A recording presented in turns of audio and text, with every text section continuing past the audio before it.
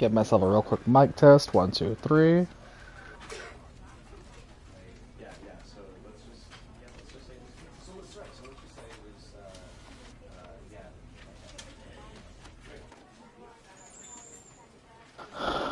Okay.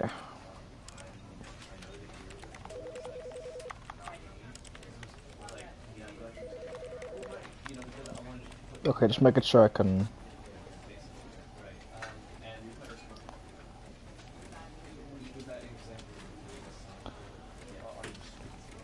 Let me check something because I did.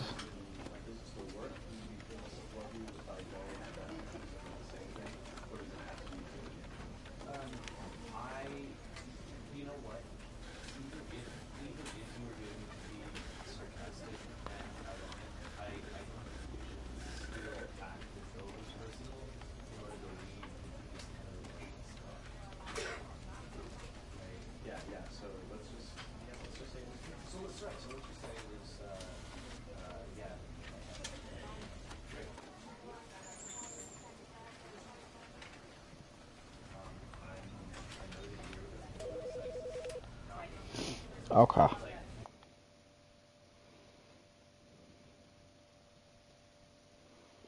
This is the story of a man named Stanley. Stanley worked for a company in a big building where he was employee number 427. Employee number 427's job was simple.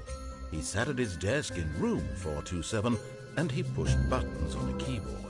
Orders came to him through a monitor on his desk, telling him what buttons to push, how long to push them, and in what order.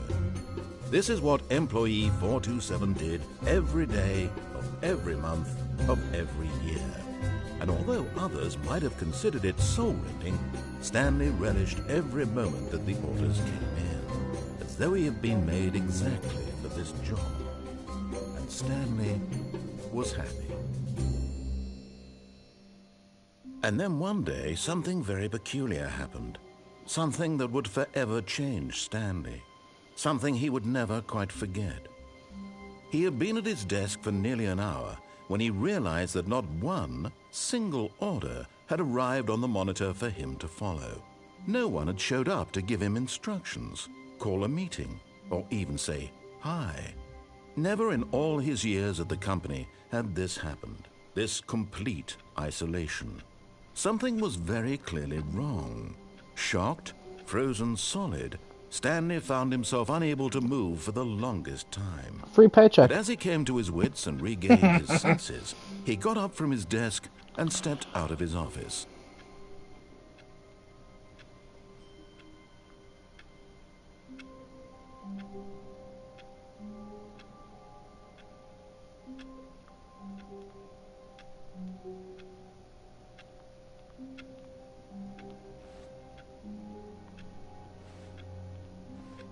Oh, it's very wavy.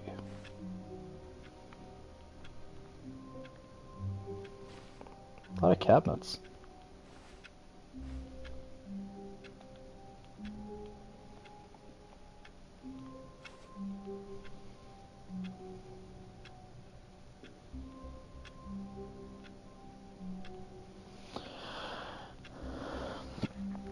Okay, so I have never played Stanley Parable before.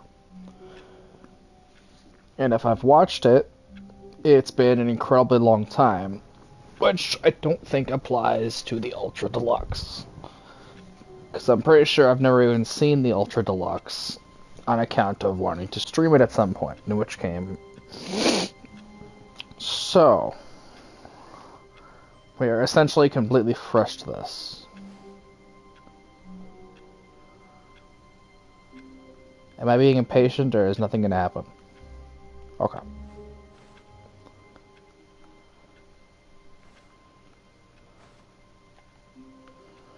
How do we interact? All of his co-workers were gone. What could it mean? Stanley decided to go to the meeting room. Perhaps he had simply missed a memo.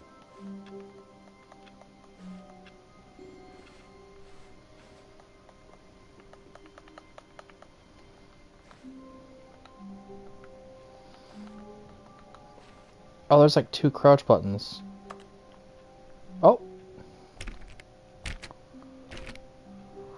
Oh, please. Are you really just doing this for the trophy? Click a door 5 times? Is that all you think a trophy is worth? No.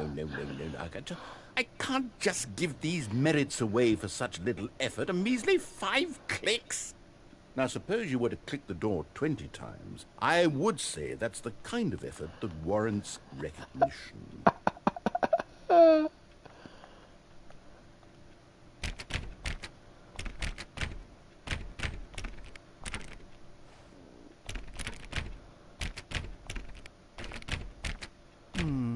I have to say, I'm still not feeling the satisfaction of witnessing true effort for a noble cause.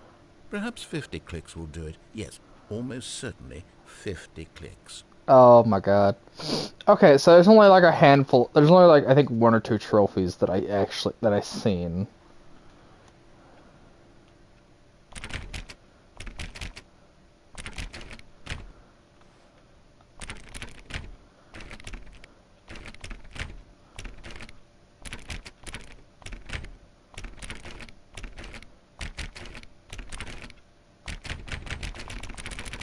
No. I'm still not feeling it. I want this trophy to have meant something. It has to be a true reward for valiant effort. I want to see some hustle, Stanley. I want to see commitment, a willingness to go all the way no matter the cost. Why don't you go put 20 clicks into door number 417?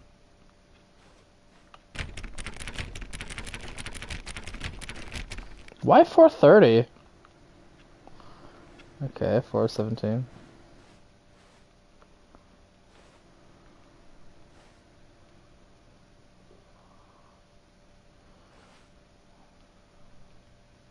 I like work. I just hate my boss. The lamp is floating.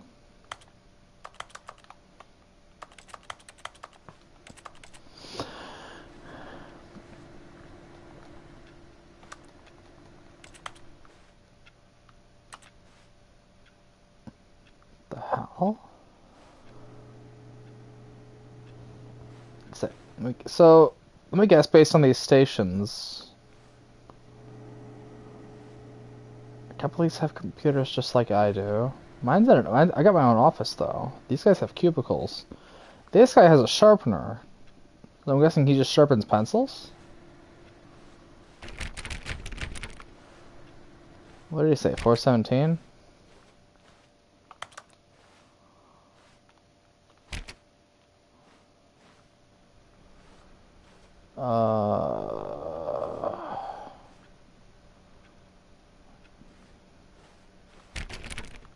Dang.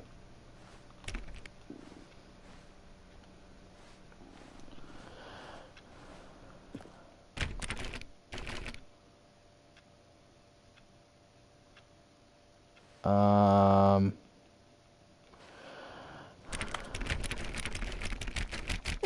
great. Now, go click a few times on door 437. Oh my god. Okay.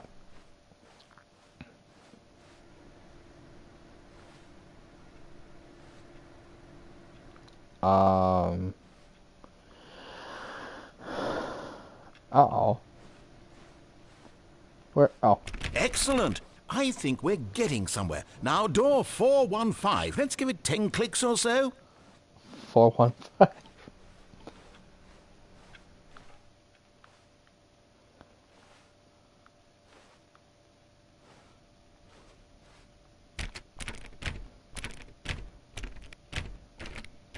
Now, back to door number 437.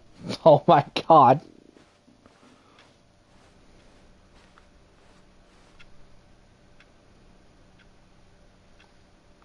What the hell?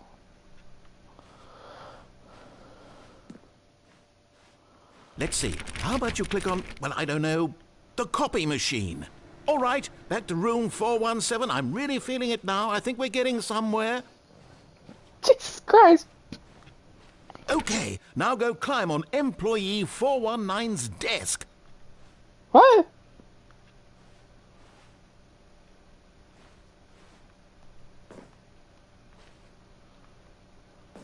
Yes! This is great! You're putting it all on the line, Stanley. I like that. All right, let's keep it up. Go give me a few clicks on door 416.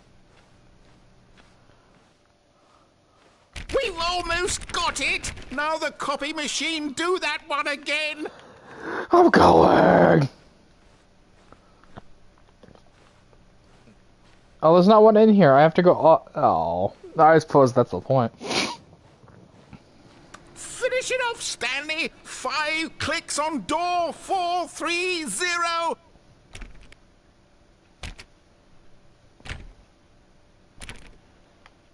Yes! We did it! Oh, wow. That felt amazing. Oh, you really earned it, Stanley. Nothing could hold you back. Yes, I'm very proud of how far we've come today. Okay, let me... Hold on.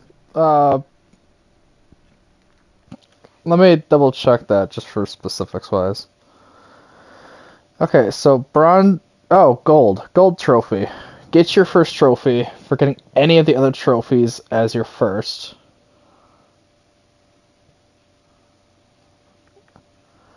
And the gold trophy, click on door 430 5 times.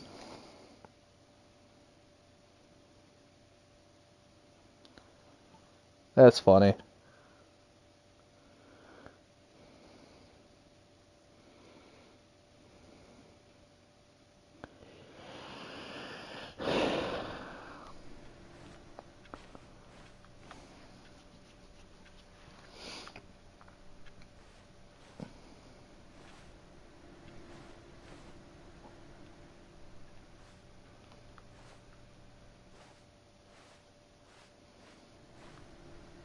No, it's the right one. What's up?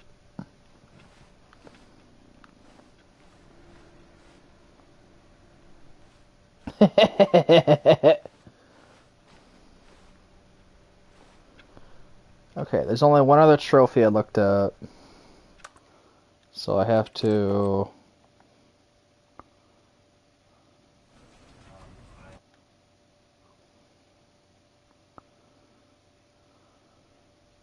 This...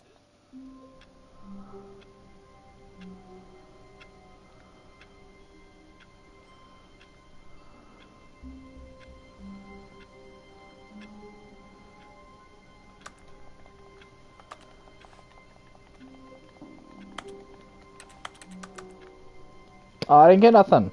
Oh. Okay, I think I'm missing All of something. his co-workers were gone. What could it mean? Stanley decided to go to the meeting room. Perhaps he had simply missed a memo.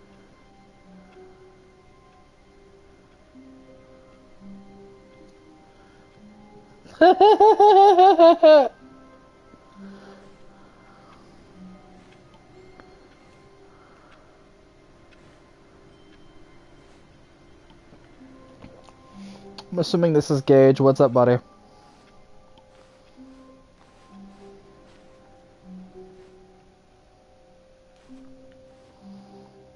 So I must have done that trophy wrong because I don't know how to.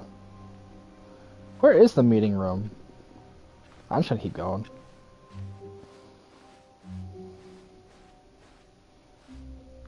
Meeting room? Oh, that's not a meeting room.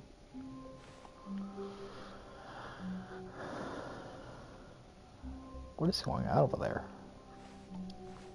When Stanley came to a set of 2 open doors, he entered the door on his left. Why does everything sound like button clicks? I'm confused. This was not the correct way to the meeting room, and Stanley knew it perfectly well. Perhaps he wanted to stop by the employee lounge first, just to admire it.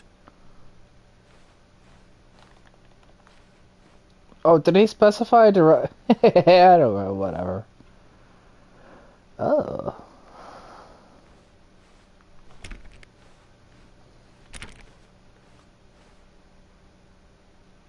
Oh, that's an office.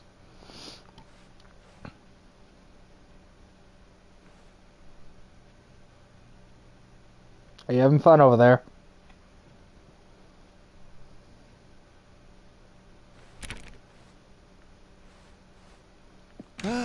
Yes, truly a room worth admiring. It had really been worth the Oh, detour drinks! after all, just to spend a few moments here in this immaculate, beautifully constructed room. Stanley simply stood here, drinking it all in.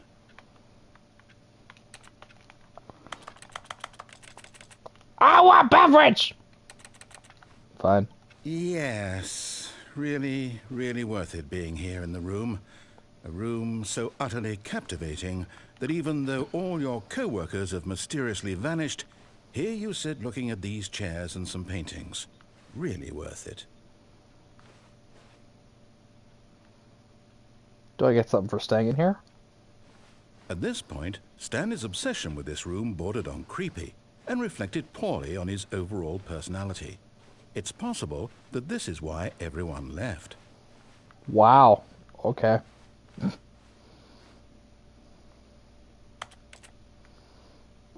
Stanley sat around waiting for more dialogue, but when a long time had passed and there was no more, he decided that the game was trying to send him a message. No, I just like coffee.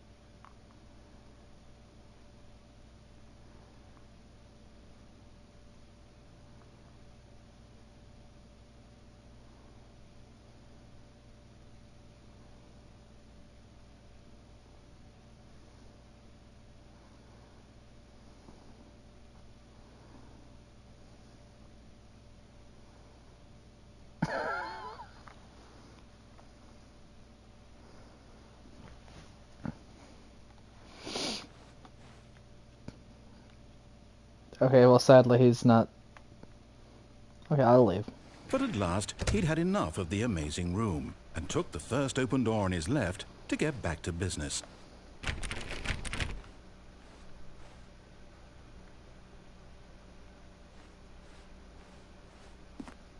Stanley was so bad at following directions, it's incredible he wasn't fired years ago. Ooh.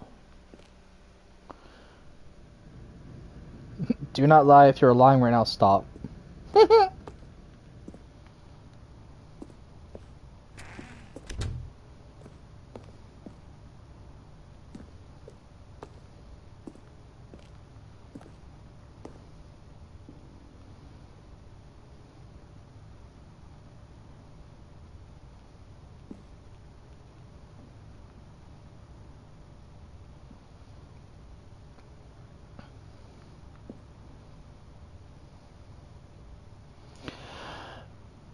Vent access for trained employees only. Climb at your own risk. What? What is gonna keep at the door? Card swipe. Look, Stanley, I think perhaps we've gotten off on the wrong foot here. I'm not your enemy, really, I'm not. I realize that investing your trust in someone else can be difficult, but the fact is that the story has been about nothing but you all this time. There's someone you've been neglecting, Stanley. Someone you've forgotten about. Please, stop trying to make every decision by yourself. Now, I'm not asking for me, I'm asking for her. That's a lie. I don't know her. You're talking about my brother. This is it, Stanley. Your Yes, chance to redeem yourself.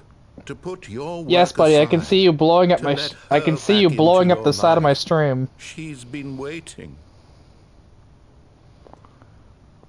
I can see you blowing it. I can see you blowing up the side of my stream, buddy. I answered you earlier.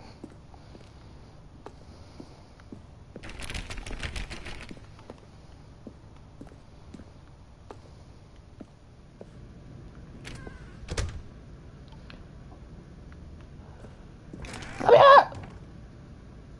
Oh. I was not expecting that door to open. What if I just... Can I just come back out? Oh.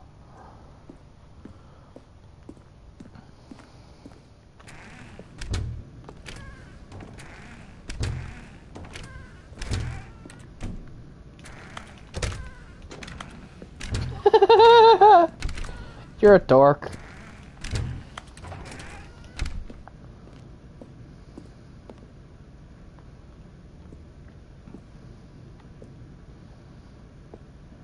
Be lucky I'm even... Door.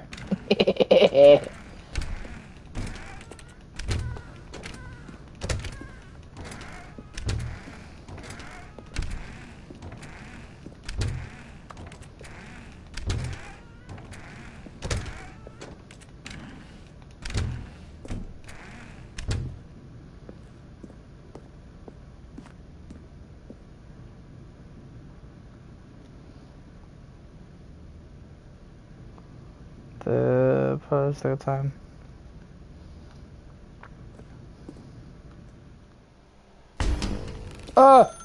That's her, Stanley. You need to be the one to do this, to reach out to her. If you can truly place your faith in another, then pick up the phone.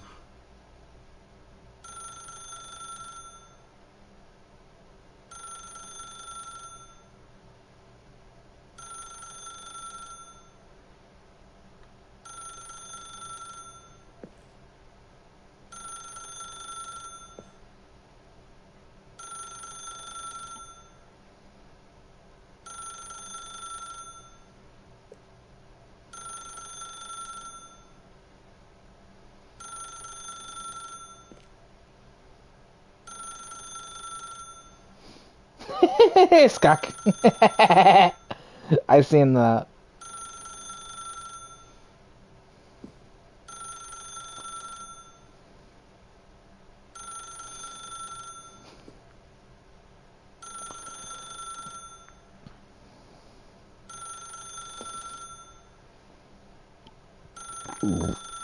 I was expecting this game to be a lot wordy with me.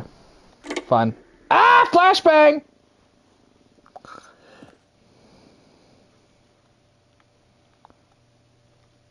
Oh, Stanley, is that you? Hold on, sweetie. Sorry to keep you waiting. I'm just pulling the bread out of the oven. No, I'm leaving. All right. Okay, there we go. All right, now, I want you to come in and tell me all about your day. Gotcha. Oh, come on. Did you actually think you had a loving wife who'd want to commit their life to you? I'm trying to make a point here, Stanley. I'm trying to get you to see something. Come inside. Let me show you what's really going on here. Sorry, but you're in my story now. Magic Man! Okay.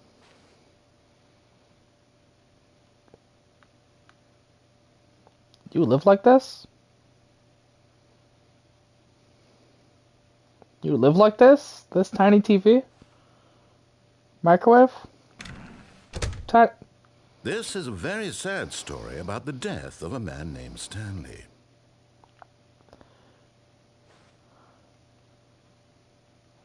Play for press square in the controller. I mean, if we wanted the death of Stanley, I could have just jumped off that lift like 5 minutes ago. Stanley is quite a boring fellow. He has a job that demands nothing of him, and every button that he pushes is a reminder of the inconsequential nature of his existence. Is everyone in this company named Stanley? Look at him there, pushing buttons, doing exactly what he's told to do. Now he's pushing a button. Now he's eating lunch. Now he's going home. Now he's coming back to work. One might even feel sorry for him, except that he's chosen this life. But in his mind, in his mind he can go on fantastic adventures. From behind his desk, Stanley dreamed of wild expeditions into the unknown, fantastic discoveries of new lands. It was wonderful, and each day that he returned to work was a reminder that none of it would ever happen to him. And so he began to fantasize about his own job. First, he imagined that one day while at work, he stepped up from his desk to realize that all of his co-workers, his boss, everyone in the building had suddenly vanished off the face of the earth. No, not my TV. That was the only thing I had. Terribly. So he went further. He imagined that he came to 2 open doors and that he could go through either. At last, choice. It barely even mattered what lay behind each door. The mere thought that his decisions would mean something was almost too wonderful to behold. As he wandered through this fantasy world, he began to fill it with many possible paths and destinations. Down one path lay an enormous round room with monitors and mind controls. And down another was a yellow line that weaved in many directions. And down another was a game with a baby. And he called it the Stanley Parable.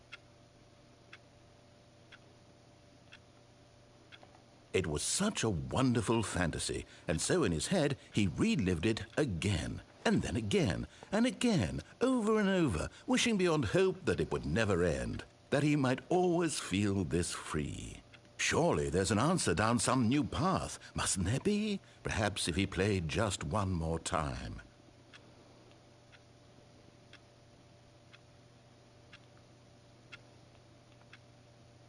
But there is no answer.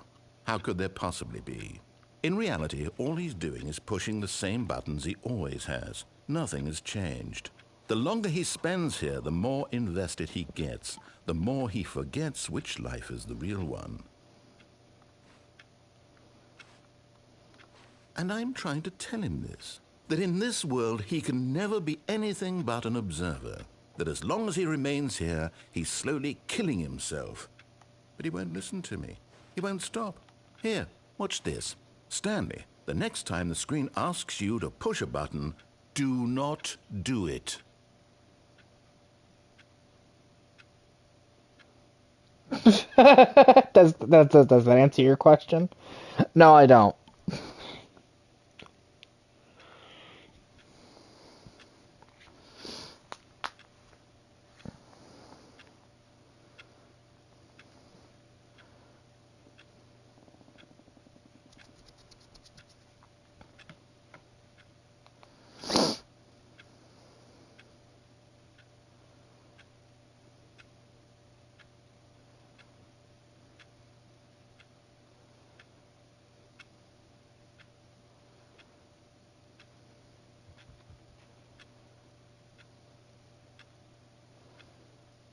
Tell me not to press it.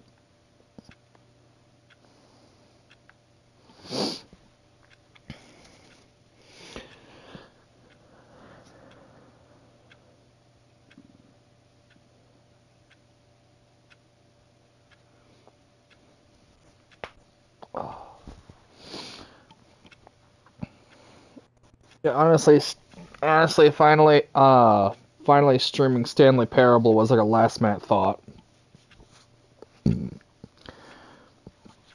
Originally, it was either going to be Bam Bam or no, I want to say Poppy Playtime, but I need to practice Poppy Playtime before I can finish the last trophy.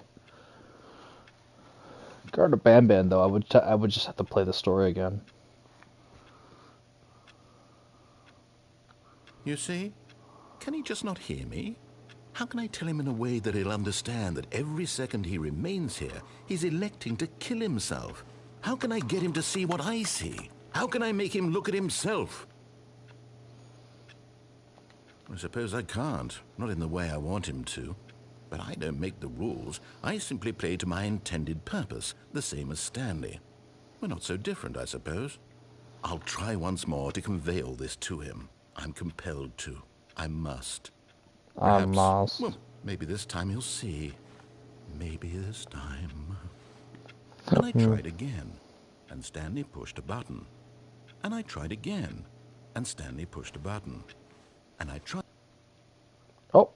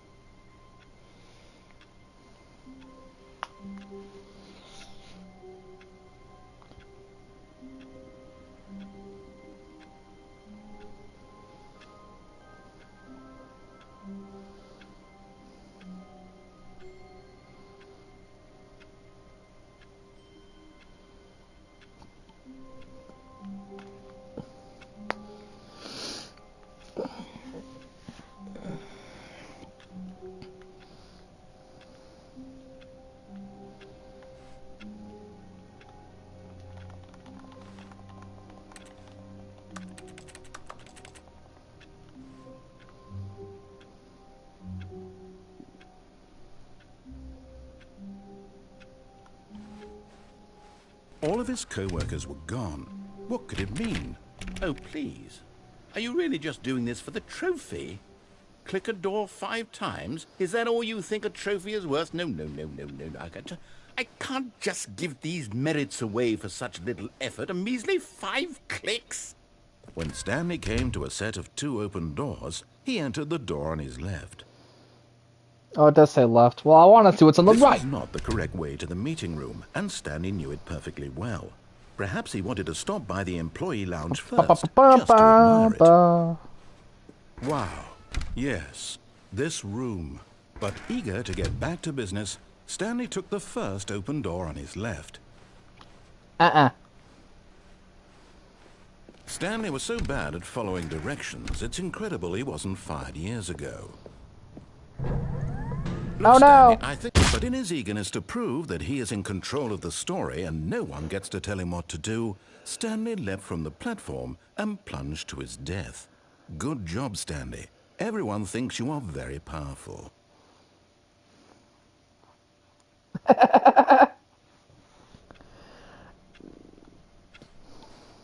All of his co-workers were gone.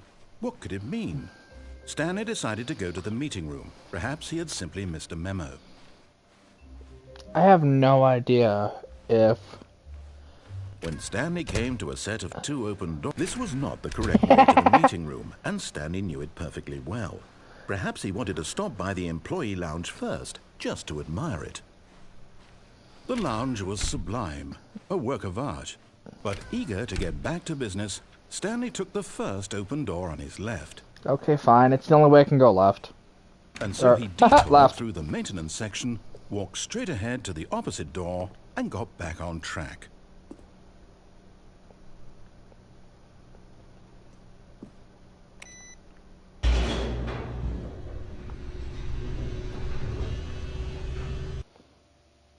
At this point, I'm just seeing what But other, Stanley like... didn't want to go back to the office.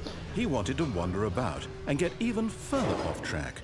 So now in order to get back, he needed to go,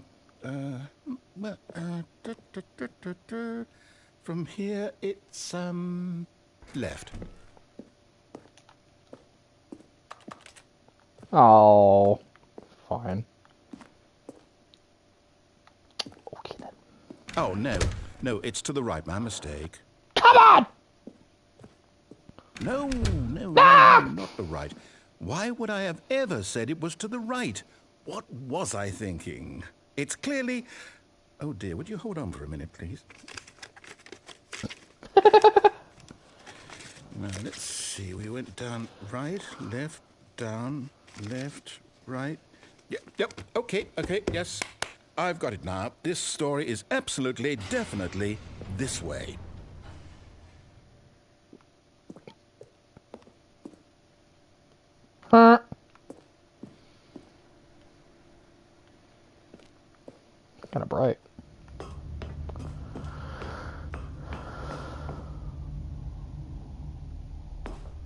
No, no, no, no, no, no, no, no, no. This isn't right at all. You're not supposed to be here yet. This is all a spoiler. Quick, Stanley, close your eyes. Okay. We just have to get back to, poor Fired. thing. It's all rubbish now. The whole story completely unusable. How about, rather than waste my time trying to salvage this nonsense, we'll just restart the game from the beginning. And this time, suppose we don't wander so far off track, Okay, from the top. No. It. Bruh.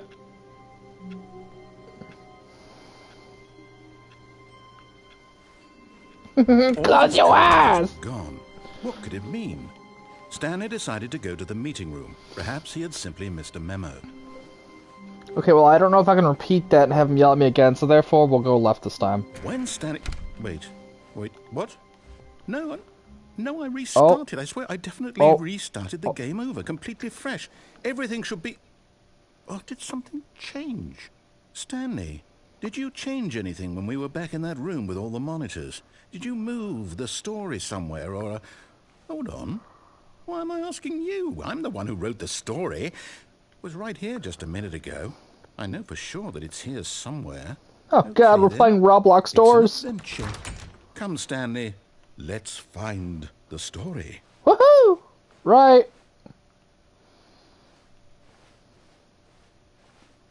Secret tunnel.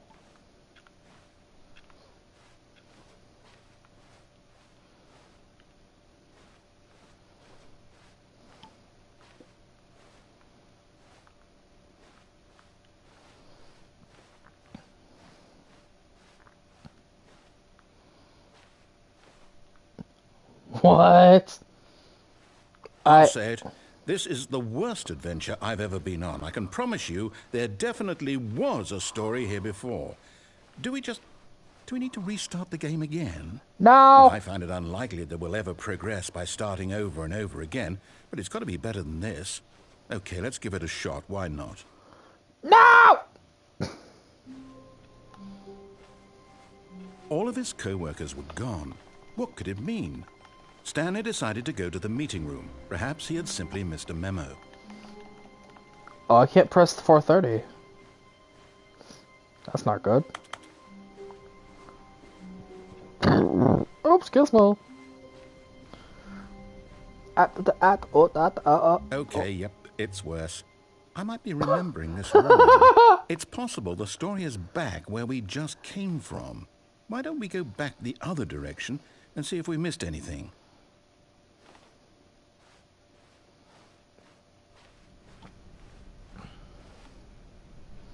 My coffee!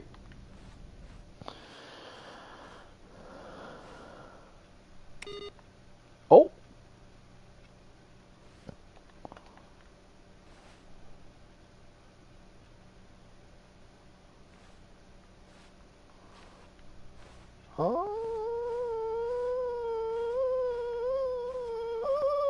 Aha! I knew we'd miss something. The story. Here it comes.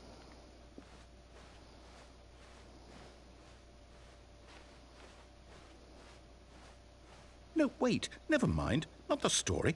Okay, let's head back the other way and retrace our steps.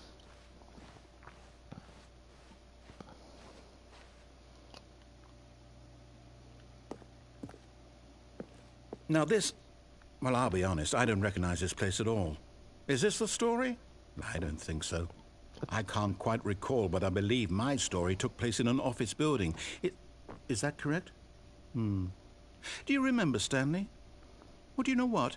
Since I've completely forgotten what we were supposed to be doing, how about this? You win! Congratulations! I know you put in a lot of hard work, and it really paid off, so good job.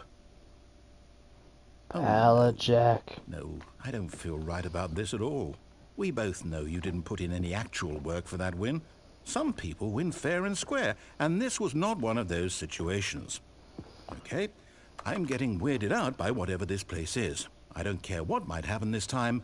I have to restart. Retire. That's. I was gonna say that's not retired. Yellow line. All right, I've got a solution. This time, to make sure we don't get lost, I've employed the help of the Stanley Parable Adventure Line. Just follow the line. How simple is that? No, I don't wanna. No, I'm down. We're leaving it up to the line from now on. What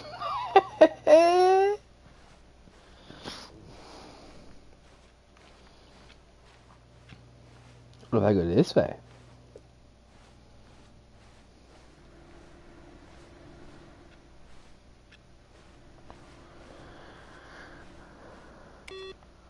Oh!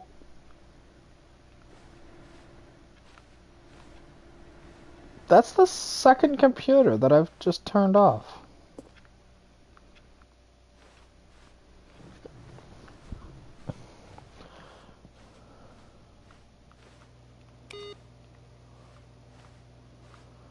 Is there a reason to turning off the computers? I don't think it's turning off other... No, that's...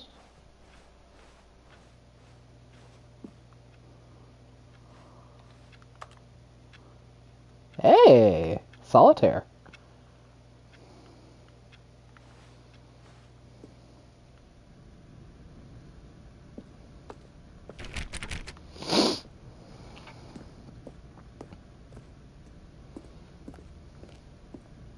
You see? The line knows where the story is. It's over in this direction. Onward, Stanley, to destiny. Though, here's a thought. Wouldn't wherever we end up be our destination, even if there's no story there? Or to put it another way, is the story of no destination still a story? Simply by the act of moving forward, are we implying a journey such that a destination is inevitably conjured into being via the very manifestation of the nature of life itself? Okay, Stanley, I need to follow this train of thought for a minute. Just stick with me. Now, we can both agree that the nature of existence is in fact a byproduct of one's subjective experience of that existence, right? Okay. Now, if my experience of your existence rests inside of your subjective experience of this office, is this office, in fact, the skeleton of my own relative experiential mental subjective construct? Whoa. Hang on. That got a bit weird back there. Well, I'd like to apologize. Not sure where I was going with all that. You know what? I think what we need right now is a bit of music to lighten the mood. Ah! That's loud.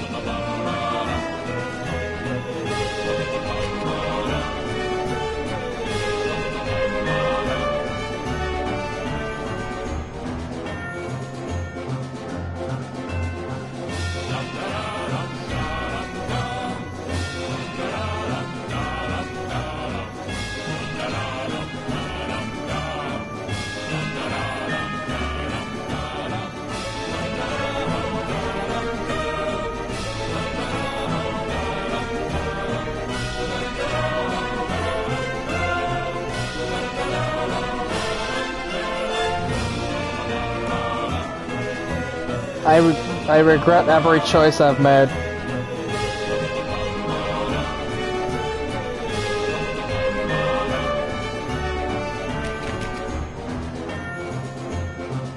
Whoa! Payday!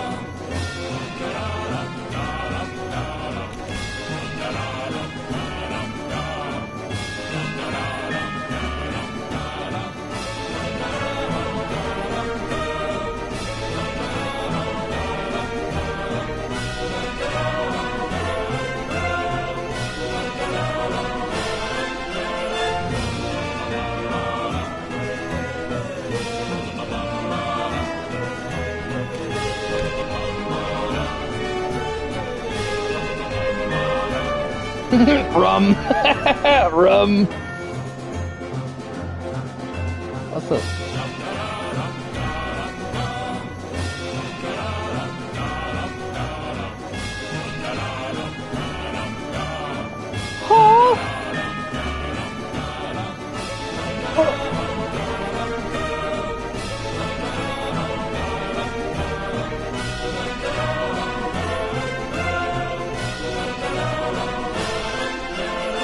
Cut the music, go back and look at that fern.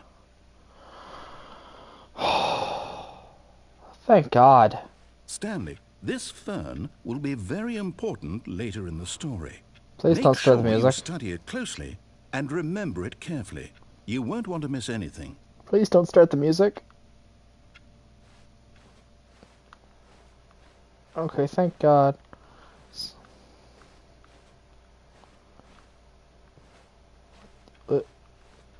What the?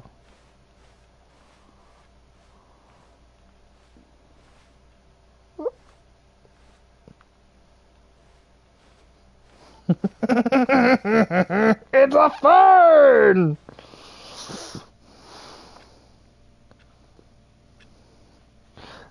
With Fern and Jake! Oh.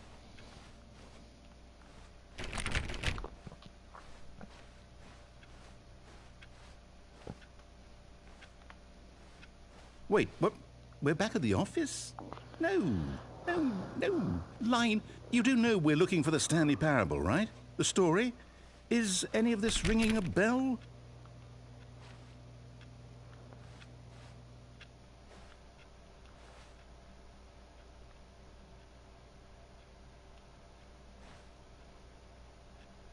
What does that say? It says something.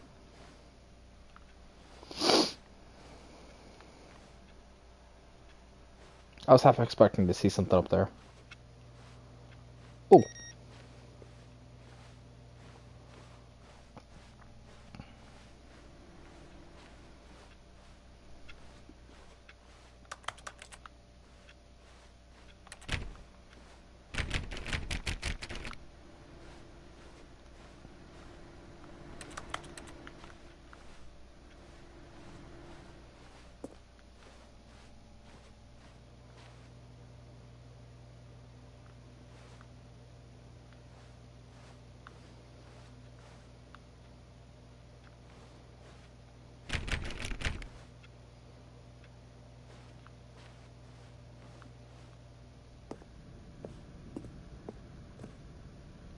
Ha-ha! Oh, no, not again. Line, how could you have done this to us? And after we trusted you, after everything we've been through, you... Well, I can't take this anymore. To hell with it. Restart. What? Oh, oh.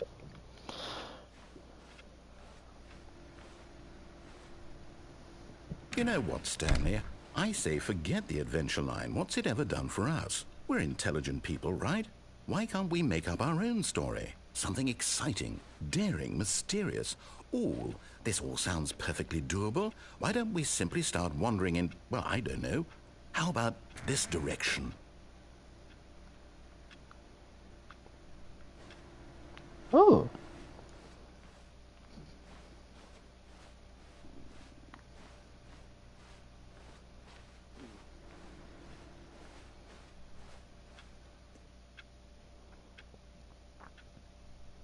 No, I think the screen's been like that.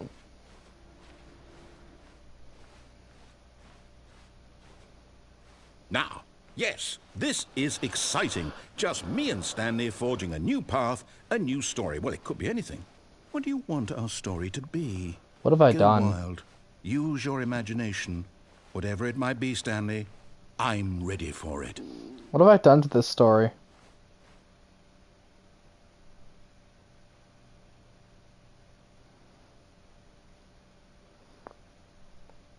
Oh, I sadly missed it then.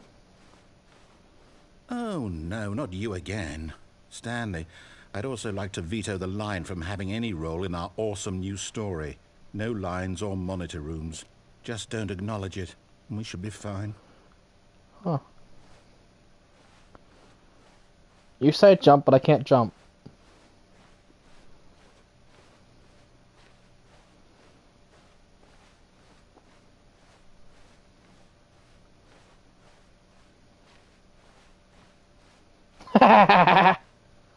Ah, Ooh, a circle. choice. We get to make a decision. From here, the story is in our control. How important we mustn't squander the opportunity. In fact, I believe I need a minute to think here. Just walk in circles for a minute. Okay, so I know that each door has to lead somewhere, which means that somewhere, the place where we're trying to go, there must be a reverse door that leads here. And that in turn means that our destination corresponds with the counter-inverted reverse door's origin. So starting from the right, let us ask, will taking the right door lead us to where we're going? And since the answer is clearly yes, then by all accounts, the door on the right is the correct one. Another victory for logic. Come, Stanley, our destiny awaits.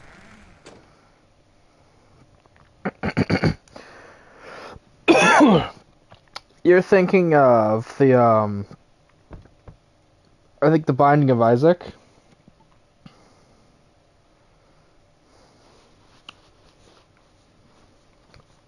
You're thinking of the Binding of Isaac.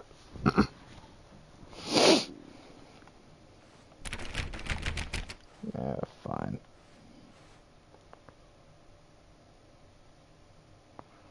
The confusion ending. Oh, hold up, what's this? The confusion ending. You're telling me that's what this is? It's all one giant ending? And we're supposed to restart the game, what, eight times? That's really how all this goes? It's all determined? So now, according to the schedule, I restart again. Then what? Am I just supposed to forget? Well, what if I don't want to forget?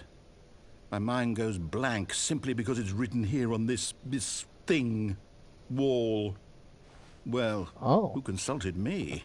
Why don't I get to decide? Why don't I get a say in all of this? Is it really? No, it can't be. I don't want it to be. I don't want the game Find to a keep bookstore. restarting. I don't want to forget what's going on. I don't want to be trapped like this. I won't restart the game. I won't do it. I won't do it. I won't do it. And the timer stopped? Does that mean, did we do it? Did we break the cycle? The, whatever it is that made this schedule? How would we even know? Will someone come for us? Will something happen? So, okay. I guess now we just wait, you know. I suppose in some way that this is a kind of story, wouldn't you agree? I'm not quite sure if we're in the destination or the journey, though they're always saying that life is about the journey and not the destination. So I hope that's where we are right now. We'll find out, won't we? Eventually. Well, in the meantime, if you... Oh.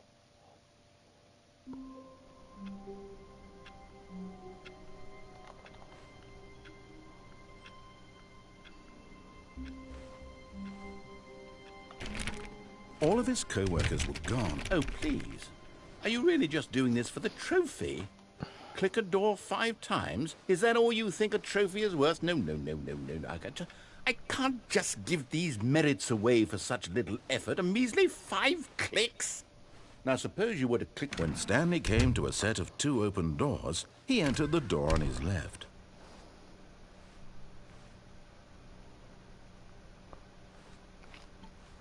I already did the trophy. You joined as I was doing the trophy. That's why you were confused.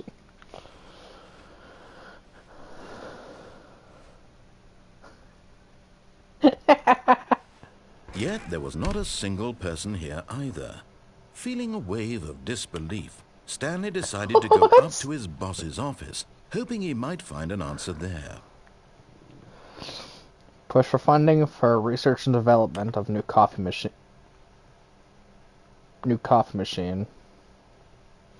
Get Chris out of the broom closet. Hire someone to synergize papers. Papers are too synergized. Fire paper. Fire paper guy. Hire someone to fire the paper synergizing guy. Who moved my desk? Please keep the targets on the topic of... The future was yesterday, tomorrow is now. Tomorrow, complete today's unfinished agenda items. Write next day's agenda. Reflect.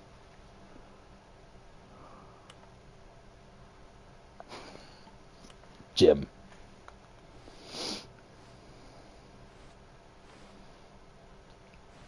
What is that? What kind of table is this? This is kind of cool.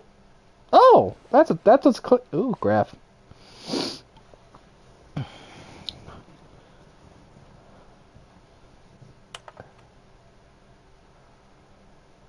More water coolers, more water cooler heaters, more hip to peel destination graphics. What?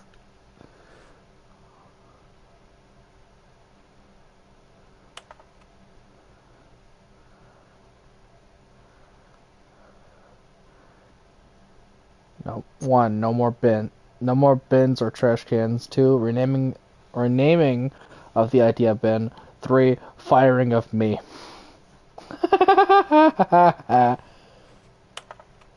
Wait, what was that? I missed something about slides. Or did that mean? Hey, well. Violet James, you are fired. Happy feelings.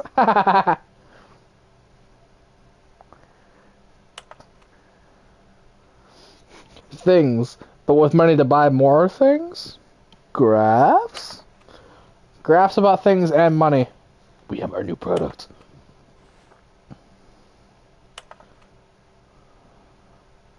Profits.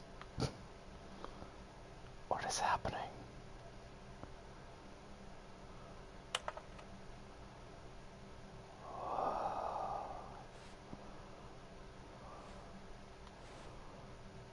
Synergize!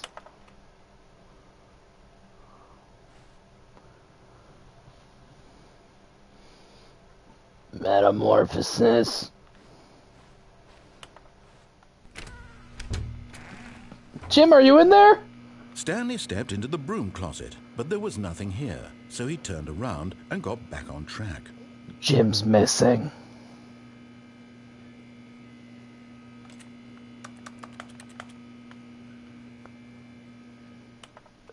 Am I Jim? No.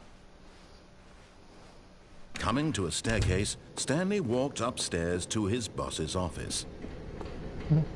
Oh, apparently I went downstairs to Hal. What is that? Wish I could read that. But Stanley just couldn't do it. Uh-oh. He considered the possibility of facing his boss. Admitting he had left his post during work hours, he might be fired for that.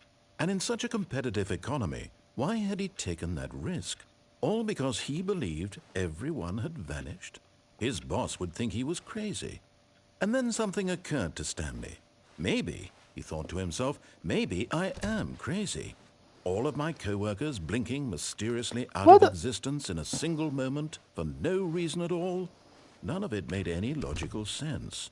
And as Stanley pondered this, he began to make other strange observations. For example, why couldn't he see his feet when he looked down? Why did doors close automatically behind him wherever he went? And for that matter, these rooms were starting to look pretty familiar. Were they simply repeating? No, Stanley said to himself, this is all too strange. This can't be real. And at last, he came to the conclusion that had been on the tip of his tongue. He just hadn't found the words for it. I'm dreaming, he yelled. This is all a dream. Oh, what a relief Stanley felt to have finally found an answer, an explanation. His co-workers weren't actually gone. He wasn't going to lose his job. He wasn't crazy after all. And he thought to himself, I suppose I'll wake up soon. I'll have to go back to my boring real-life job pushing buttons. I may as well enjoy this while I'm still lucid. So, he imagined himself flying and began to gently float above the ground. Oh no. Then he imagined himself soaring through space on a magical starfield, and it too appeared. It was so much fun, and Stanley marveled that he had still not woken up. How was he remaining so lucid? And then perhaps the strangest question of them all entered Stanley's head. One he was amazed he hadn't asked himself sooner. Why is there a voice in my head dictating everything that I'm doing and thinking? Now the voice was describing itself being considered by Stanley, who found it particularly strange. I'm dreaming about a voice describing me, thinking about how it's describing my thoughts, he thought. And while he thought it all very odd and wondered if this voice spoke to all people in their dreams, the truth was that, of course, this was not a dream. How could it be? Was Stanley simply deceiving himself, believing that if he's asleep, he doesn't have to take responsibility for himself? Stanley is as awake right now as he's ever been in his life. Now, hearing the voice speak... Closing door simulator. Stanley. After all, he knew for certain, beyond a doubt, that this was in fact a dream. Did the voice not see him float and make the magical stars just a moment ago? How else would the voice explain all that? This voice was a part of himself too. Surely, if he could just... He would prove it. He would prove that he was in control, that this was a dream. So he closed his eyes gently, and he invited himself to wake up. He felt the cool weight of the blanket on his skin, the press of the mattress on his back, the fresh air of a world outside this one. Let me wake up, he thought to himself. I'm through with this dream. I wish it to be over. Let me go back to my job. I can still see the sides of the screen. Let me continue pushing the buttons. Oh, I closed the door. Please. It's all I want. I want my apartment, and my wife, and my job. All I want is my life exactly the way it's always been. My life is normal. I am normal. Everything will be fine. I am okay. I have no idea what an object show is.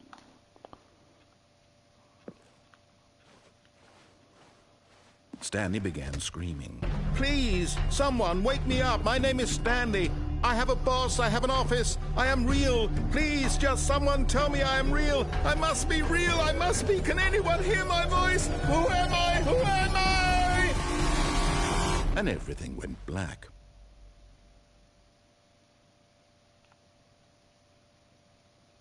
This is the story of a woman named Mariella. What? Mariella woke up on a day like any other. She arose, got dressed, gathered her belongings, and walked to her place of work. But on this particular day, her walk was interrupted by the body of a man who had stumbled through town talking and screaming to himself, and then collapsed dead on the sidewalk. And although she would soon turn to go call for an ambulance, for just a few brief moments, she considered the strange man. He was obviously crazy. This much she knew. Everyone knows what crazy people look like. And in that moment, she thought to herself how lucky she was to be normal. I am sane. I am in control of my mind. I know what is real and what isn't. It was comforting to think this, and in a certain way, seeing this man made her feel better.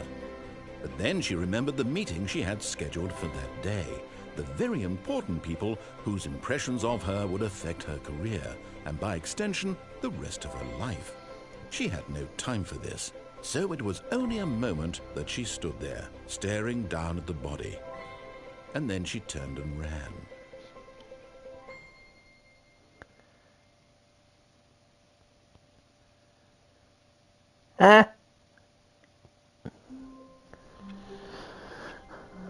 Oh, for God's sake. So, crap. What path did I even... All of his co-workers what path did I even take? What did it mean? Stanley decided to go to the meeting room. Perhaps he had simply missed a memo. I took a different path, didn't I? Crap, I don't remember. Oh, no, I went downstairs. That's right. When Stanley came to a set of 2 open doors, he entered the door on his left.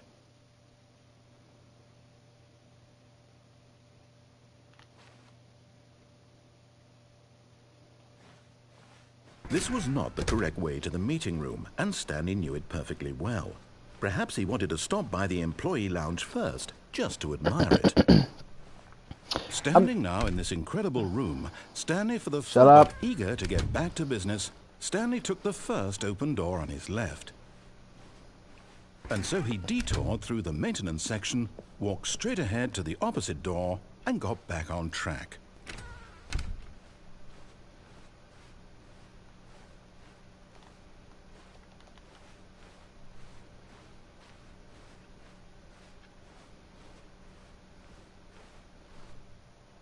Yet there was not a single person here either. Really? Feeling a wave of disbelief, Stanley decided to go up to his boss's office, hoping he might find an... Coming to a staircase, Stanley walked upstairs to his boss's office. Ooh.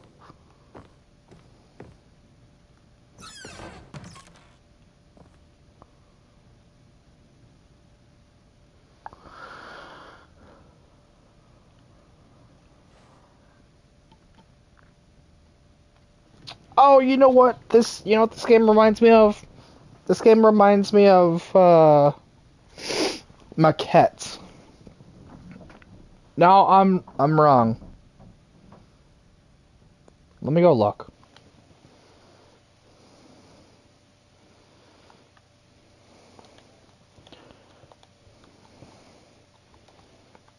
Let me look real quick. What game am I thinking of?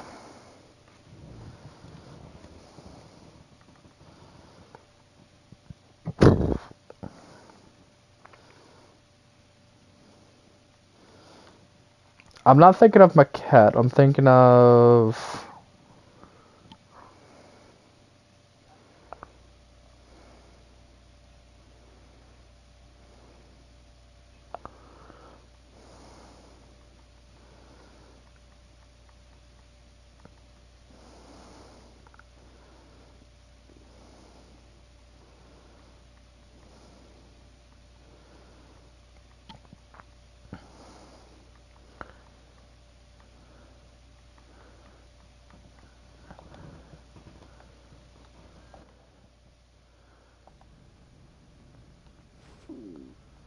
Okay, well, unfortunately, I don't know what game I'm thinking of. I sadly couldn't find it. But I know it looks just like this game.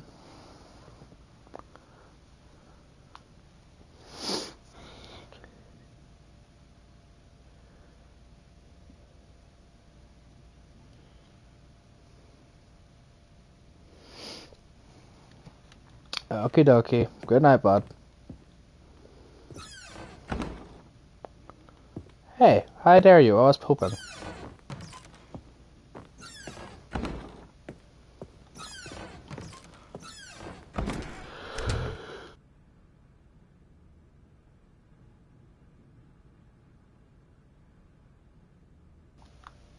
I had to sneeze.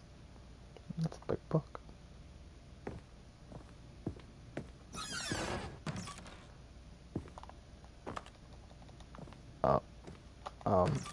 Oh. Okay.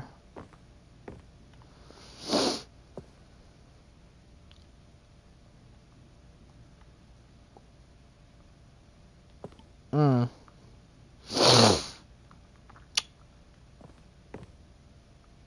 just gonna pretend we didn't look at the...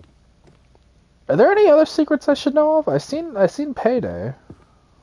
Stepping into his manager's office, Stanley was once again stunned to discover not an indication of any human life.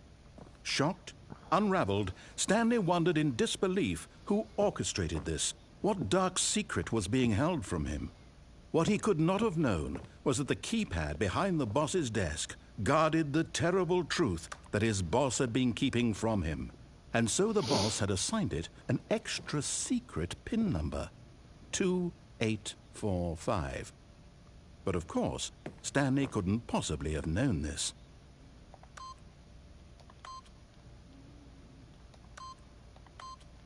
Yet incredibly, by simply pushing random buttons on the keypad, Stanley happened to input the correct code by sheer luck. Amazing. He stepped into the newly opened passageway. Bet. Am I playing Portal all of a sudden?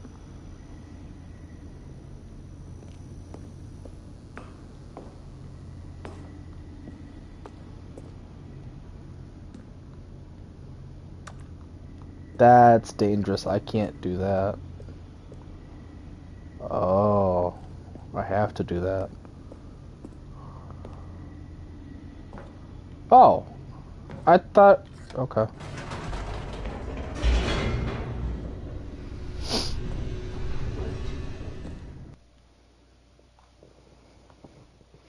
Descending deeper into the building, Stanley realized he felt a bit peculiar.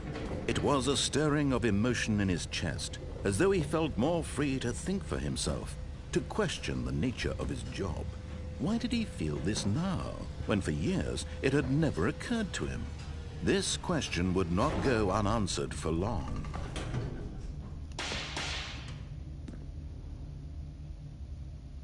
Odd.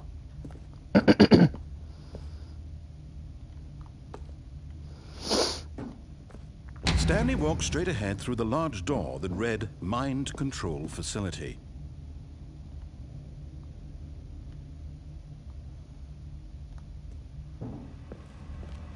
Although this passageway had the word escape written on it, the truth was that at the end of this hall, Stanley would meet his violent death.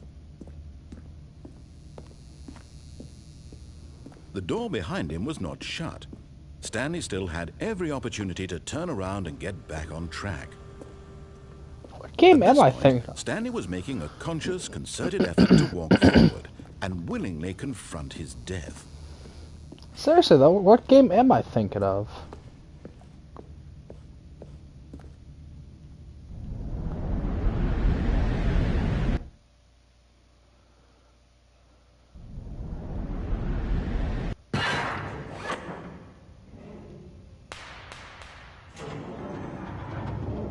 As the machine whirred into motion and Stanley was inched closer and closer to his demise, he reflected that his life had been of no consequence whatsoever. Stanley can't see the bigger picture. He doesn't know the real story, trapped forever in his narrow vision of what this world is. Perhaps his death was of no great loss, like plucking the eyeballs from a blind man.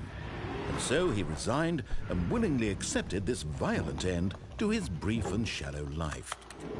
Farewell, Stanley.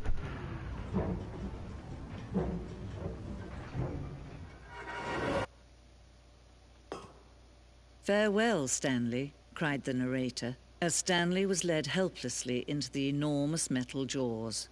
In a single visceral instant, Stanley was obliterated as the machine crushed every bone in his body, killing him instantly. Hey, hey, hey.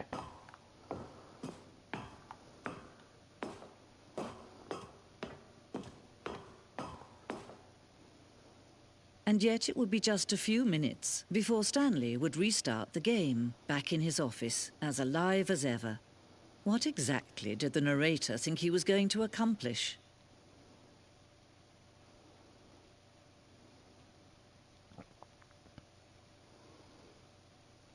When every path you can walk has been created for you long in advance, death becomes meaningless, making life the same.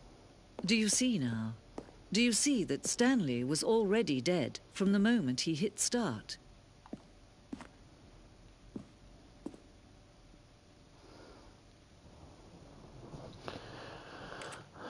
Okay, seriously though. What?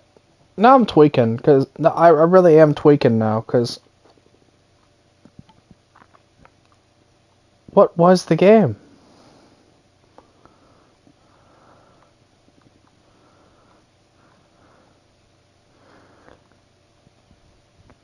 I'm scrolling up from the bottom. I'm trying to see. I'm pretty sure I had it on PlayStation Plus at one point, and that's why I played it.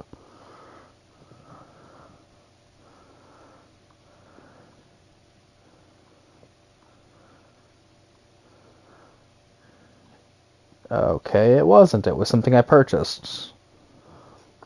That does not narrow it down.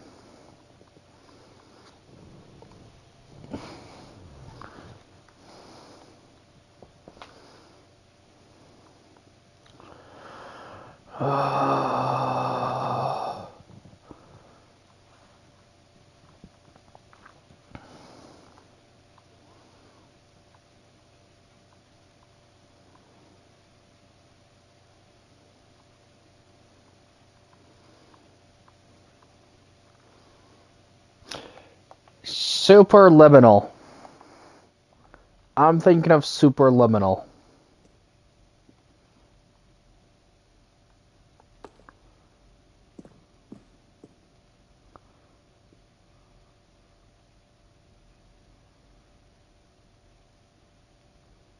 Oh.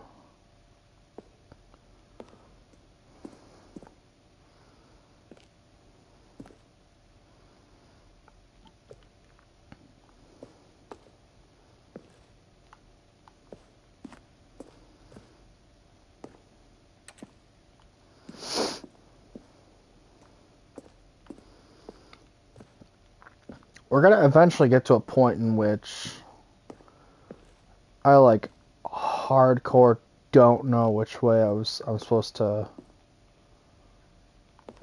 Wow.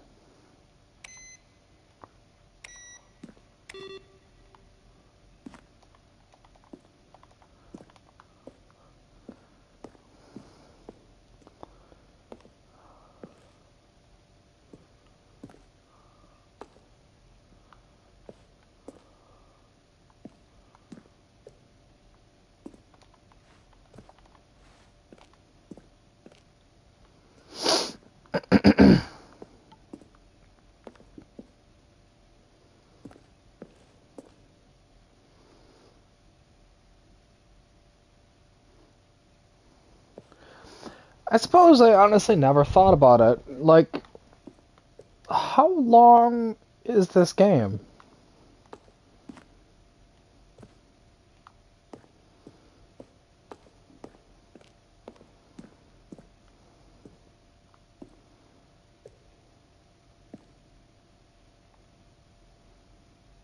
Oh. Oh, there's the copier.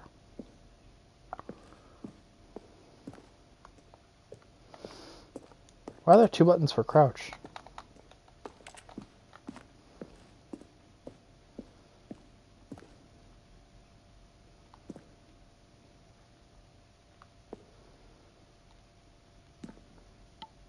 Oh.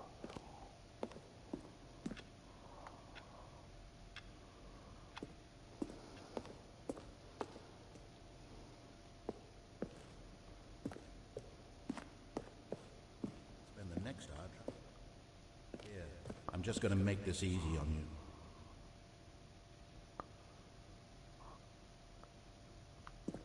Then he pushed the number 5.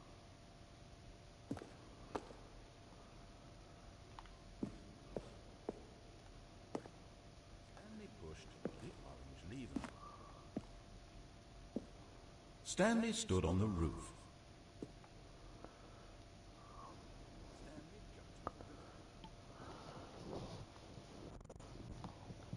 Where were all of his co-workers? Oh, I don't know. How about they're throwing a surprise party for him for all his button pushing?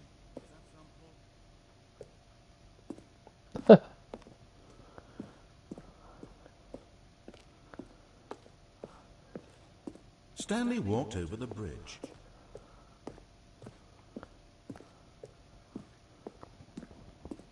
Oh, more Easter eggs. And finally, he pushed the number 9. Stanley stood on the snow. Still nothing? I don't know. Well, in that case, I'll tell you what. You win. Congratulations. You did it. I know you put in a lot of hard work, and it really paid off, so good job.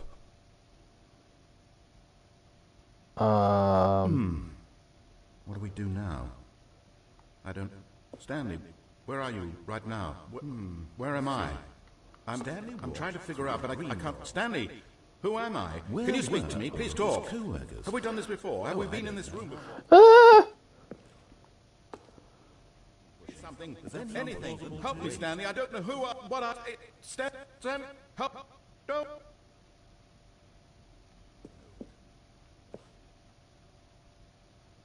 Now look closely, Stanley. See how it's impossible for the player to do anything in this room? Perfect example of poor level design. Textbook mistake.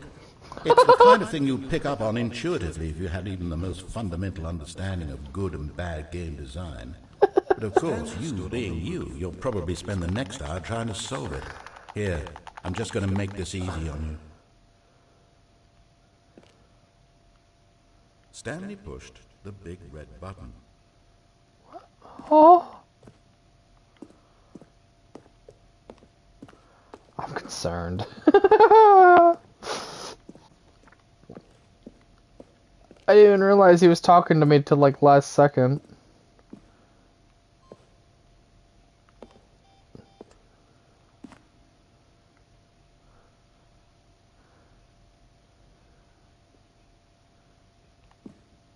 Oh.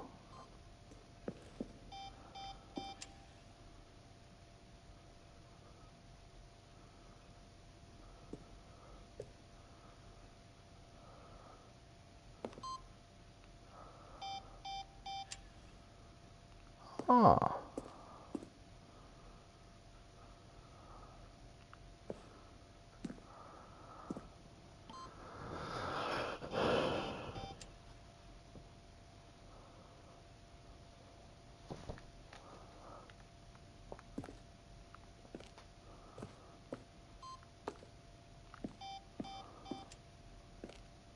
Whoa.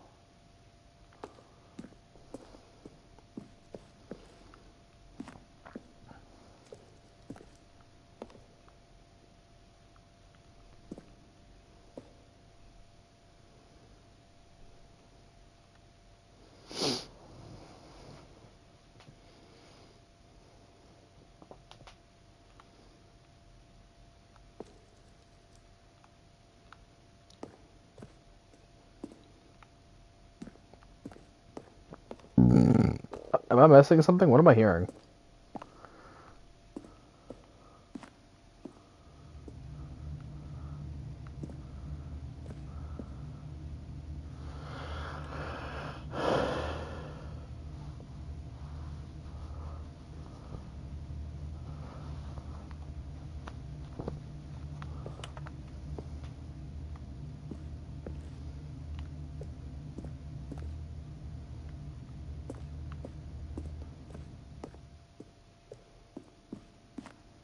Oh my god.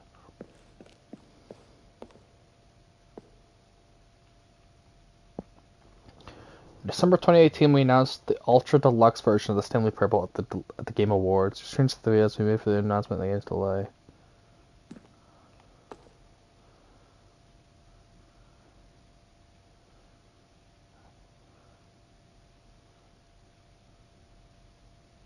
I love that one. Looks like Portal. What is happening here? Huh?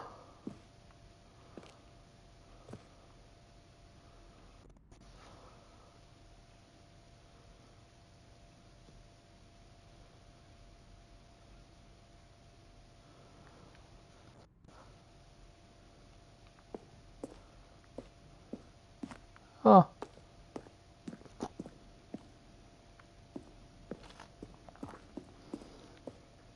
There's another.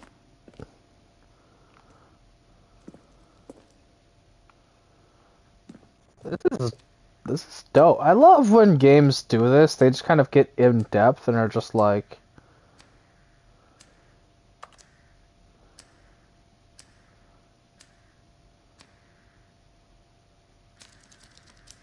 oh.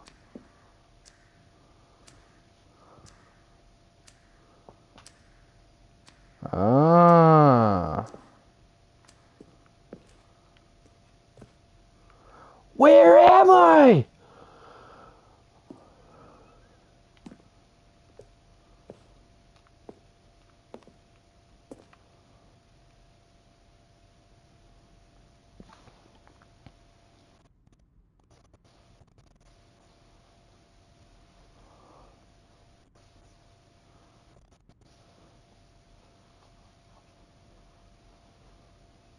Wait.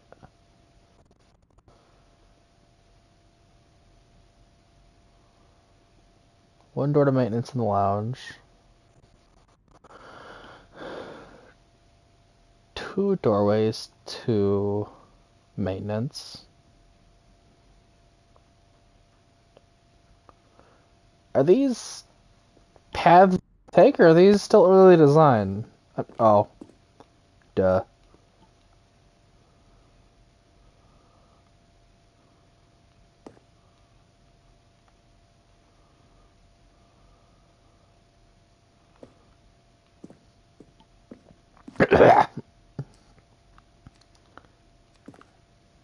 I haven't read that one. Tell me there's not another... Okay, I'm at the handles. What is this?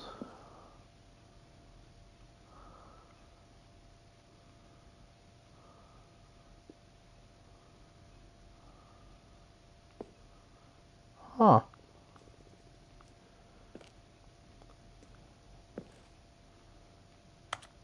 What is this?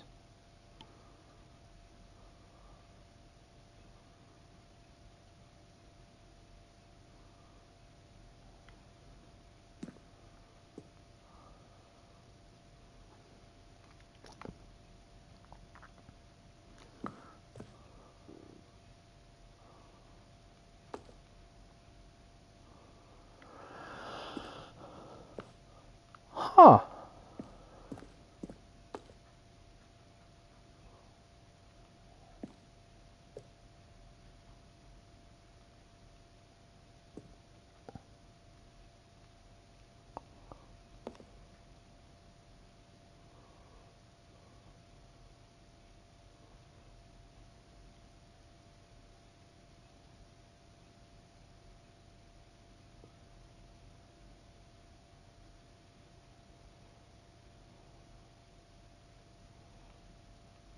Can I hear it?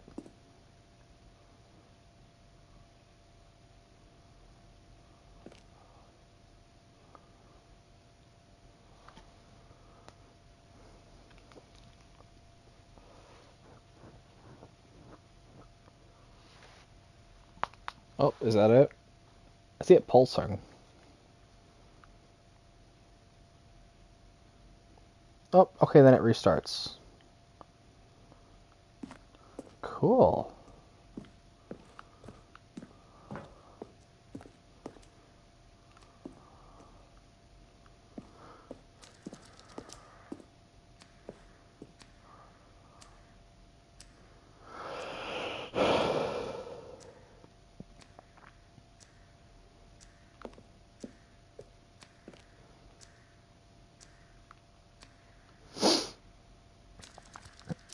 Let me be weird and look at the trophies.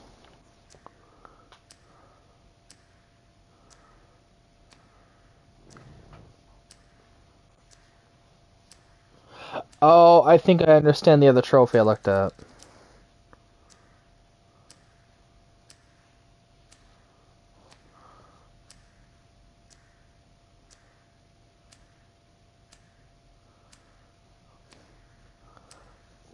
So I think I'd literally have to actually, like, fully close the game and then reopen it.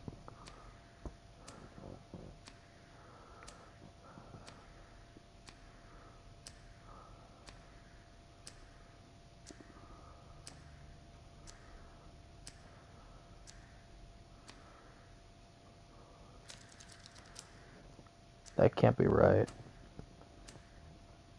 What does that mean? How do you do that?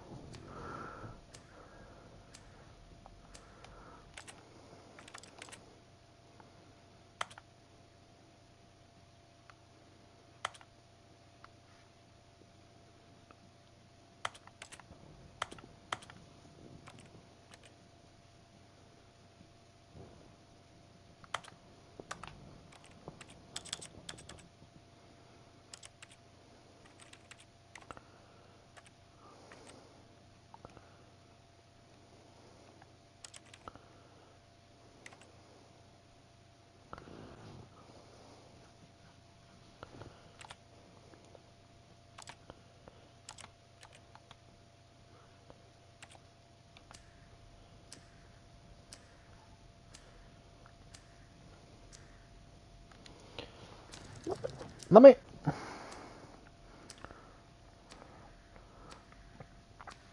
Complete the Stanley Parable. No, no.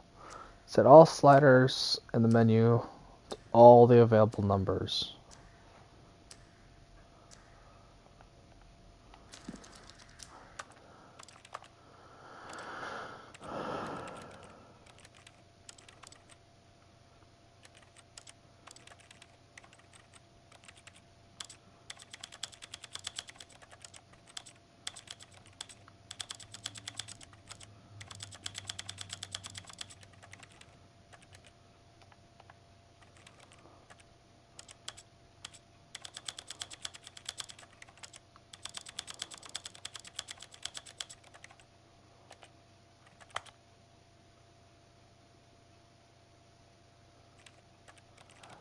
Uh-oh.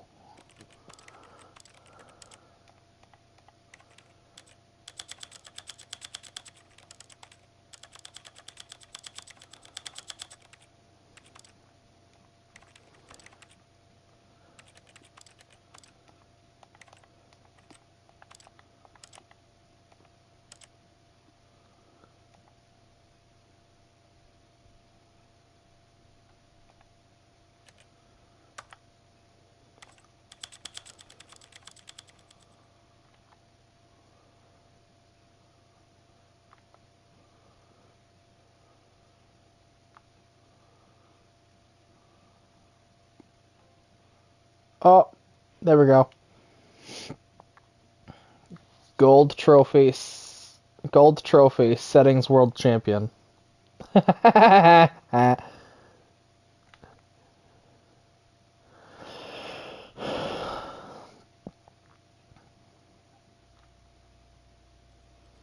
is the story of a man named Stanley.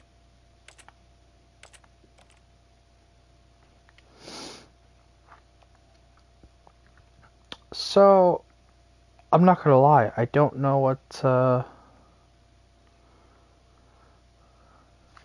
play the Stanley Parable for the entire duration of a Tuesday. Is that seriously what you have to do?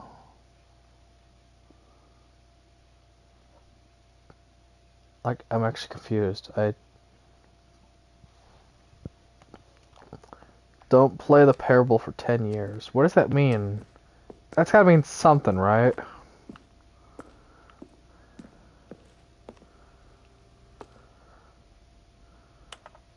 Oh.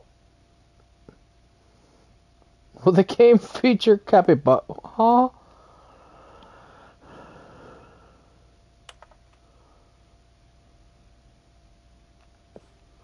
Wait, these are actual emails?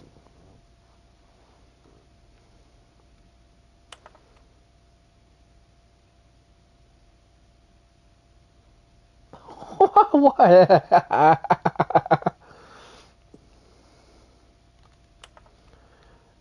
No! Did I get that?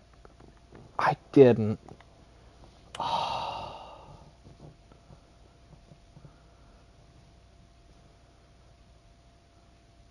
Huh?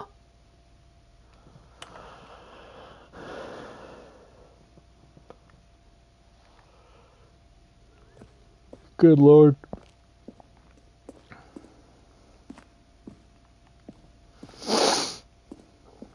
Okay, well, I think I have sufficiently looked at everything.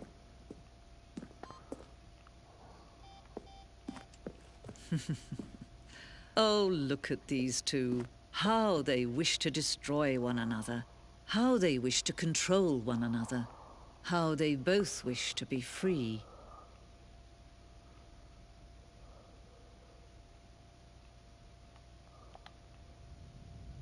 Can you see? Can you see how much they need one another? No, perhaps not. Sometimes these things cannot be seen. But listen to me. Huh? You can still save these two. You can stop the program before they both fail. Turn off your PlayStation. There's no other way to beat this game. Excuse you? As long as you move forward, you'll be walking someone else's path. Stop now and it'll be your only true choice. Whatever you do, choose it. Don't let time choose for you. Don't let...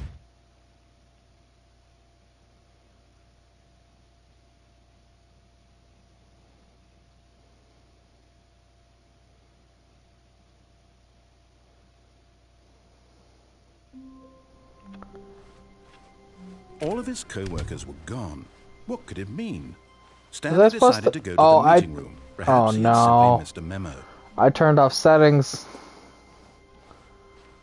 That ain't good. Okay, well, let's see if we can speed run the game. When Stanley came to a set of 2 open doors, he entered the door on his left.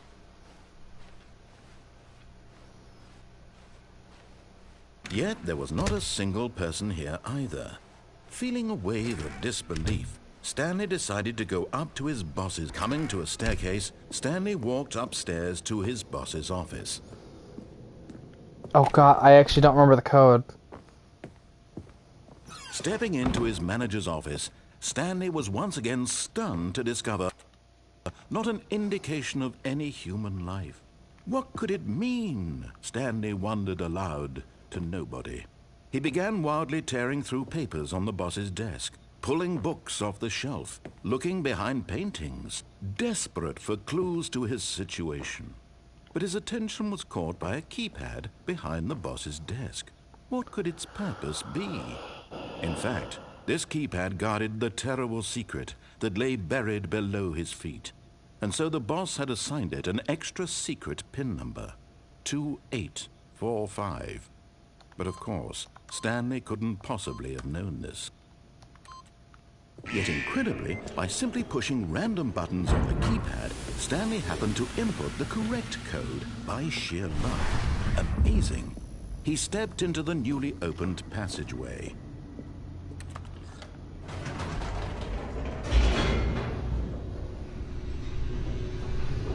Okay, 2845, 2845.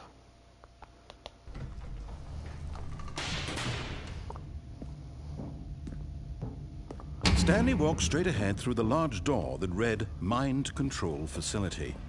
Although this passageway had the word escape written on it, the truth was that at the end of this hall, Stanley would meet his violent death.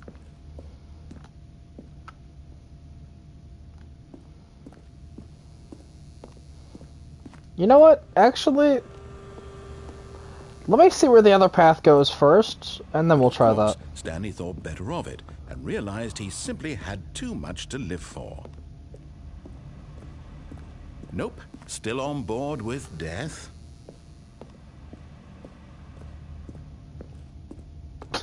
Oh, camera.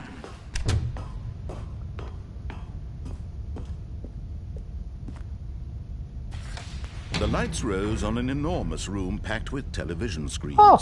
What horrible secret did this place hold? Stanley thought to himself. Did he have the strength to find out?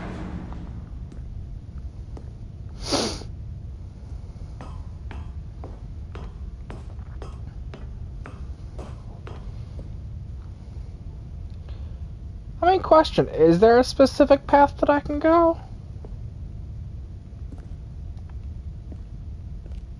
Oh.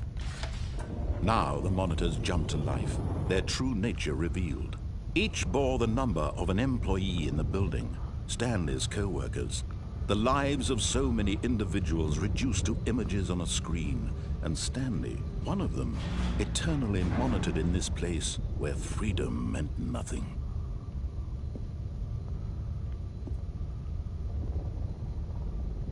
Pirate? Huh? Where's mine? I'm 427, aren't I? Hey.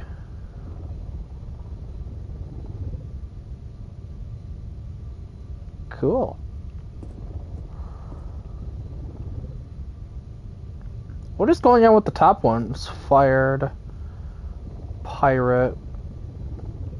Huh.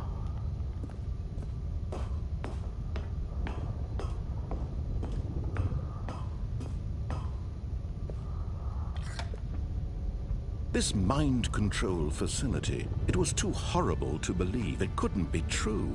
Had Stanley really been under someone's control all this time? Was this the only reason he was happy with his boring job? That his emotions had been manipulated to accept it blindly?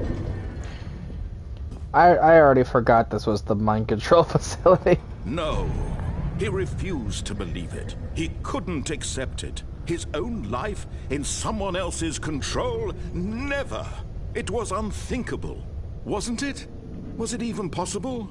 Had he truly spent his entire life utterly blind to the world?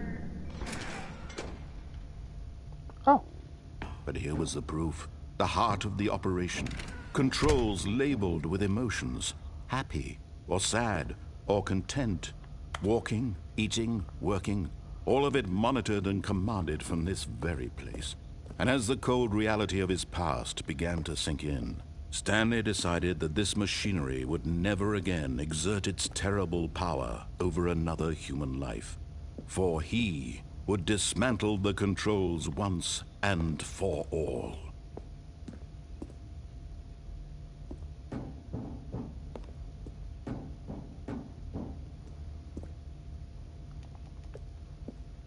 I mean, what do I do?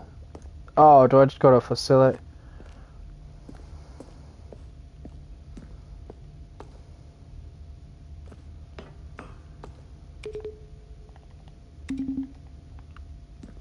Interesting.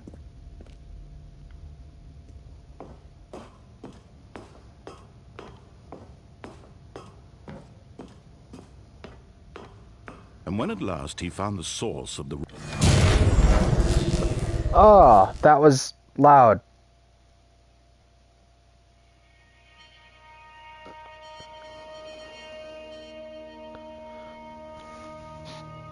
blackness and a rising chill of uncertainty. Was it over? Yes. He had won. He had defeated the machine, unshackled himself from someone else's command. Freedom was mere moments away. And yet, even as the immense door slowly opened, Stanley reflected on how many puzzles still lay unsolved. Where had his co-workers gone? How had he been freed from the machine's grasp? What other mysteries did this strange building hold? But as sunlight streamed into the chamber, he realized none of this mattered to him, for it was not knowledge or even power that he had been seeking, but happiness. Perhaps his goal had not been to understand, but to let go. No longer would anyone tell him where to go, what to do, or how to feel. It's really bright. Whatever life he lives, it will be. It actually hurts my eyes. And that was all he needed to know. It was perhaps the only thing worth knowing. Stanley stepped through the open door. Oh God, we're playing Call of the Wild. Stanley felt the cool breeze upon his skin, the feeling of liberation, the immense possibility of the new path before him. This was exactly the way, right now, that things were meant to happen. And Stanley was happy.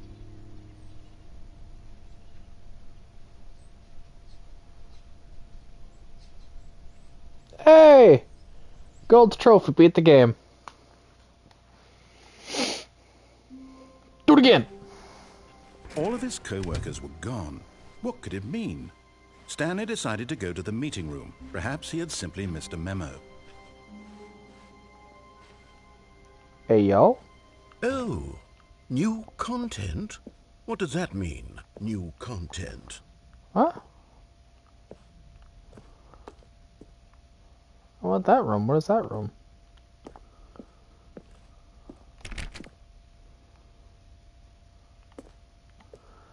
Okay.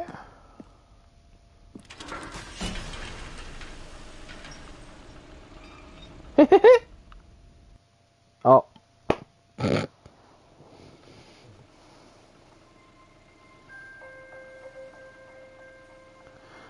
Come with me. Hello, and thank you for playing the Stanley Parable Ultra Deluxe. As you may know, the Stanley Parable was a video game released in 2013 on home computers.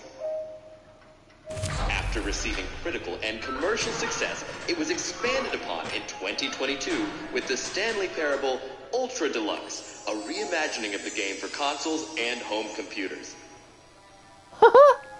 The Stanley Parable Ultra Deluxe features exciting new content that broadens and expands the world of the Stanley Parable, delighting audiences the world over. Please, step inside and see what thrilling new adventures await in the Stanley Parable Ultra Deluxe. Oh, well, this sounds delightful. I'm very excited to see the thrilling new Ultra Deluxe content.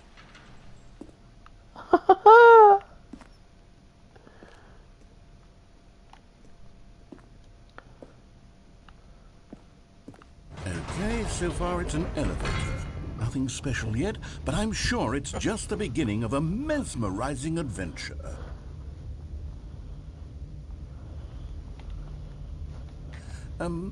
Is it broken? What's going on here? Should we be moving somewhere or... Oh, there we go. All right, finally, at long last, it's on to the new content. I've never been more ready. Let's do it.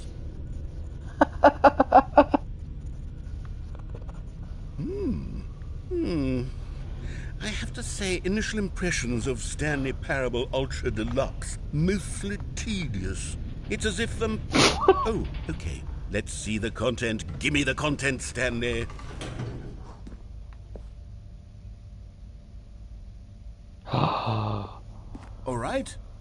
All right, let's see. It's the jump circle.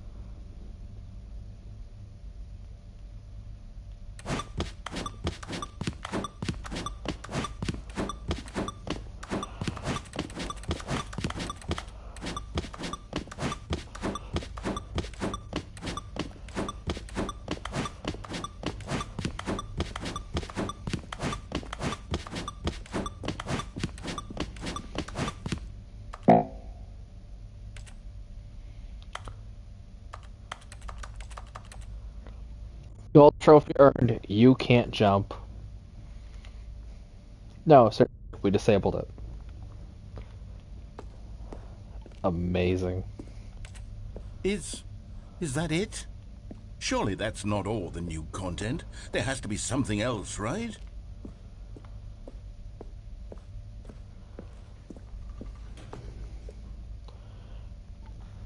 This is incredibly interesting because what does it take? I need to do research because what does it take to platinum this? Because this isn't difficult per se.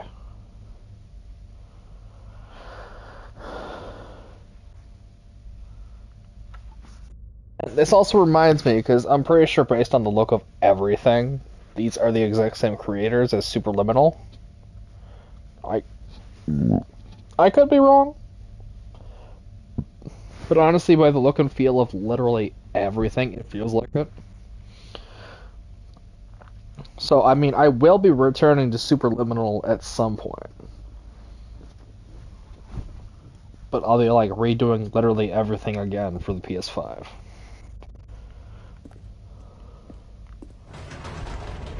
Goodness. Another elevator. Stanley, I have to say, initial impressions of this game are not positive. It's just elevators and jumping. Is this what passes for exciting new content? If this is new content, then I could just read you the whole dictionary. There's 20 hours of new content right there. Hell, I could count to 30 trillion. You could put that on the box. The Stanley Parable Ultra Deluxe, now with over 1,000 hours of new content. And if... Oh, wait. There's more. Very good. Yes. I knew there had to be something else. Let's see it. I'm ready for whatever it is.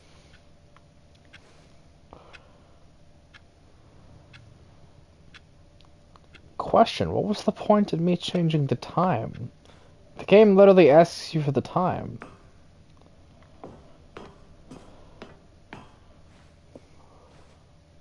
That's it?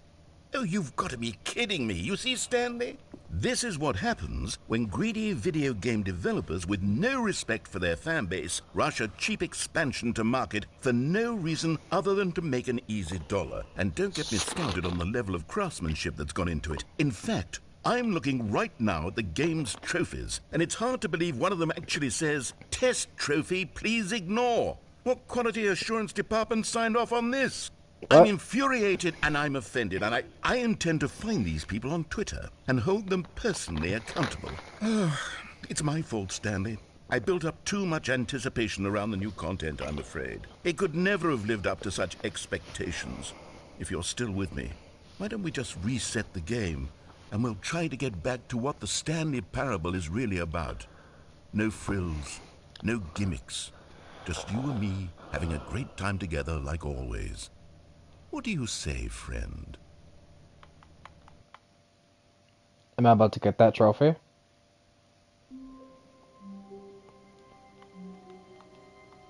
Uh...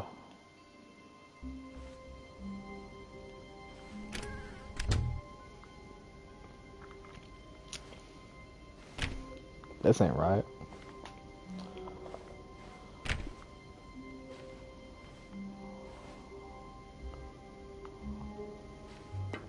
Psst! Stanley! Come over here! In the vent! I want to show you something!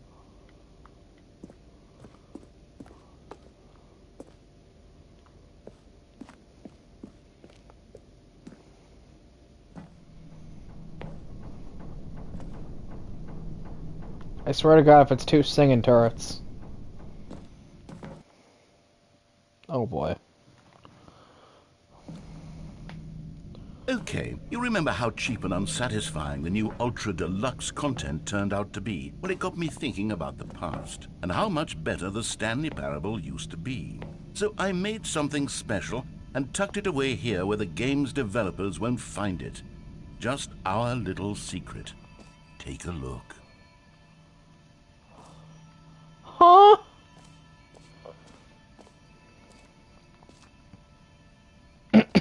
Don't mind if I just, look for Easter eggs. Because who in God's name would hide Easter eggs in this game? I can't go through. I'm sad. Why was there a payday Easter egg? Like, now I'm confused. I call it the Memory Zone. It's where I've been storing all my favorite memories so I can relive the peak experiences of my life whenever I want. Experiences like the launch of the Stanley Parable on PC. Oh my God. Oh. You see, Stanley, doesn't the Memory Zone Oh remind my you God. of how wonderful Stanley Parable was before it was sullied with a cheap PlayStation port? Remember back in October of 2013, when the game originally launched? No. Back then, video games had integrity. Back then, it all meant something. Oh, the waste. Oh.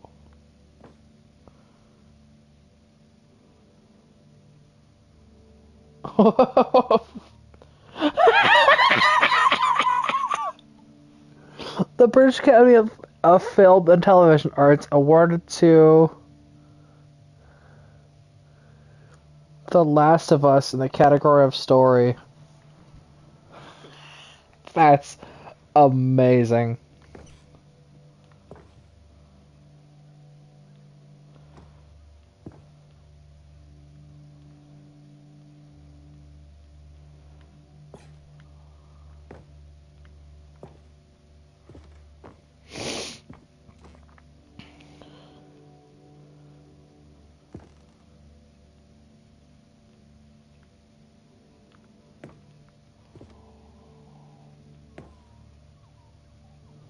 (2013).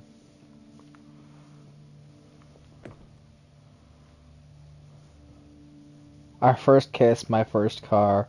The release of the Stanley Parable in 2013.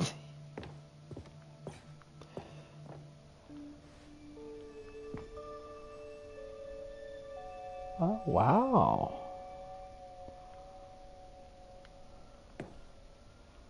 Me first dollar.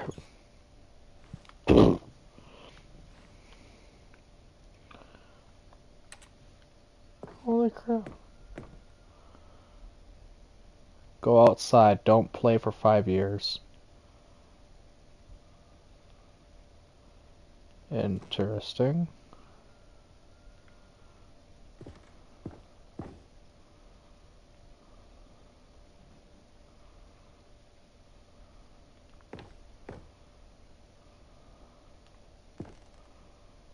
Game innovation. Debut game. Story.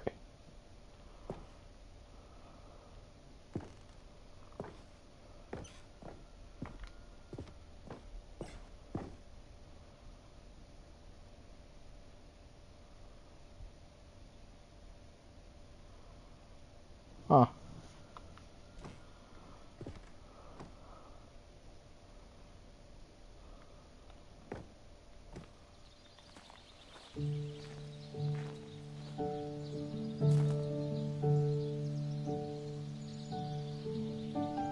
Je suis dans la même horizon, seul sur l'abri des loups, et je n'attends Little Stanley? que toi, mon amour.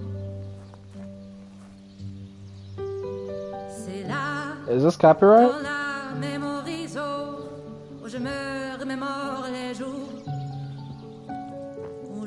And over here is where I keep reviews of the Stanley Parable. Like this stunning triumph of games journalism, 10 out of 10 from Destructoid.com. James Stephanie Sterling writes, and I quote, "Where so many games that aspire to be more than games end up less than any form of art, Stanley Parable strives and then succeeds to be every game ever created." Did you hear that, Stanley? Every game ever created. That's how grand and all-encompassing the original Stanley Parable was. It was literally every game ever created. It was Skyrim, it was Persona 3, it was all of them, and now it's nothing. It's no games at all. It isn't even the Stanley Parable anymore. It's just a husk now. A lifeless husk with an hour of new elevator content. New elevator God damn. I didn't say that.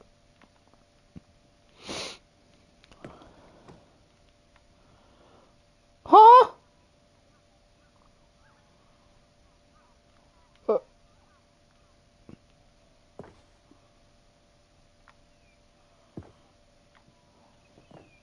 What? Why is that here? Huh? Something's off here. Something's off. I keep referencing Portal. Why is Portal here? Why is Minecraft here?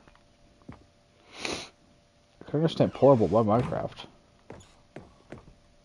Oh, okay, I thought...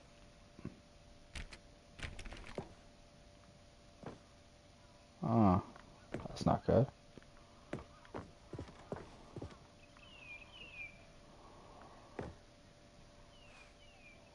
Buttons!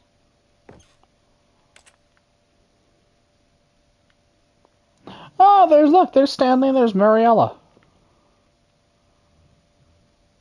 Oh, wow.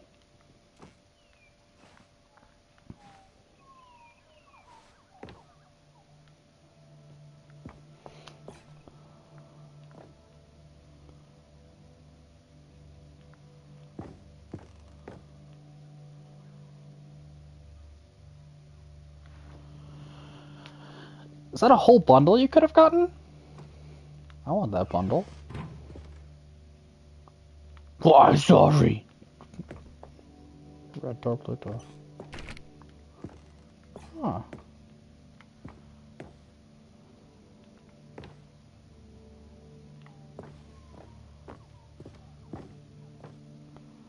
Oh, more buttons.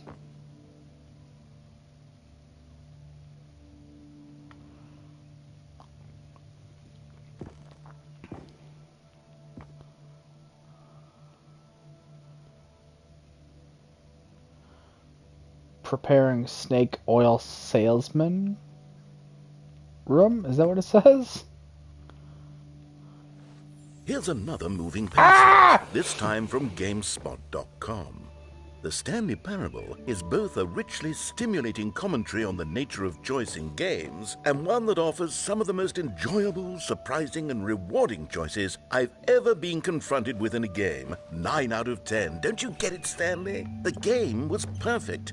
It didn't need anything else. It didn't need new content. All they had to do was transport it in pristine condition along to the PlayStation. Boom, done. And they couldn't even do that. Couldn't resist the urge to go meddling with a beloved franchise.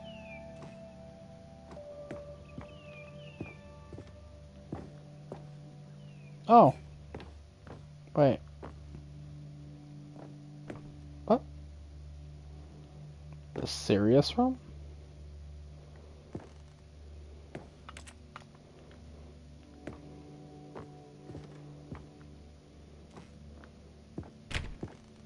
Do I... These were simpler times, Stanley. What I wouldn't give to go back, to have it all over again. Wait, hang on. I don't recall this part of the memory zone before. What's this? What's down here? Uh-oh. Oh, no.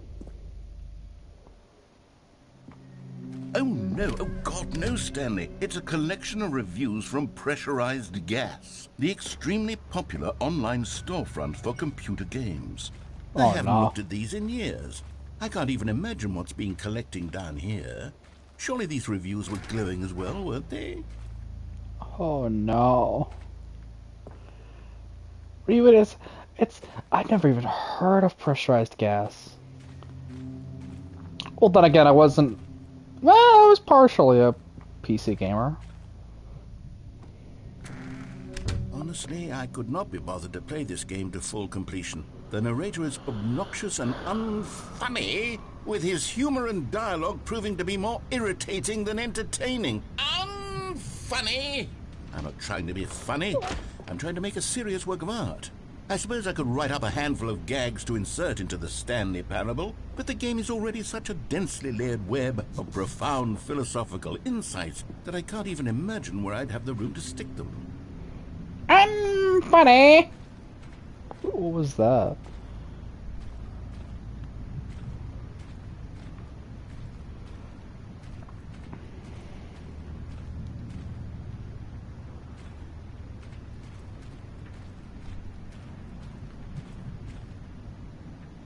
Is it bad that I'm like scratching every little nook and cranny now to hopefully find an extra Easter egg?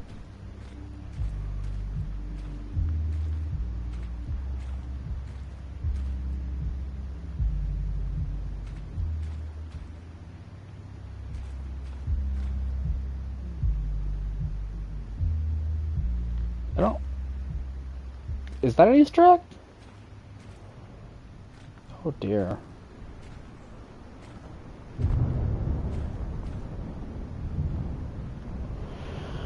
I'm playing Dreams now.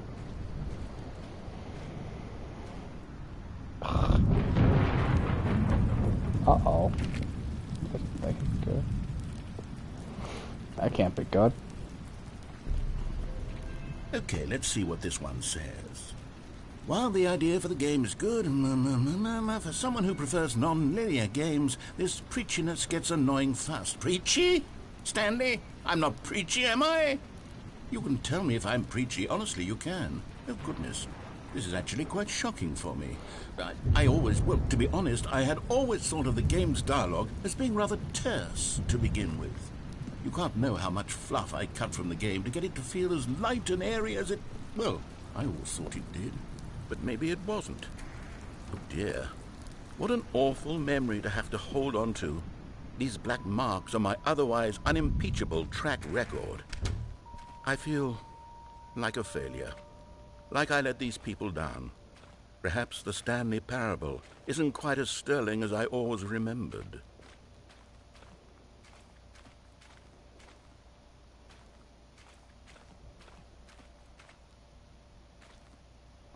Birds. Uh-oh. Oh, I can't escape this one. What's this one got to say? You constantly have to stop doing anything so the narrator can catch up with his long-winded explanations of what's happening. I wish there was a skip button. A skip button? Well, yes. Yes, I think we can do that. If I'm truly too preachy, then maybe letting you skip ahead for just a moment, surely it couldn't hurt.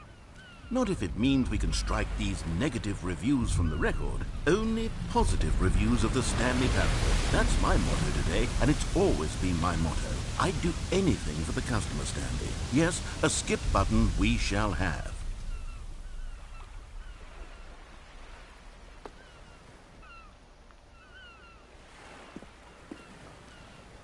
Where'd it go?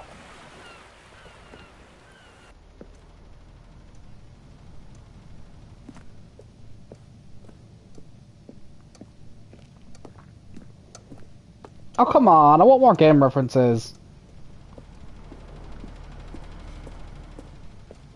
And here it is. Go ahead and give it a shot. I'll pop you forward in time so that the second my incessant droning starts to bore you, with just the push of a button, you'll have zipped right past it. It's what the players have been asking for, and I'm very proud to have delivered. No more listening to me rambling on and on and on. No, no, no, no. The Stanley Parable is a game for the people. And if the people want silence, then by goodness, that's what they're going to get. Well, don't sit around waiting for me to shut up. Go ahead and make me shut up. Here, we'll pretend that I've just begun an interminable monologue, and it goes something like this.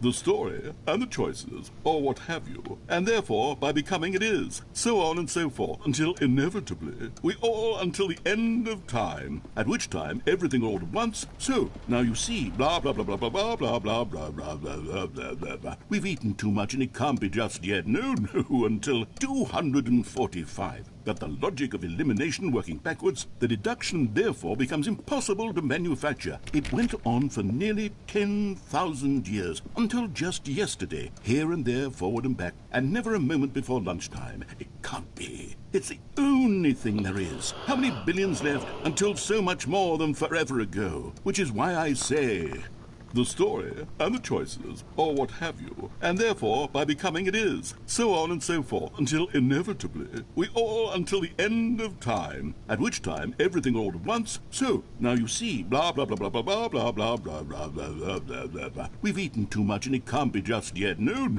until 245. But the logic of elimination working backwards, the deduction therefore becomes impossible to manufacture. It went on for nearly 10,000. Oh, you're back, you see. You were only frozen in time for a few minutes, but it was plenty of time for me to deliver a long, rambling monologue full of unnecessary verbal flourishes and lengthy ruminations on the nature of choice in video games. Of course, I happen to believe it was perhaps one of my more profound such ruminations. Not that, of course, you need a description of it, but if I had to describe it, I'd say it was perhaps less of a rumination and more of a treatise. Or maybe a manifesto. Look, I'll outline it for you very briefly, and you can... Well there, sport. You really did catch me rambling on a bit, didn't you? But that's the power of the button. The minute I start to go off on a thoughtless display of self-absorption, it's right at your fingertips to go poof, and it's all over. I can't wait to see what Cookie 9 will say about this, and whether they'll edit the rating of their pressurized gas review, or at least change some of the wording, perhaps. To be honest, I don't even know if one can change their review in the first place. I guess I should become better educated on how exactly pressurized gas works. Perhaps that would have been a smart thing to check on before I went on about this whole exercise of making the skip button. Okay, welcome back, Stanley. Now, I should say that the amount of time the button has been skipping through is becoming longer and longer. That last one was, well, I want to say maybe 30, 45 minutes? It's not unendurable by any means, but it's, well, there's really a... Stanley, please don't push the button again. It's been 12 hours. You've just been frozen there. I don't know why the skips are getting longer, but they're really, truly getting longer. Oh, Stanley, you're back. You're back. Oh, my goodness. I have someone to talk to again. Stanley, I think it's been a week. Or 2 weeks. I've been sitting here all that time. Just sitting here. Not a single person. Oh, hello. It's you. You're here again. Welcome. I have had time to think about you and about us and about everything we've been through. I've had so much time. I stopped keeping track after a year. Have you ever sat down in one place and not moved for one entire year?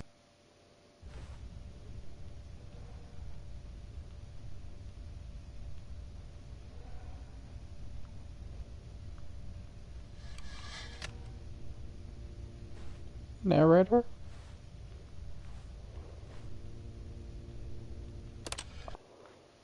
What if...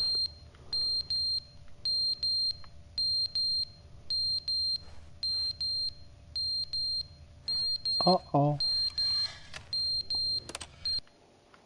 But they didn't understand the game was never meant to be funny. It was meant to have a point. It was meant to speak to the human condition. But where are the jokes? Where are the jokes? They bemoaned, they screamed, they gnashed their teeth and said, "End."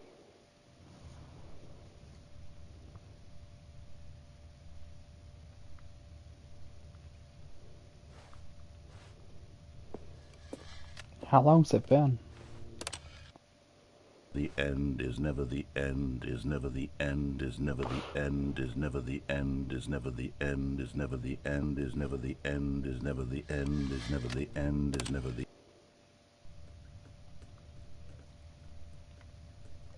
Uh-oh.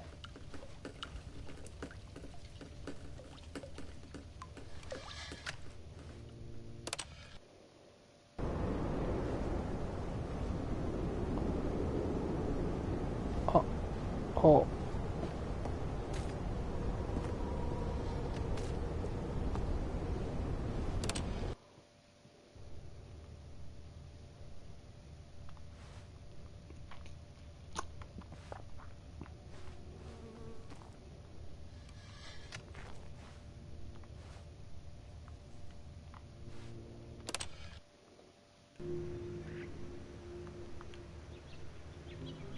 Oh. Oh.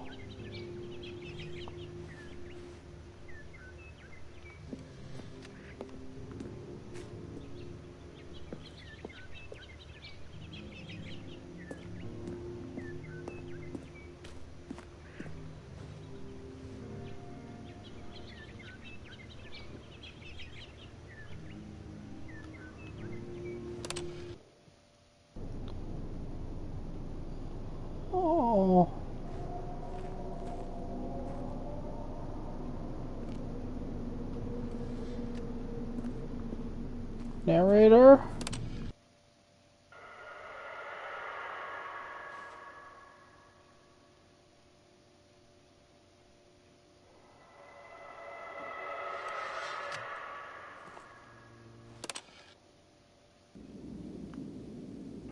Uh-oh. Uh-oh.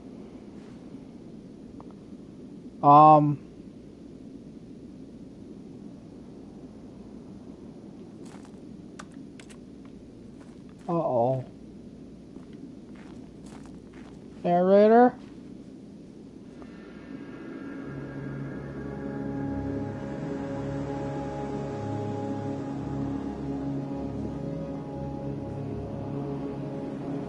Oh no.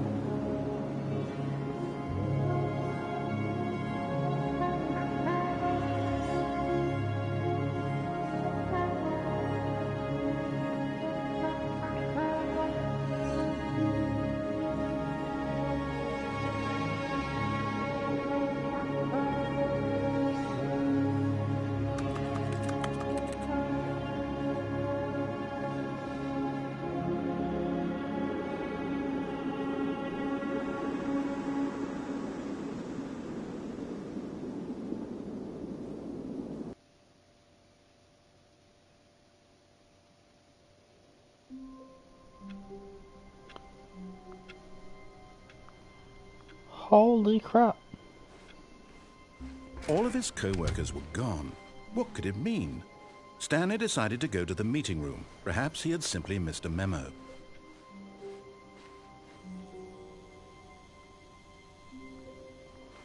What the?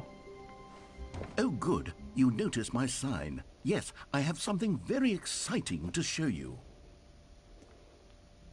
Okay, bet.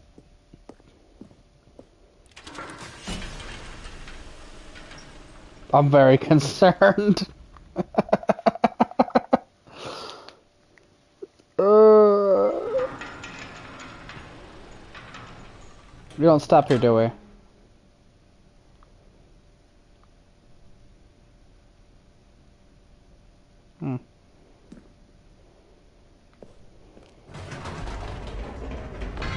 You see, Stanley, I've been reflecting on the Stanley Parable and about how roundly disappointing this ultra deluxe version has turned out to be. The original Stanley Parable was a landmark, and any new content for it should live up to that legacy. So forget this ultra deluxe nonsense. I say we take it one step even further. Whoa. Which is why I'm very proud to announce for the first time ever, the Stanley Parable 2.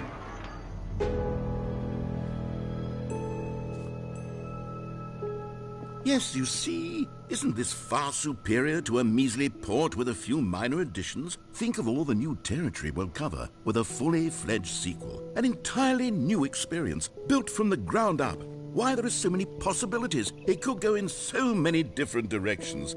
This is what fans have truly been asking for. Testing 2 print. Christ. Calling it the Stanley Parable 2 is just so much catchier than Ultra Deluxe, don't you think? Ultra Deluxe? What does it even mean? But the Stanley Parable 2, now that's an artistic statement right there. It's future-oriented. It screams progress and innovation and long-term franchising potential.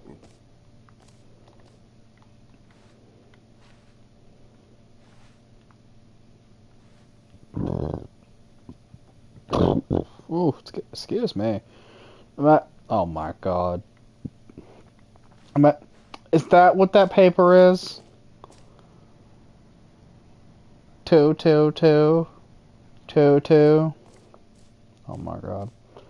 Imagine all of a sudden something just smacks the window, scares the ever-living hell out of me.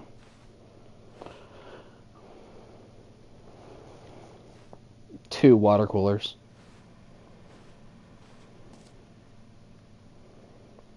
Just the two of us. We can make it if we try. Just the two of us. Just the two of us. Just the two of us. Because what the hell?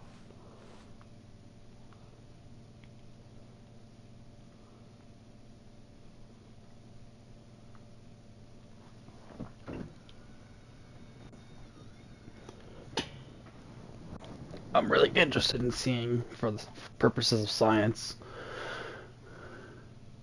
Oh, I can't read it. I was really and truly hoping that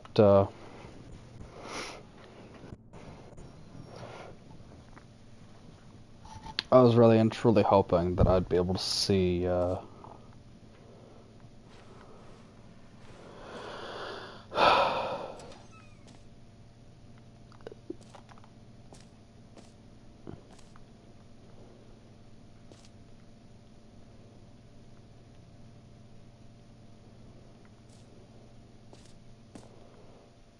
Ooh.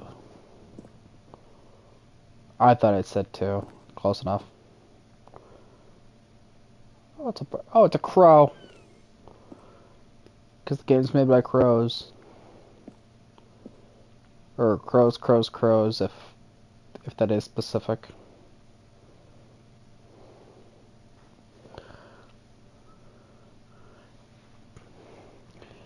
New content part 2 is in.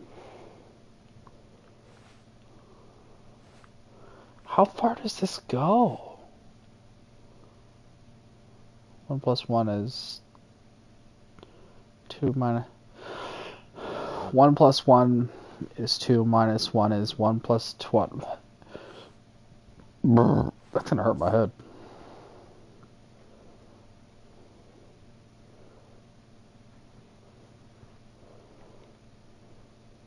The color red. I will say it is quite nice. My god.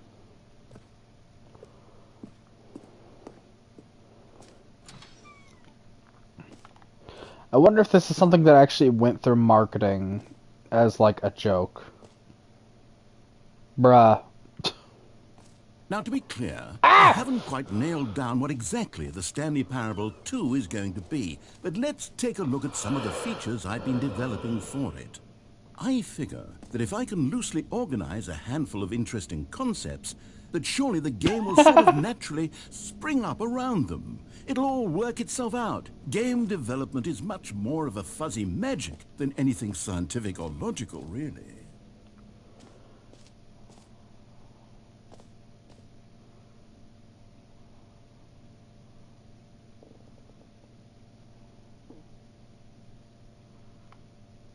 prequel to the Stanley Parable 2. It is the sequel to the...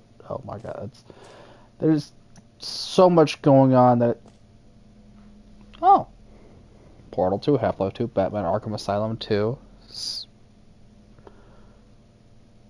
Did he mean to write City and put Asylum? Originals, Divinity, Original Sin, Doom 2, Aladdin 2, Return of Jafar, Dark Souls 2. Oh.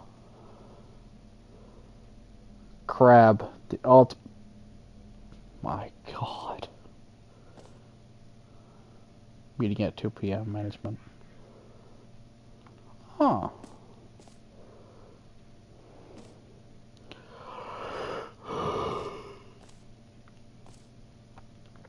I really do hope to some extent that this was actual marketing that happened at some point as a joke. Oh my god. I really want more Easter eggs. I want to know what else is in this game that I'm missing. Wow. Was there a bus?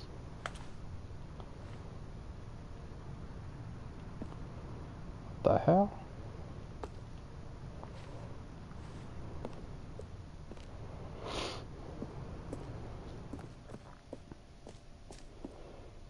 Whoa. Here we are. Go on, try out some of the new features.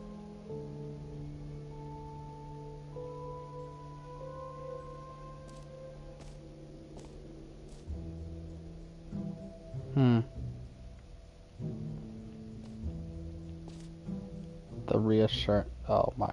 Merchandise.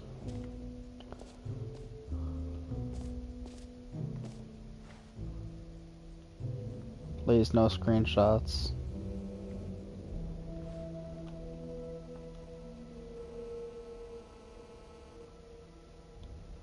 Oh.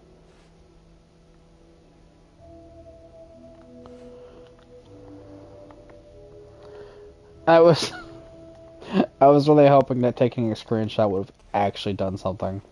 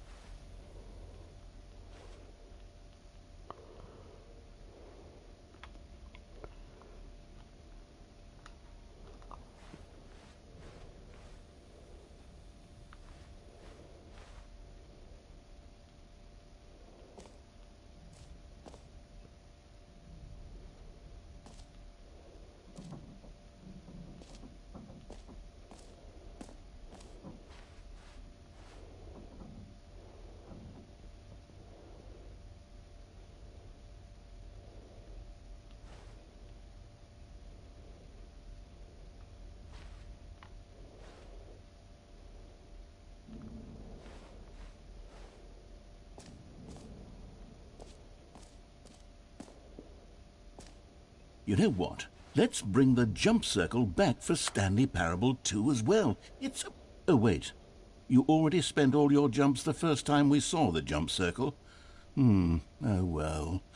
I suppose it can just be a nice decorative piece, then.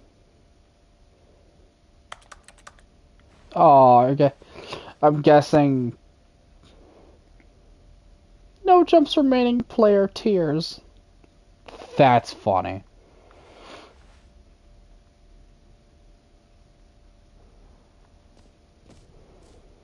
I can't say I'm not intrigued.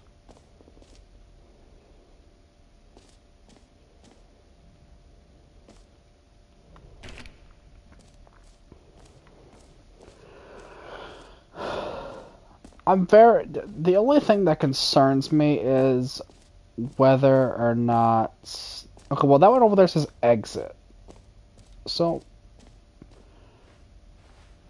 maybe I don't have to be worried. Oh, epilogue. Hear your name in the game. For the Stanley Parable 2, I asked myself, what do players really want? And of course, the first and most obvious answer is that they want to be individually recognized and validated as people. So with that in mind, my first addition to the game is this button which speaks the name of the person playing the game. Isn't that wonderful?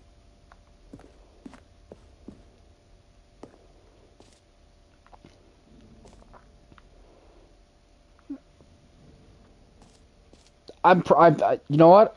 I'm thinking way too far into this. It's just gonna be Stanley, right? Right?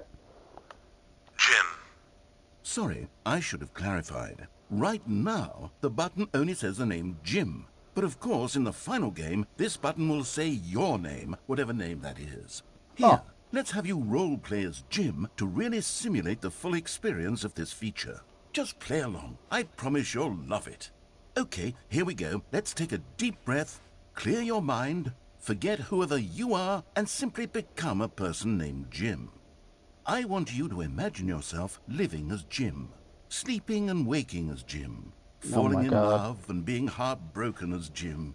Jim. Whoa, hold on. I wasn't finished setting up the backstory. If you don't properly roleplay as Jim, then you'll never understand the impact of this button. Otherwise, it's just a stupid button that says somebody else's name. Okay, we're doing it again, and this time let me finish first. Now, allow yourself to become Jim. Imagine yourself driving to work as Jim, playing frisbee on the weekends as Jim, staying up all night for a popcorn and horror movie sleepover as Jim, developing a crippling substance addiction as Jim, rediscovering yourself through fringe religious groups as Jim, and finally dying a slow death at an old age, surrounded by members of your cult as Jim. Do you feel it in your soul? Are you really, truly Jim right now? If so, then please step forward and press the button. Jim. Yes, you see? What a thrill, what a rush. That was you. The button described you. Do it again, do it again. Jim. Ooh, it hits even harder the What if I second just time. changed If this were names? the He's like, only that's new not what we're feature in the supposed to do. Stanley Parable 2, it would still be worth the money. Let's take a break from the Jim button. I'm too emotionally drained from all of this personal validation. Jim. Whoa there, cowboy. Sometimes a person can be too much Jim. I'm putting the Jim button away. Jim. Otherwise, soon you'll start to lose all sense of who you actually are. Jim. He literally took the Jim button. Am I gonna find it somewhere else? And he's like, oh, for God's sake.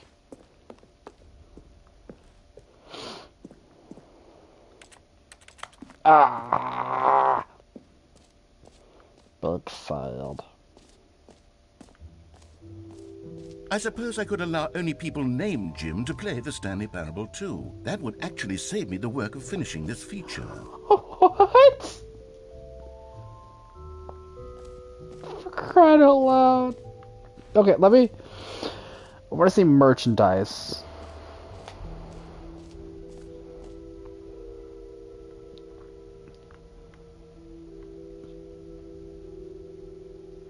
Can I?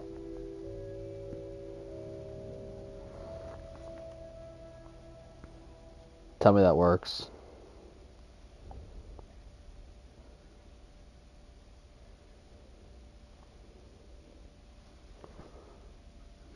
No, I don't think it does.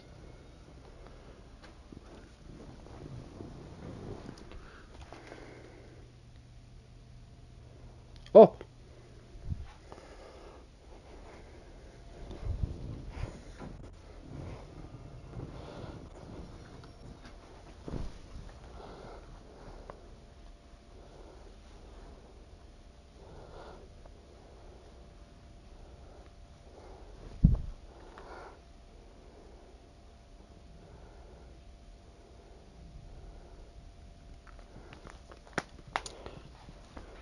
The QR code actually works. So that brings you to an actual.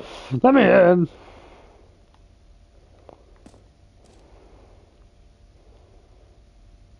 Just pick it up the bucket.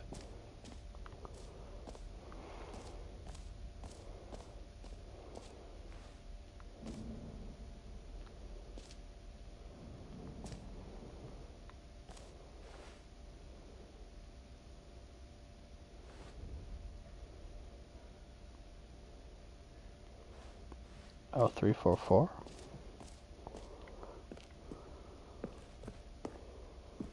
A common complaint of the Stanley Parable was that it was confusing and paradoxical, that it engendered a chaotic sense of reckless despair in those who played it. Well, I am happy to say that after much consideration, I've engineered a clever solution to this fundamental problem with the game. It's the Stanley Parable Reassurance Bucket. You see, Stanley, anytime you're holding the bucket, a sense of calm and ease will fill your mind and your heart. It's true. As long as you hold on to the bucket, the many disorienting contradictions of the Stanley Parable will feel perfectly normal and perhaps even comforting.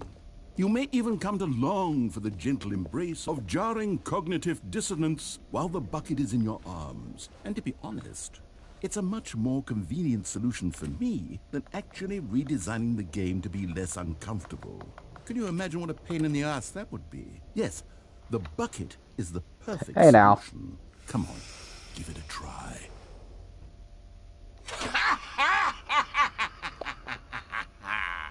Can you feel it?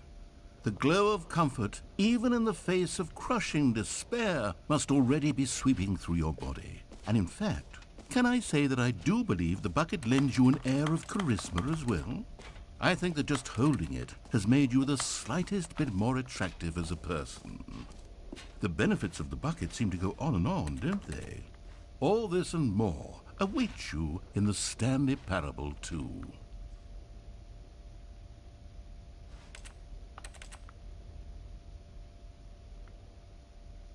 I could just leave.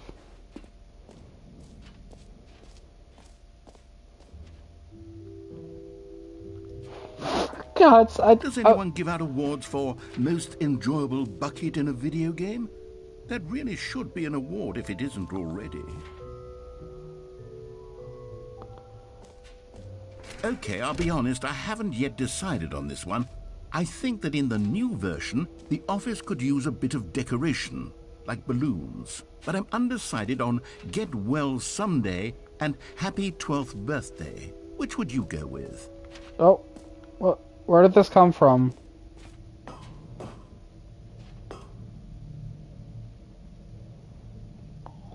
What? You know, sometimes when you solicit another person's opinion, it makes you realize that you knew which one you actually really wanted all along. Happy 12th birthday, step-niece, it is.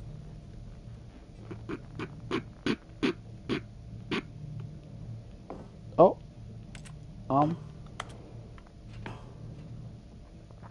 I guarantee I pick that button, it picks that one. You okay? Little buddy? Can I put you in the bucket? You can fit in the bucket.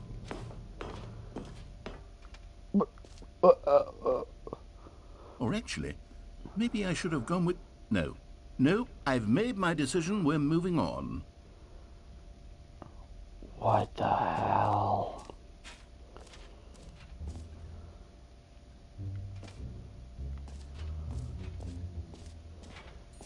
Okay, well I think that's the way to the infinite hole.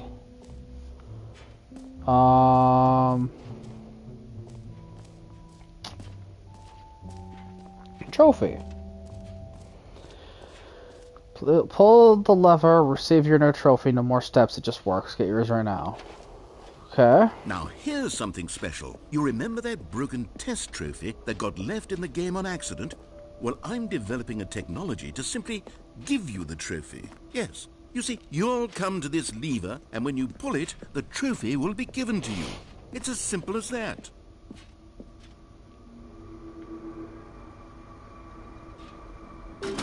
Okay, perhaps I should have clarified. This is technology that will exist.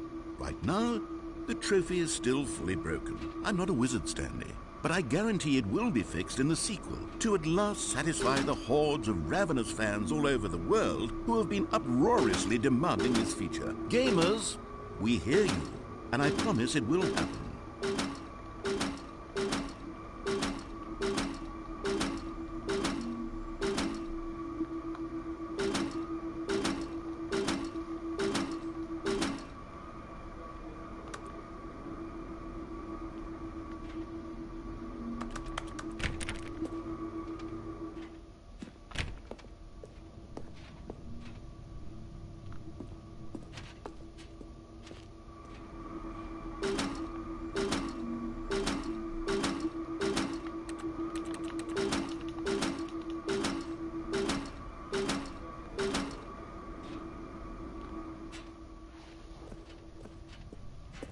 So how the hell do I get the trophy?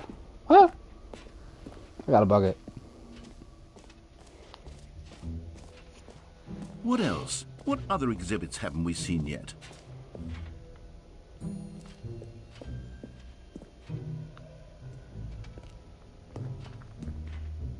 Whoa. Ah, collectibles. Now it's a real video game. In the Stanley Parable 2, you'll run around gathering up these miniature Stanley figurines. And what's truly innovative is that there will be no reward for collecting all of them. I don't want to stifle the intrinsic joy of watching a number go up. You simply collect all of them, and then you move the hell on with your unremarkable life.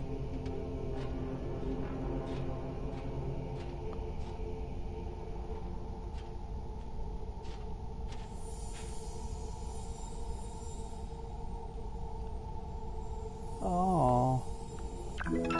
Ah!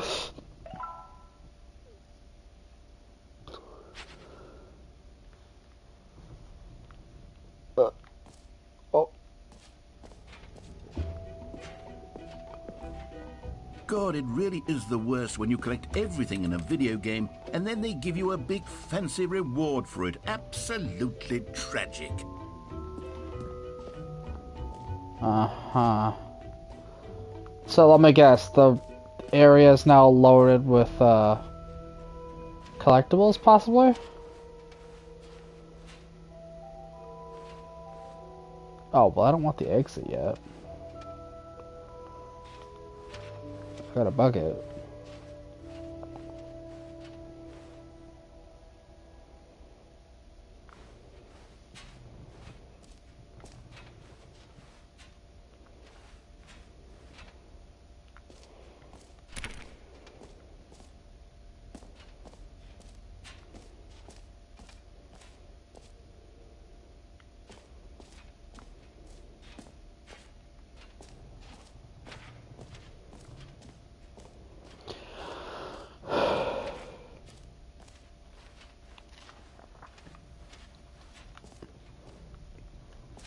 I was honestly kind of hoping that all of a sudden I would go looking around and be like, okay, there's collectibles.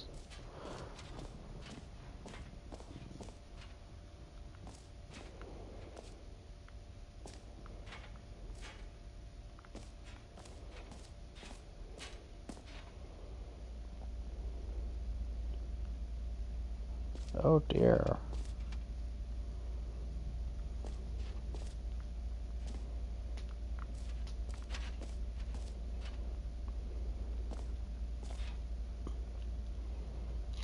Huh. Stanley, here's an idea that I'm truly fond of. It's never been done before in a video game. This is, in fact, a hole that you can fall down forever. That's right. Infinite falling. You can fall until the end of time, if you like. A stunning leap forward for video games as a medium.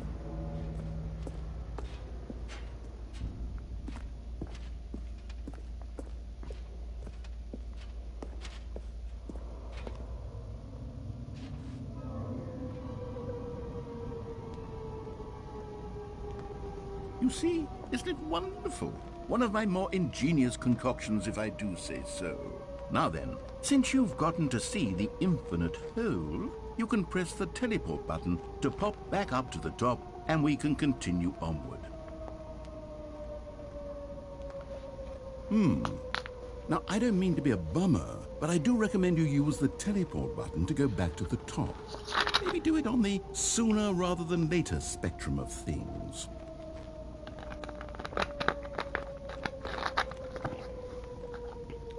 Okay, Stanley, I don't know quite how to say this tactfully, but it's possible that I slightly exaggerated the infinite nature of the hole.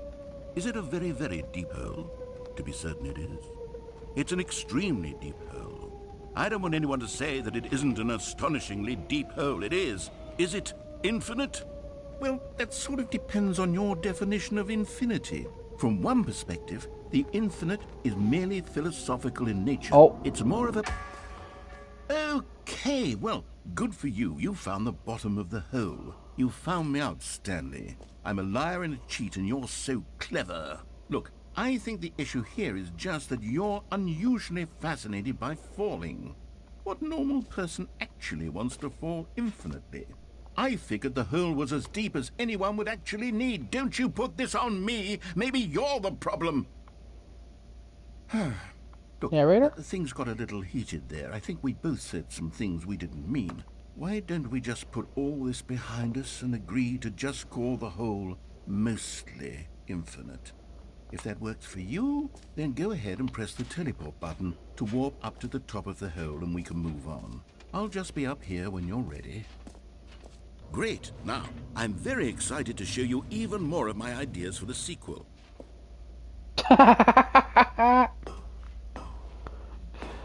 Crying out loud. Well, I think unfortunately that's it. I think I'm all out of stuff.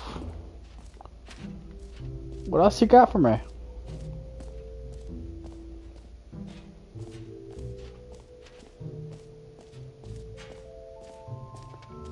I'm gonna go try that button again.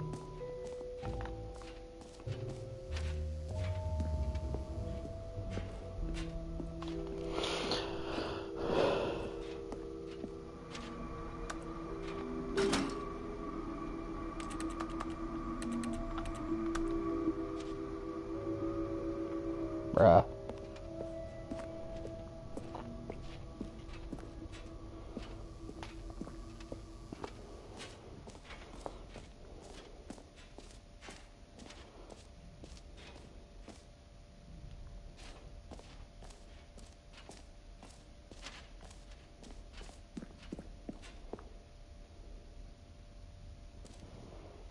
Settings World Champion.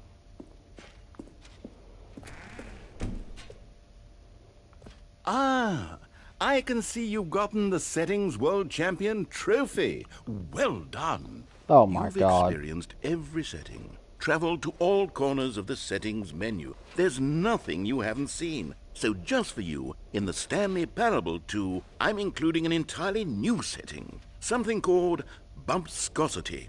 What exactly is bumpscosity? Well, I haven't quite figured that part out yet, but I know that you'll be able to adjust it on some sort of slider and that it'll be accessible from the settings menu. We'll sort out the rest of the details later. I hope you're looking forward to trying out every level of bumpscosity in the Stanley Parable 2. Good lord. So I'm guessing you can't open that unless you actually do the trophy.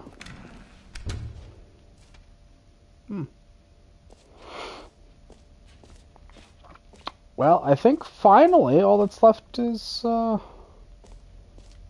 wait, there's an epilogue room. Never mind. An epilogue would be fun, wouldn't it, Stanley? Yes, it will go at the end of the, well, we'll figure that out later.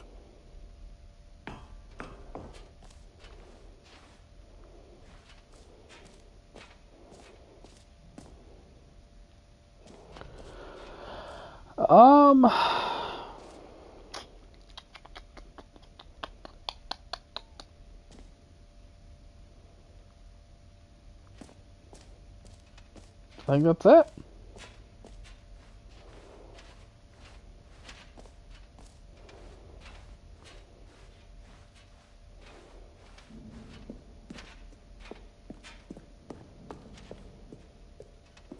All right, have you seen everything you wanted to? Ready to move on now?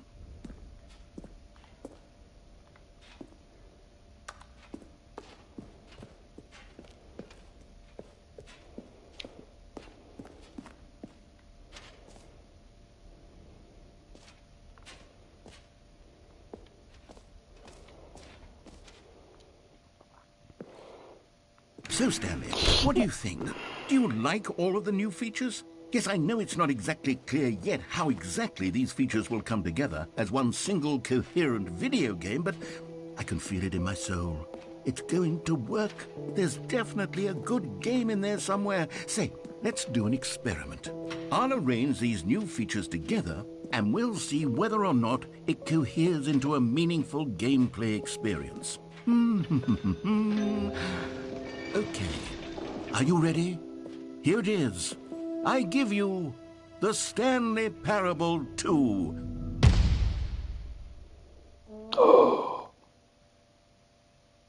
The time machine.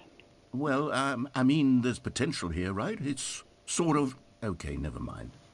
Hold on. Let me do a different arrangement. Collectible. Okay, yes. Oh. Yes, this is much better. I feel good about this. Here we go. Version 2. Who am I kidding, Stanley? This isn't a coherent video game at all. It's a lot of gags. And I do very much enjoy creating gags, but they don't add up to anything. I got that bucket. I wanted more than anything to create a sequel that would capture all the magic of the first game. I wanted fans to love it. No matter how good these gags are, they won't stand on their own. They would need the structure and the gameplay of the original. Wait, maybe that's it. I can take the original Stanley Parable and simply, well, insert a few of my new features into it. Tastefully, of course. Oh With my respect, god. With care for the vision and integrity of the original game. Would it possibly work? I suppose it could. But it would need a really, really tremendous title screen. A title screen that says with bold and uncompromising conviction, "This is the Stanley Parable 2. Let me see if I can whip something up. All right, perfect. Super Go Deluxe. ahead. Take a look. I swear to God.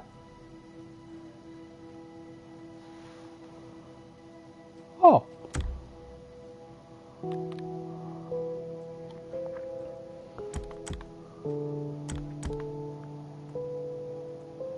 I was really hoping.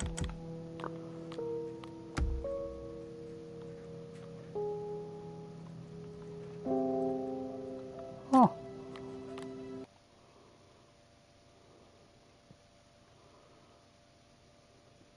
This is the story of a man named Stanley. Stanley worked for a company in a big building where he was employee number 427. Employee number 427's job was simple. He sat at his desk in room 427 and he pushed buttons on a keyboard.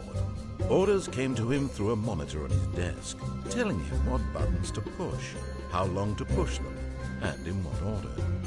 This is what employee 427 did every day of every month of every year. And although others might have considered it soul-rending, Stanley relished every moment that the orders came in, as though he had been made exactly for this job. And Stanley was happy. And then one day, something very peculiar happened. Something that would forever change Stanley. Something he would never quite forget. He had been at his desk for nearly an hour when he realized that not one single order had arrived on the monitor for him to follow. No one had showed up to give him instructions, call a meeting, or even say hi. Never in all his years at the company had this I hate that happened, balloon. this complete isolation. Something was very clearly wrong. Shocked, frozen solid, Stanley found himself unable to move for the longest time. But as he came to his wits and regained his senses, he got up from his desk and stepped out of his office.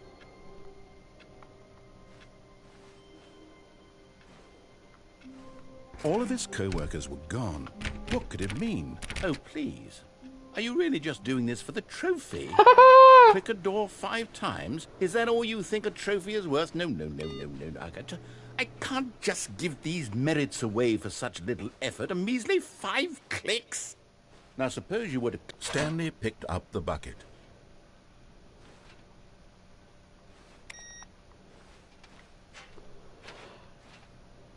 What the hell?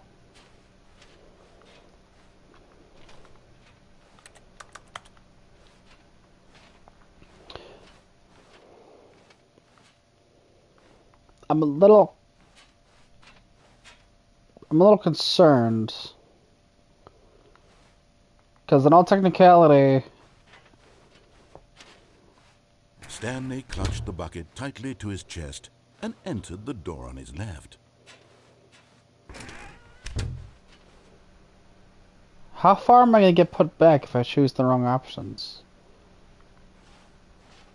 How exactly does this play out? Now I'm getting confused. Still no one was here. Stanley needed the bucket's warmth and comfort now more than ever. Perhaps his boss's office was where he'd find answers. Oh, Stanley, can you feel it? The broom closet. It wants the bucket. You can feel that, can't you? The aura of jealousy. It's as clear as day. This broom closet believes it deserves the bucket. I can really feel it now. It's a bucket. Coming to a staircase, Stanley and the bucket walked upstairs to the boss's office.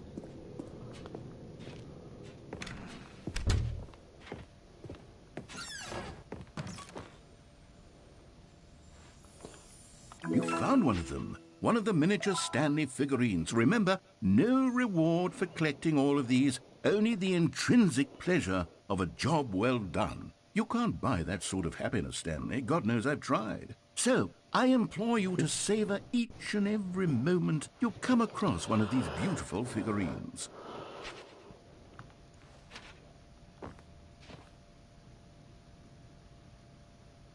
Why do I feel like that should be familiar?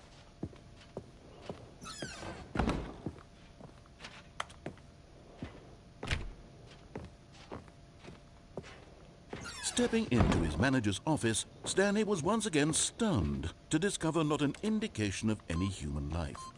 Crushed by the weight of this revelation, but Stanley guessed the correct code by sheer luck.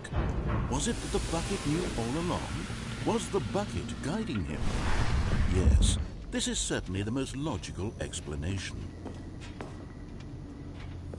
Another miniature Stanley figurine. This, there really must be a snappier name for these things. What about mini-stands? Stanley figs? What about Stanlerines? Yes, I think I like that. Another Stanlerine under your belt.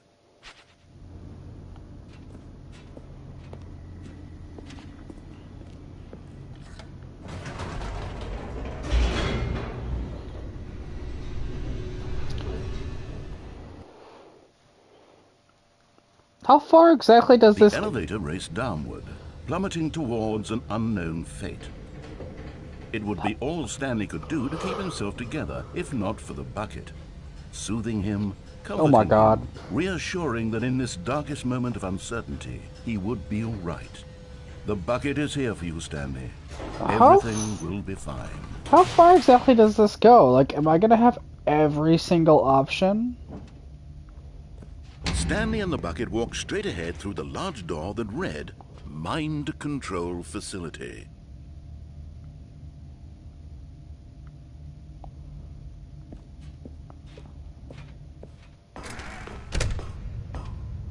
Oh, I thought it took my bucket. The lights rose on an enormous room packed with television screens. What horrible secret did this place hold? Stanley Buckets. and the bucket both wondered to themselves. Really?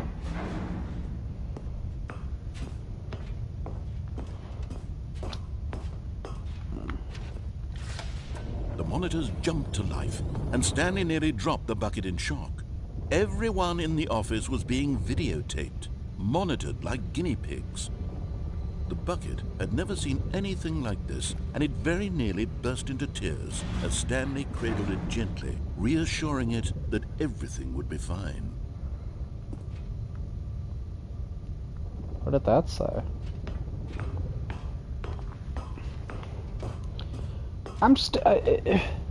This hurts my brain. Like, how far does this go? Like, am I just gonna be able to do? Am I just gonna be able to do the whole game? From... Was the bucket under the mind control facility's influence as well? Oh Had my the God. bucket been told to do things it didn't wish to do? What kinds of things does a bucket want to do or not want to do in the first place? These questions raised furiously. No, trust me, the stories you can tell. Mind. No! He screamed into the bucket. He couldn't accept it. His own life in someone else's control. Never! He squeezed the bucket tighter. His one friend in the entire world. At this point, he could trust no one except for the bucket. But here was the proof.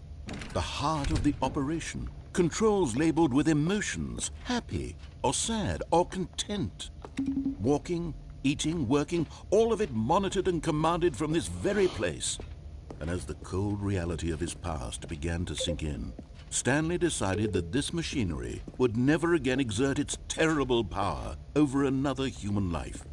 For he and the bucket would dismantle the controls for good. Two best friends, Stanley and the bucket, up against the world. They high-fived in a really cool way, and the bucket made a sassy comment about taking down the system.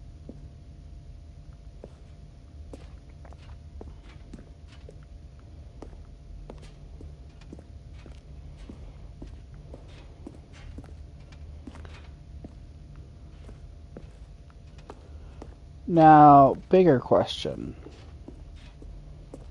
What are the buttons for? Like, why are the buttons... Oh, wait. Or do I just... Hold on.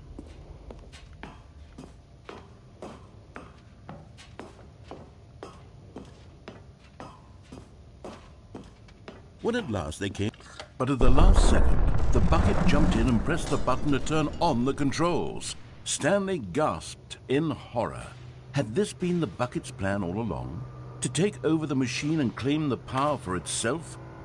How could the bucket have betrayed him like this? Stanley was prepared to throw the bucket away in disgust when suddenly an image appeared upon the enormous screen. Birds. Silly, silly birds. The control buttons became active again. Oh. Stanley flipped through one video of silly birds after another, and then it dawned on him. This wasn't a mind control facility at all. It was a facility for monitoring and surveilling silly birds all over the world. The mind controls were only a facade to disguise its true intentions. Had the bucket known this all along? Stanley marveled at the metal genius in his hands, the one who had pointed him towards this incredible discovery.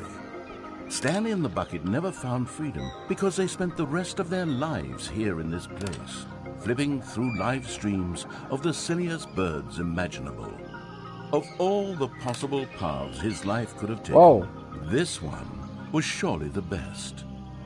And Stanley was happy. What does that work? Oh.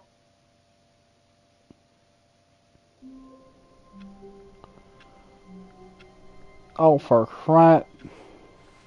I can't wait to tell this story to my co-workers, Stanley thought. How amusing they'll find it. Oh, won't we all just laugh and laugh at the time I thought everyone had gone missing. Stanley lifted the bucket into his arms, and a wave of comfort rushed over him.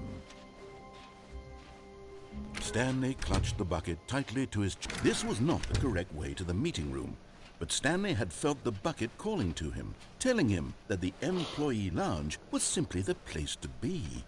And here it was. Had the bucket turned out to be correct? No, never mind. The bucket was wrong.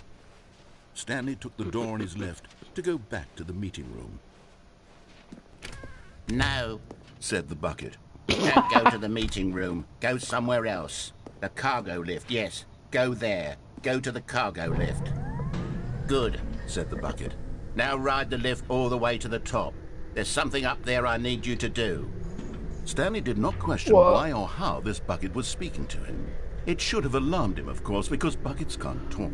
But Stanley chose not to think about this obvious fact. How do I... He was firmly convinced that the bucket had spoken to him, and he unthinkingly did whatever the bucket asked. Vent.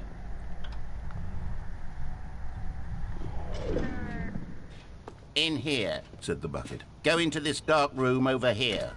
Stanley once again obeyed blindly. Now pick up the phone, said the bucket.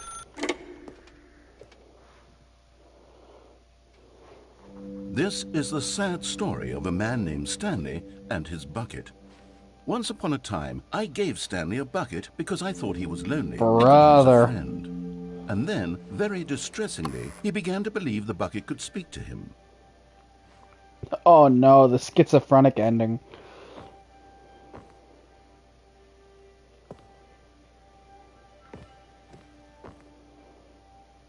The hell is this, the Mandalorian?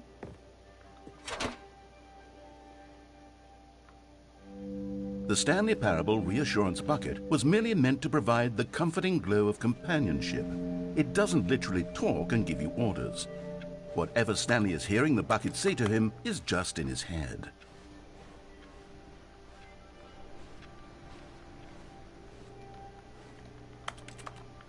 Bruh. Oh. Lately, I've been concerned about him. Wouldn't you be concerned as well? To see him delusional like this, obsessing over an inanimate metal object? I want to say something to him, but I don't know how I can convince him. I don't know if he'll listen to me. Well, I'll try anyway. Stanley, can you hear me? Listen to me. It's just a bucket. It can't think, it can't talk. All it will ever truly do for you is effectively transfer a liquid from one location to a different location. That's it. It doesn't do anything else. You see, he's not listening. He's still taking orders from the bucket. You know, once upon a time it was me he took orders from. Me he trusted and listened to. Now all he cares about is his awful bucket. This stupid hunk of metal. It's sad. I suppose he doesn't need me anymore. From now on, he's just going to cling to this bucket, this cold, empty bucket, this sort of shiny bucket. Well, I'll give it this. The bucket does have a nice shine to it. Yes, I suppose on closer inspection that it doesn't quite look like your average hardware store bucket. It's just a little more, what am I trying to say? Sturdier, more capable of transporting liquid. Like it would be better at moving an amount of water from one room to another. Oh my God, what am I saying? Better at carrying water from room to room. It's a bucket. It's literally just a bucket. Why do I feel some need to point out the ways in which it's so much more than just a regular bucket? Oh no, I'm having feelings for the bucket. No, no. What's going on? Why do I want to be with the bucket? Hear what the bucket has to say. Do anything it asks. What's wrong with me? I don't understand. Perhaps if I had the bucket, this would be less confusing. Yes, the bucket could tell me what to do in this troublesome situation. What is happening? Stanley, give me the bucket. Give it to me. Give me the bucket, Stanley. I need it. Give it to me now. Give it or I'll...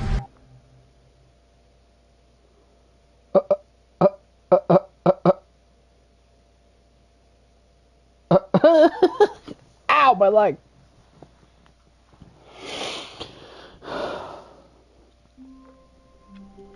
What the hell is this game? Even now, Stanley's office was a distant memory. What did it look like? There was a computer, perhaps, and a painting. Was it a painting or a photo? He could no longer recall. The confusion and the chaos all seemed to melt away as Stanley embraced the bucket. Stanley clutched the bucket tightly to his chest. This was not the correct way to the meeting room, but Stanley had felt the bucket calling to him, telling him that the employee lounge was simply the place to be. How many? And here it was. Had the bucket turned out to be correct? Was this better than the meeting room? Yes, Stanley thought to himself. Yes, perhaps it truly was. How insightful the bucket... No, never mind. The bucket was wrong. Stanley took the door on his left to go back to the meeting room. No, said the bucket. Don't go to the meeting room. Go somewhere else. The cargo lift, yes. Go there. Go to the cargo lift. Okay, I'm going back to the name of these little Stanley figurines. And now I'm torn between Stanlerines and Figlies. What do you think, Stanley? What name better encapsulates the intrinsic sense of happiness that you get from seeing a small number in the corner of your screen go up by 1? Let me sit on it. I'm sure it will come to me. I don't know about you, but I'm kind of feeling Stan Lorraine now. Where does the vent go?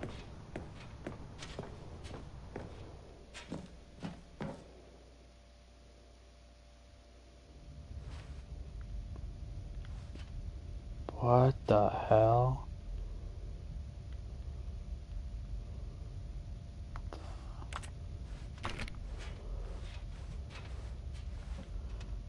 Oh.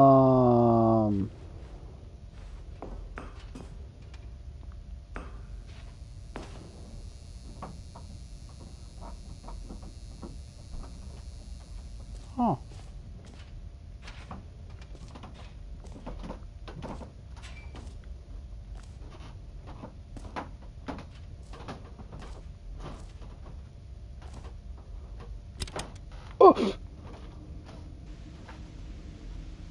Okay, this is day number 295, tape number... I don't even know. I've lost track. Nothing feels real anymore. The longer I study this bucket, the less sense anything makes. Huh? The sheer euphoria I feel every time I pick it up. No matter how many times I've done it, it's always the same feeling. And the emptiness in my chest when I set it down. It doesn't make sense.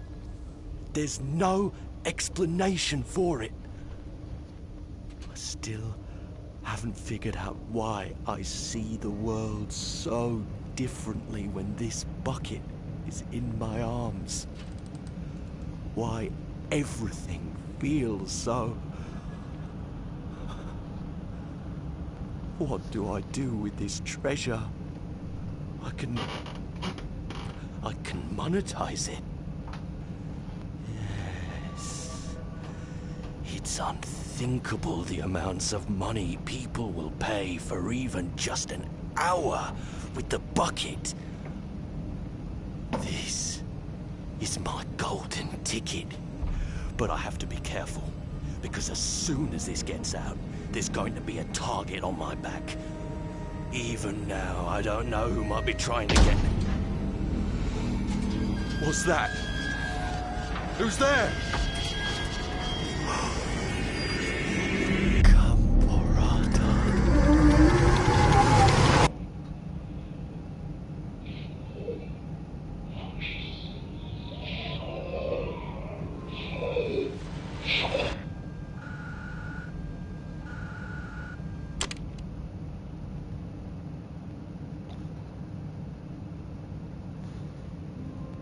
Brother, what? All of his co-workers were gone. What could it mean? Stanley decided to go to the meeting room. Perhaps he had simply missed a memo.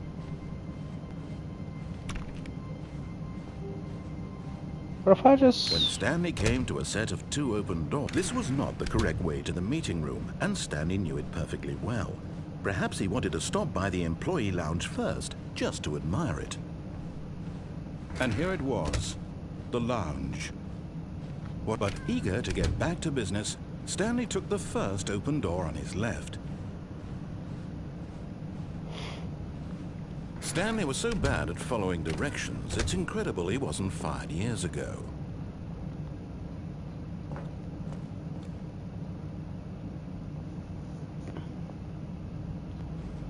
Stanley had now gotten himself so far off the beaten path that it seemed the office had begun so far off the beaten path that it seemed the office had begun so far off the beaten path that it seemed the office had begun so far off the beaten path that it seemed the office had begun so far off the beaten path that it seemed the office had begun so far off the beaten path that it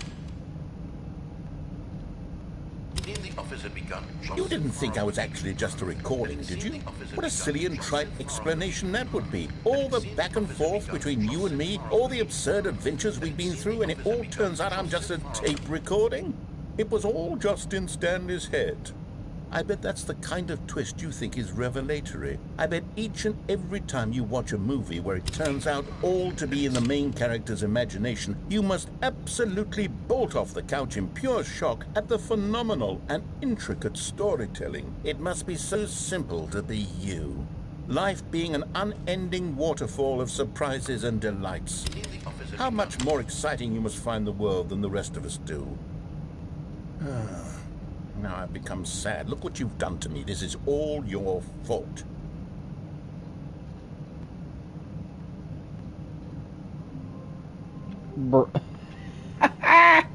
All of his co-workers were gone. What could it mean? Stanley decided to go to the meeting room. Perhaps he had simply missed a map. Warmth spread through Stanley's arms. With the bucket in his arms again, he was home. Stanley clutched the bucket tightly to his... This was not the correct way to the meeting room, but Stanley had felt the bucket calling to him, telling him that the employee lounge was simply the place to be. And here it was. Had the bucket turned out to be correct? No, never mind. The bucket was wrong. Stanley took the door on his left to go back to... And so the two of them detoured through the maintenance section and walked straight ahead to the opposite door. This is absolutely wild. It's literally just the game now. Oh, good, Stanley. I'm glad you found your way here. I knew you'd find this place eventually. What?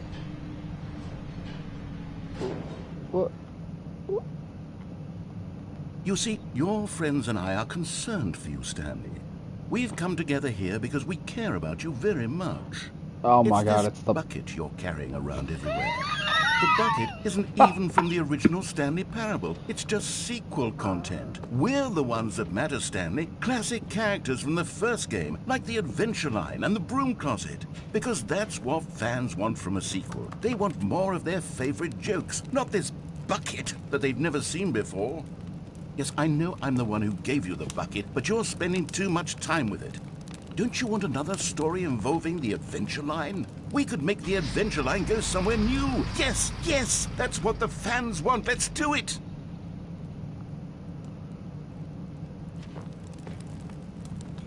Bruh. Oh.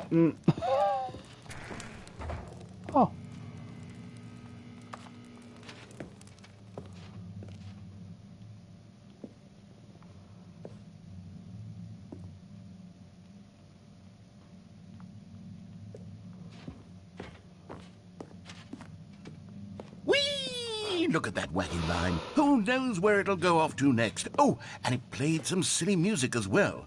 Oh no.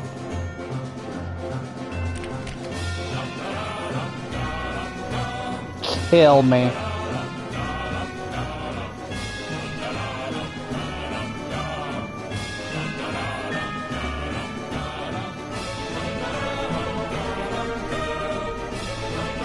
Now this is what the Stanley Parable is all about. Don't you remember all those great jokes from the original dialogue? Also, Stanley is addicted to drugs and hookers. It's as classic now as it was back then. Let's do it for the fans, Stanley. Let's give them more content exactly like this.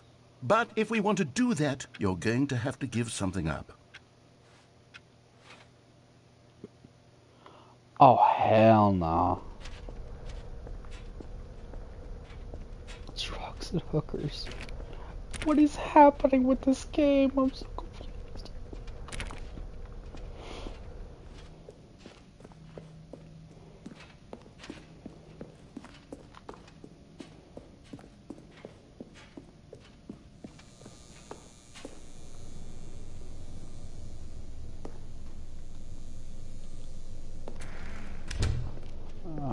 Don't you get it, Stanley? We need to get rid of the bucket. That's why I'm very proud to introduce a brand new character. This is the Bucket Destroyer. I think it'll make a wonderful new addition to the rich lore of the Stanley Parable. True, it also was not in the original game, but it's such a well-fleshed-out character with so much personality that to me it already feels as though it's been part of the cast all along. Don't you agree? Can you guess what the Bucket Destroyer does? Surely you don't need me to spell it out for you. Go ahead now, Stanley. Say goodbye to the bucket, and then pop it into the machine when you're ready.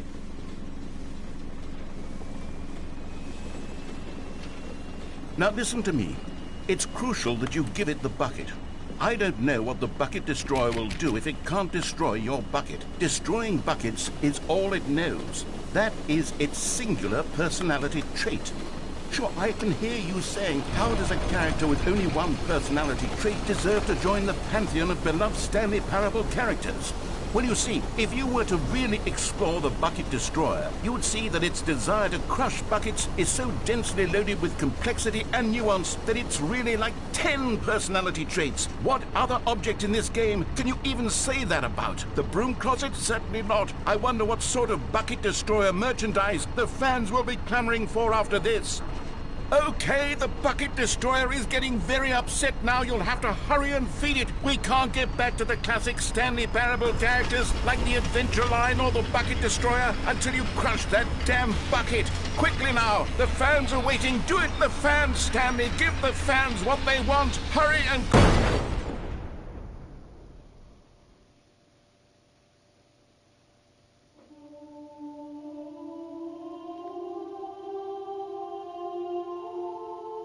The Bucket Destroyer, my prized creation. You had so much potential. We were going to do such marvelous things with you, tell such spellbinding stories about you. All of it squandered now. Goodbye, new friend.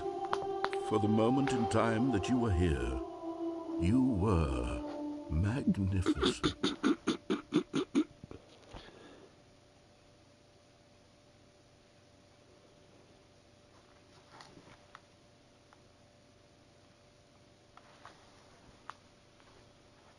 And that's it. This All of his is co-workers were amazing. gone. What could it mean? Stanley decided to go to the meeting room. Stanley picked up the bucket and smiled. He'd never be alone again, not truly alone. Not Oh with my the God. bucket around. Stanley clutched the bucket tightly to his chest. This was not the correct way to the meeting room. But Jesus Stanley had Christ. felt the bucket calling to him, telling him that the employee lounge was simply the place to be. And here it was. Had the bucket turned out to be correct? Well, no, never mind. The bucket was wrong.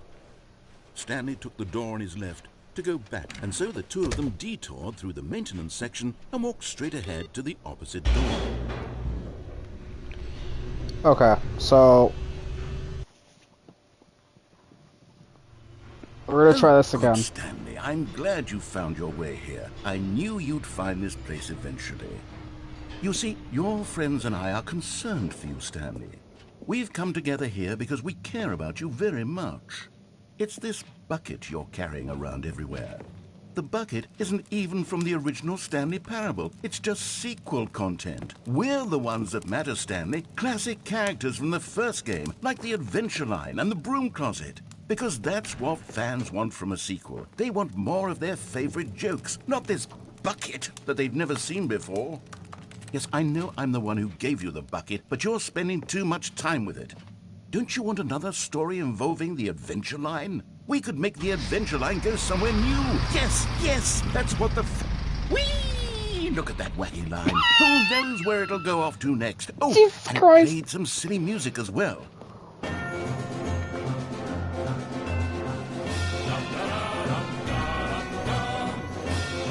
Now this is what the Stanley Parable is all about. Don't you remember all those great jokes from the original dialogue? Also, Stanley is addicted to drugs and hookers. It's as classic now as it was back then. Let's do it for the fans, Stanley. Let's give them more content exactly like this. But if we want to do that, you're still going can't to get have over to give that. something up. Don't you get it, Stanley? We need to get rid of the bucket. That's why I'm very proud to introduce a brand new character. This is the Bucket Destroyer. I think it'll make a wonderful new addition to the rich lore of the Stanley Parable. True, it also was not in the original game, but it's such a well-fleshed-out character with so much personality that to me it already feels as though it's been part of the cast all along. Don't you agree? Can you guess what the Bucket Destroyer does? Surely you don't need me to spell it out for you. Go ahead now, Stanley. Say goodbye to the bucket, and then pop it into the machine when you're ready.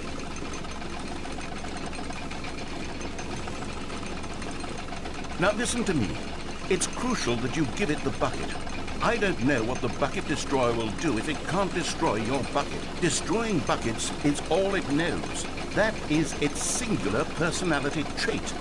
Sure, I can hear you saying, how does a character with only one personality trait deserve to join the pantheon of beloved Stanley Parable characters?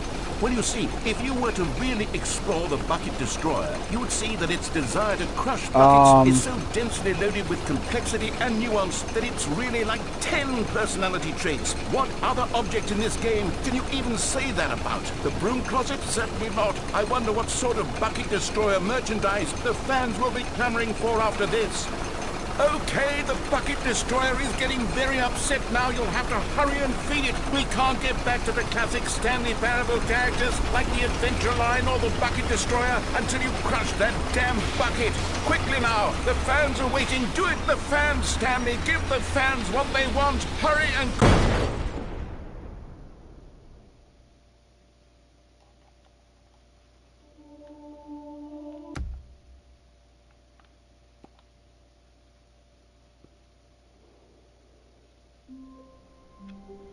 So... All of his co-workers were gone. What could it mean? Stanley decided to go to the meeting room. The good old bucket. Just Stanley and the bucket. Off on another thrilling adventure together. So, unfortunately, there is no other ending. I can't do anything with the touched bucket. the bucket tightly to his chest and entered the door on his left.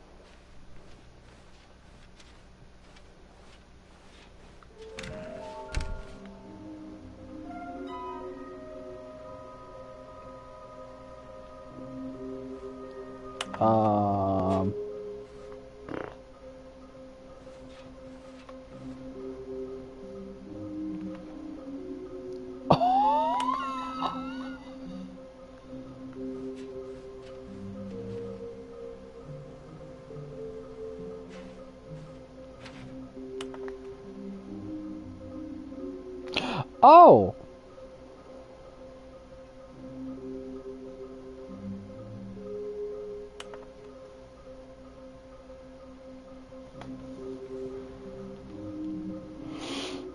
Some more both red and blue. Stairs. Something to do with stairs.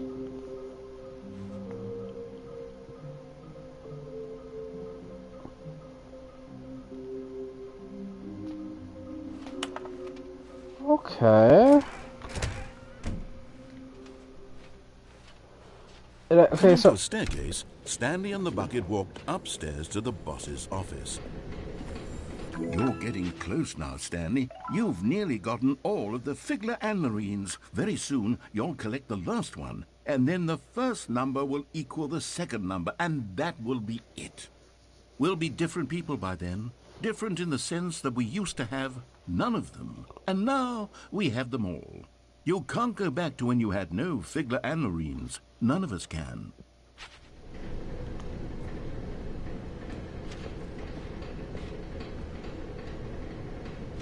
Oh, God. But Stanley just couldn't do it. He considered the possibility of facing his boss, admitting he had left his post during work hours. He might be fired for that. And in such a competitive economy, why had he taken that risk? All because he believed everyone had vanished? His boss would think he was crazy. And then, something occurred to Stanley. Maybe, he thought to himself, maybe I am crazy. He looked down at the bucket in his arms. Am I crazy? He asked the bucket. The bucket returned his gaze, but said nothing at all. That's strange, Stanley thought. Usually the bucket is a source of guidance and wisdom for me in difficult times such as these. He held the bucket close, yet felt none of its familiar reassurance and comfort. And that's when Stanley realized, this isn't my bucket.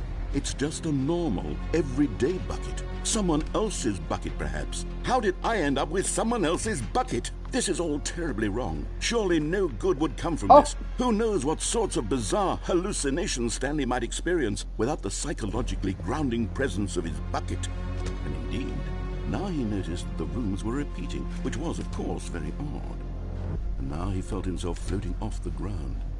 Oh, gracious, he exclaimed. Without my bucket, I've gone truly mad. Where is it? I must find it.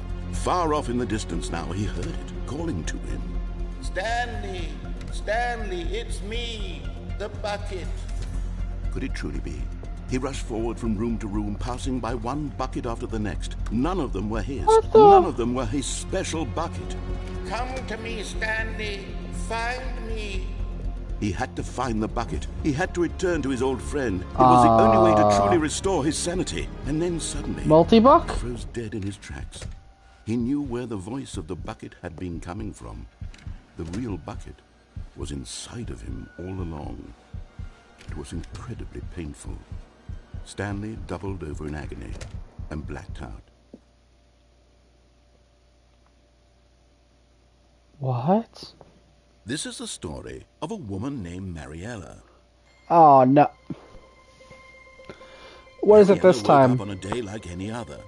She arose, got dressed, picked up her bucket of comfort and security, and walked to her place of work. Jesus Christ! But on this particular day, her walk was interrupted by the body of a man who had stumbled through town, talking and screaming to himself, and then collapsed dead on the sidewalk. Right away, she knew what the problem was. This man had no bucket. Of course he'd gone mad, ranting and raving about a narrator describing all of his actions and how everything is predetermined and free will is an illusion and it's all just a video game. It could all have been prevented if only he'd taken his bucket with him. Perhaps he didn't even realize he'd forgotten his bucket at home in the first place. How cruel the world can be, Mariella thought, and she hugged her own bucket even tighter. But of course, she had no time for this. There were a myriad of confusing problems she would soon have to confront at work, for which her bucket would provide absolute guidance and total clarity on everything. Heck yes, she thought to herself, my life kicks ass. And she backflipped all the way to work. This game is amazing. Bucket. That's a bucket. Oh. Okay. Give me 1 second. The sequel. Dear God. Okay. Give me just a moment.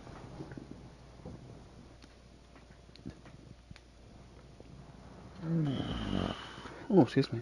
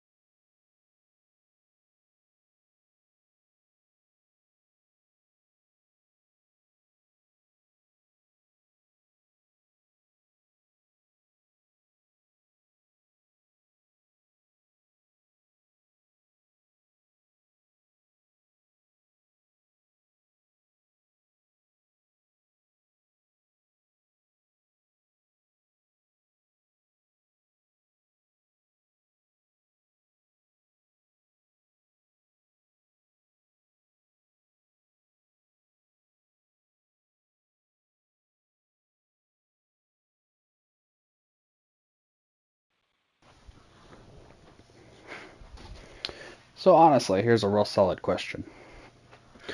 If you had asked me what I was going to be doing for the next... If you had asked me what I was going to be doing until 4 in the morning,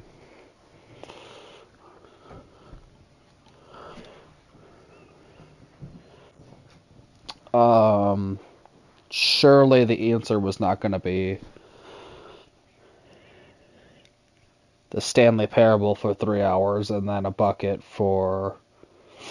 Actually, no. Surely it wasn't going to be... Actually, no, that's probably right. That's probably close enough. The Stanley Parable for 3 hours and then a bucket for an hour. Let's do a recap. Where are we at trophy-wise? We're at 5 out of 12.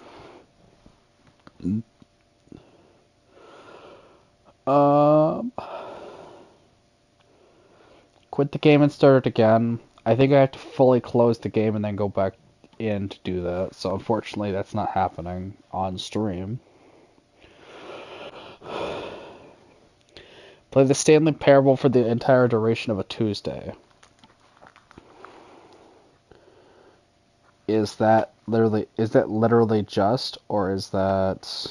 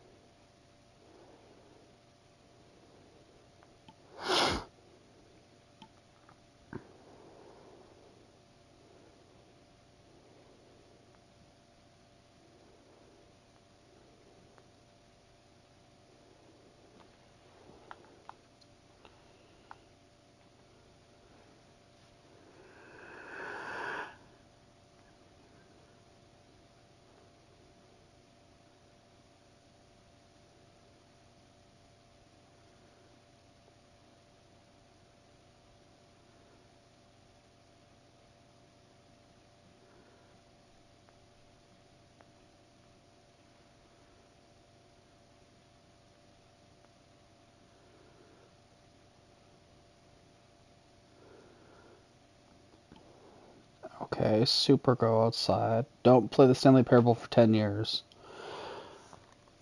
So... It actually wants you to not play for 10 years.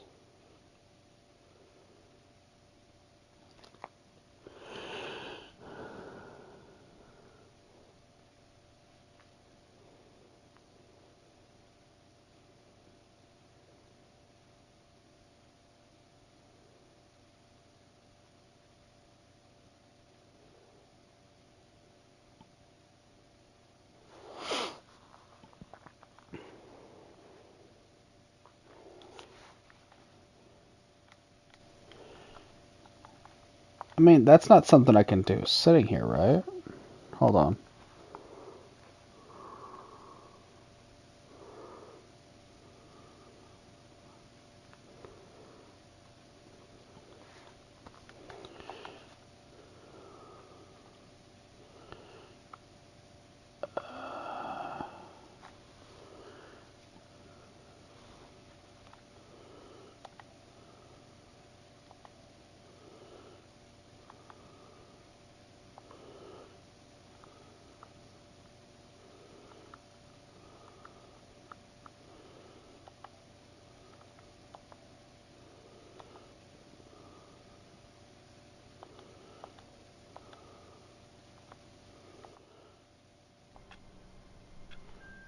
Okay, I don't know if this will work, but let's see.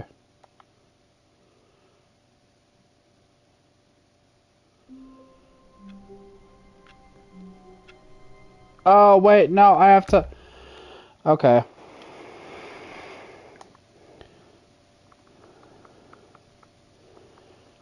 So hold on, let me...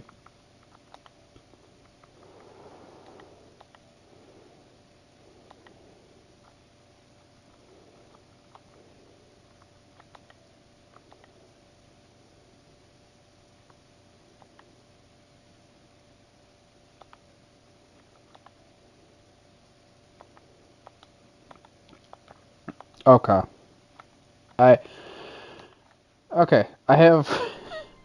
So what I did was I went into my settings and I changed the time, because that's what it says to do.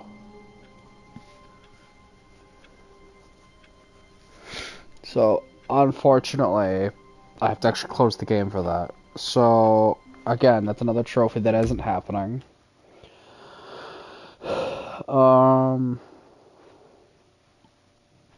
I think we're getting pretty close to test trophy description to place this. Play the Stanley Parable for the entire duration of a Tuesday.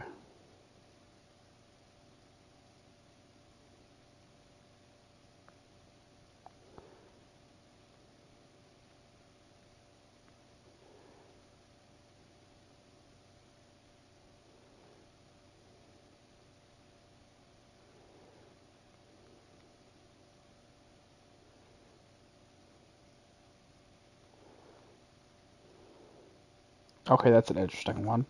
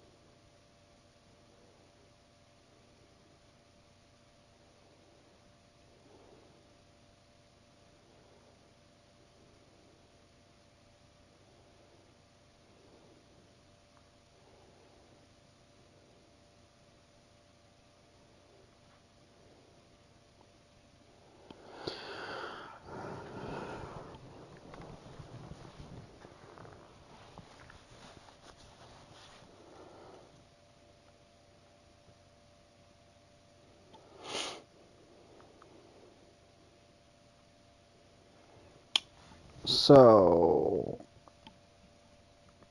oh boy. Commitment play. Oh. Wait, Stanley thought to himself. Am I sure that the orders stopped coming in? How is that possible? They never stopped. Surely I was mistaken. When Stanley came to a set of 2 open doors, he entered the door on his left.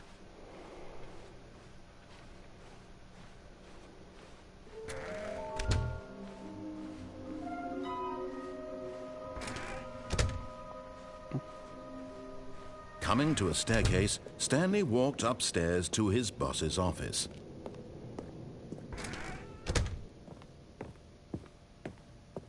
The moment he entered his manager's office, Stanley froze in his tracks. Not a living soul anywhere. Could he really be all alone? This was too much for Stanley to take. Too much for any man to take. He fell to his knees, bursting into half moans, half sobs, the guttural retching of life from a man denied any hope, any reason to keep going. Here on the floor he lay prone, paralyzed by fear for nearly a full hour. But when at last Stanley was in such a rush to get through the story as quickly as possible, he didn't even have a single minute to just let the narrator talk. That kind of anxiety isn't healthy, so he relaxed for a few moments with some calming New Age music. Bruh. Oh no, my headset's dying. Feeling soothed and rejuvenated, Stanley calmly walked forward into the opened passageway.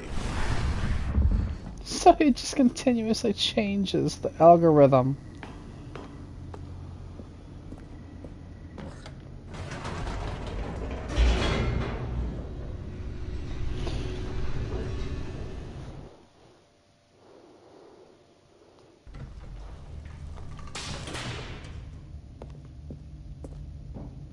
Stanley walked straight ahead through the large door that read Mind Control Facility.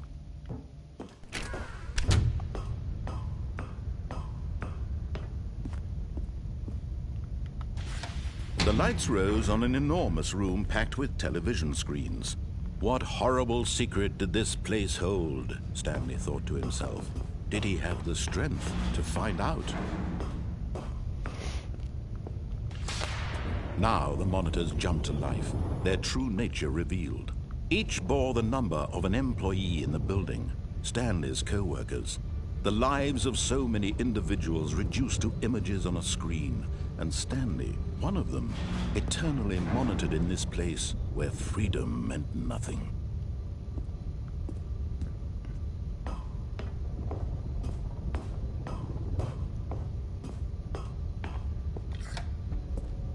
This mind control facility, it was too horrible to believe. It couldn't be true.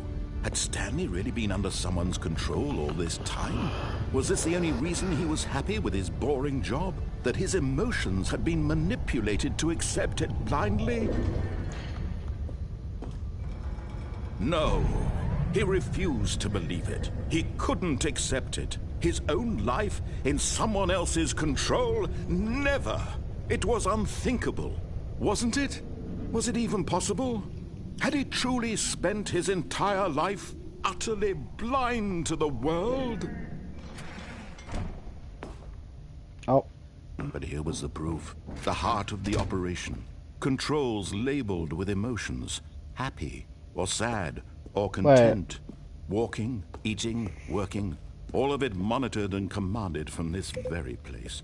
And as the cold reality of his past began to sink in, Stanley decided that this machinery would never again exert its terrible power over another human life.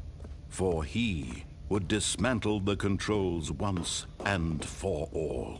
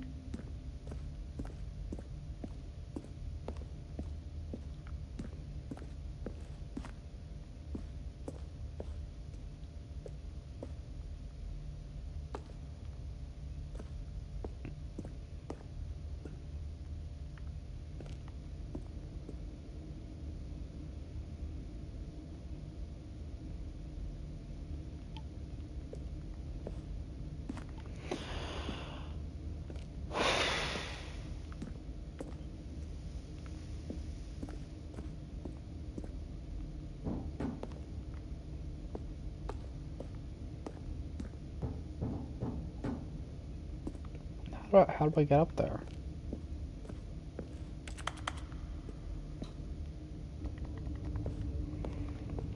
Okay, so hold on. I'm not holding the bucket this time. So what if I... Let me just... Hold on. Let me check one more time. So is there...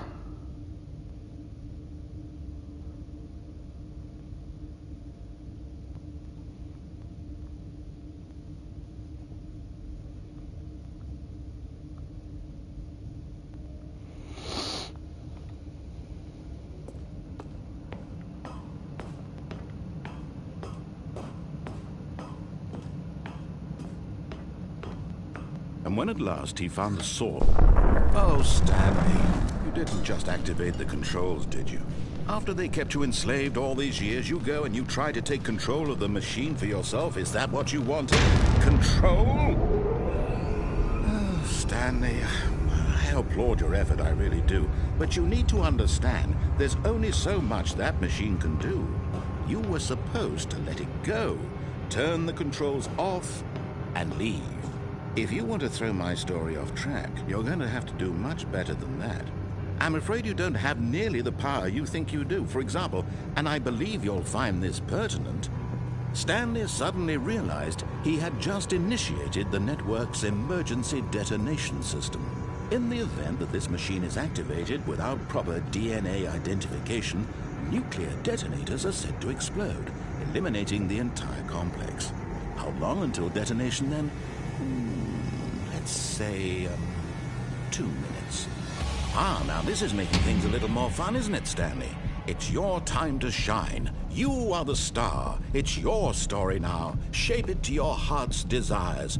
Oh, this is much better than what I had in mind. What a shame we have so little time left to enjoy it. Mere moments until the bomb goes off. But what precious moments each one of them is. More time to talk about you, about me, where we're going, what all this means. I barely know where to start.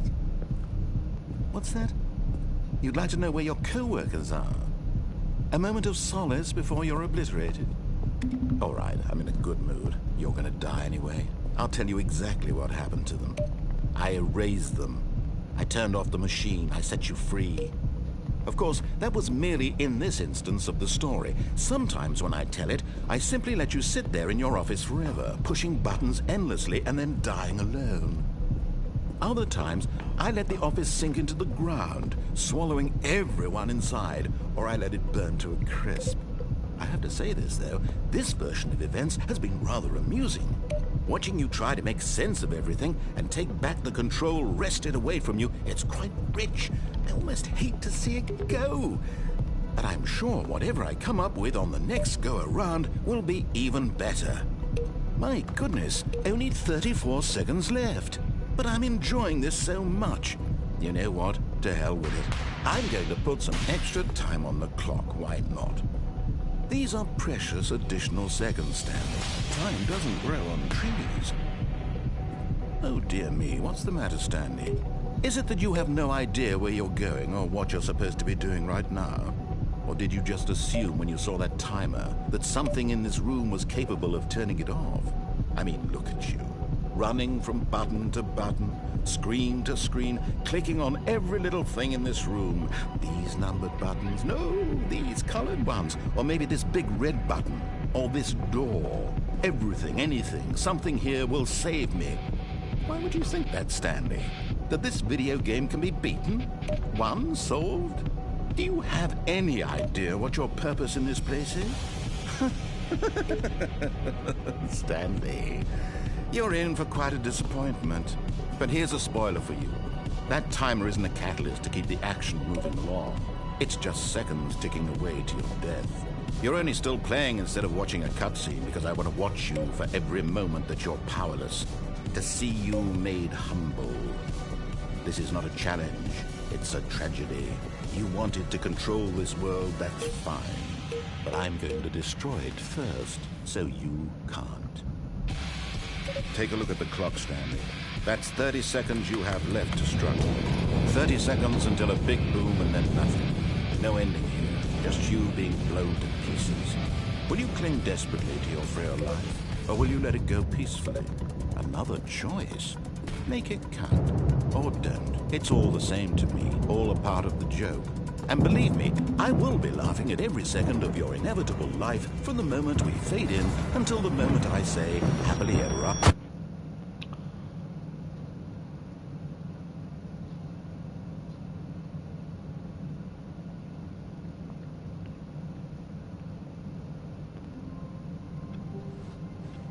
All of his co-workers were gone. What could it mean? Stanley decided to go to the meeting room. Perhaps he had simply missed a memo. What happens if I turn it off? Where are we going today? The bucket asked. Stanley just smiled. Anywhere they went together would be perfect. Stanley clutched the bucket tightly to his chest and entered the door on his left. This is the Stanley Parable Ultra Deluxe.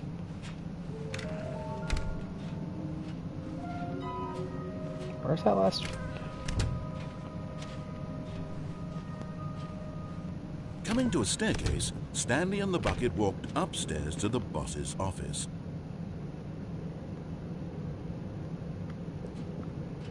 That's right, upstairs. I'm starting to lose track of all my endings.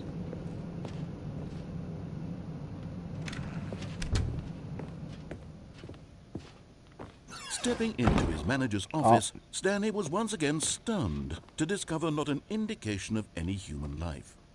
Crushed by the weight of this revelation, Stanley may have broken down into an emotional dumpster fire if not for the soothing presence of the bucket. Even now, in his darkest of hours, did the bucket's warmth and guiding light pierce the dark clouds of confusion and chaos. It would be with him always. The bucket would, and he knew it. The two of them were inseparable. At this point, Stanley was so absorbed in the tender spiritual connection he shared with the bucket that he didn't notice the keypad behind the boss's desk. Nor in his bliss of simply being near the bucket did he have any notion that the PIN number for the keypad was 2845. But Stanley guessed the correct code by sheer luck. Was it that the bucket knew all along? Was the bucket guiding him? Yes, this is certainly the most logical explanation.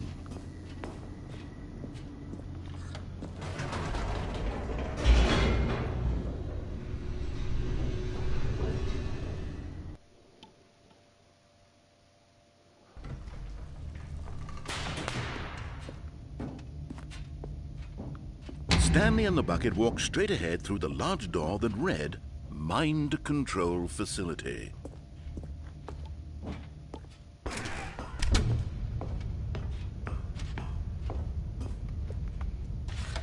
The lights rose on an enormous room packed with television screens. What horrible secret did this place hold? Stanley and the bucket both wondered to themselves. The door's over here.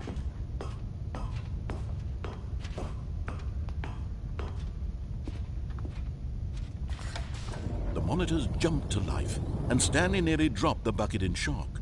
Everyone in the office was being videotaped, monitored like guinea pigs. The bucket had never seen anything like this, and it very nearly burst into tears as Stanley cradled it gently, reassuring it that everything would be fine. Was the bucket under the mind control facility's influence as well?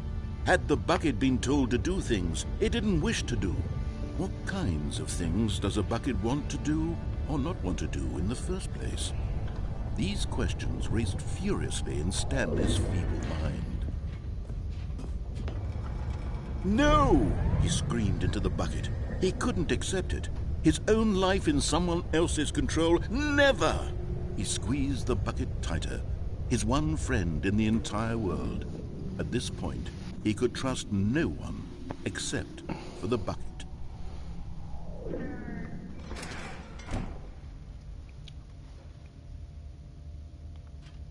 But here was the proof.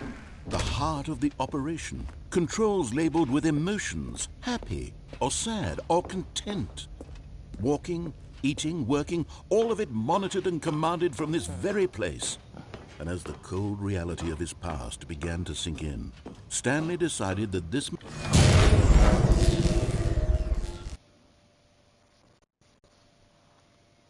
Stanley and the bucket waited in blackness.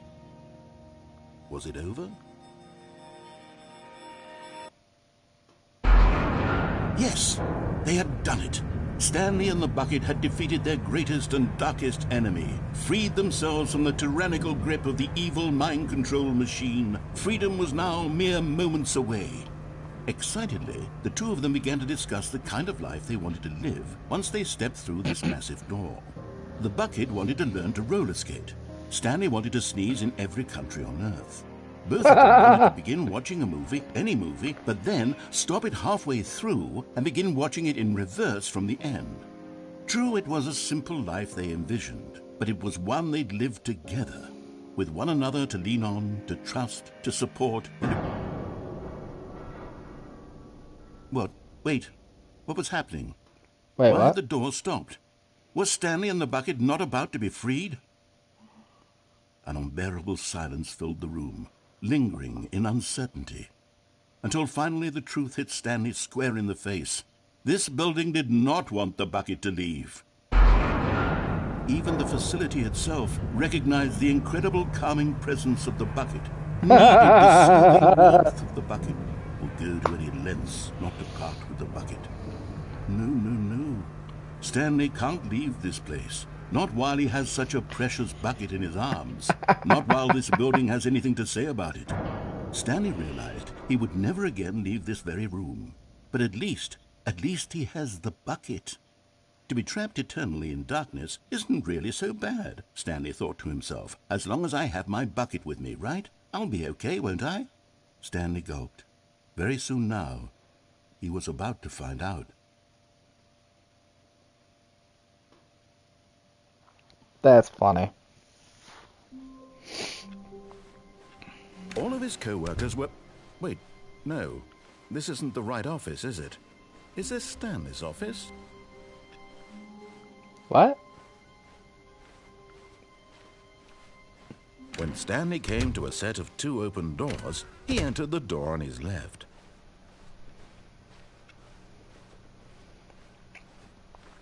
No, so it's literally a game about you're basically an office worker, and coming to a staircase, Stanley walked upstairs to his office. It's an old game called the Stanley Parable, but it's been remade for PlayStation a couple years back. I think we all know the drill by now. Blah blah blah. Dark secrets. The keypad. Stanley. Hey! Oh hey, look! It's a new passageway. Quelle surprise!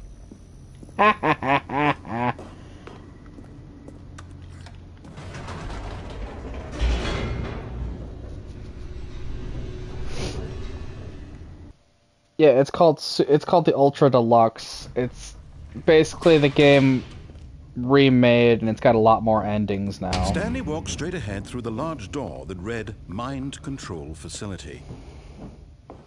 So if you pick up the bucket, everything literally changes for the bucket. The lights rose on an enormous room packed with television screens. What horrible secret did this place hold? Stanley thought to himself. Did he have the strength to find out? No, come on.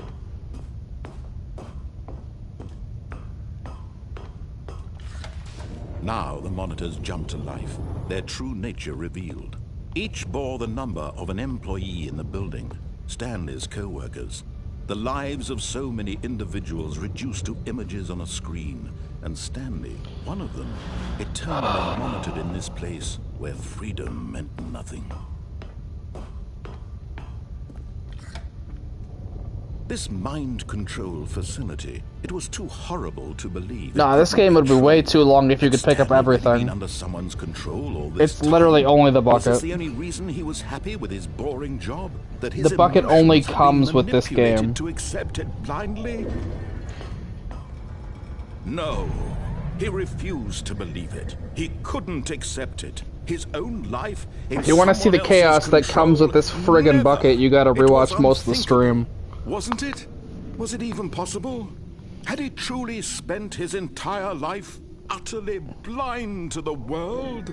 it is much too late now to go back and relive But all here was those the endings proof, of the bucket. The heart of the operation. Controls labeled with emotions. Happy or sad. Not to mention or my head. content. Walking, eating, working. All of it monitored and commanded from Not his to mention my headset's and as the dying, cold reality so... of his past began to sink in, Stanley decided that this... Not to mention my headset's dying, so I'm gonna be ending the stream, like, soon here.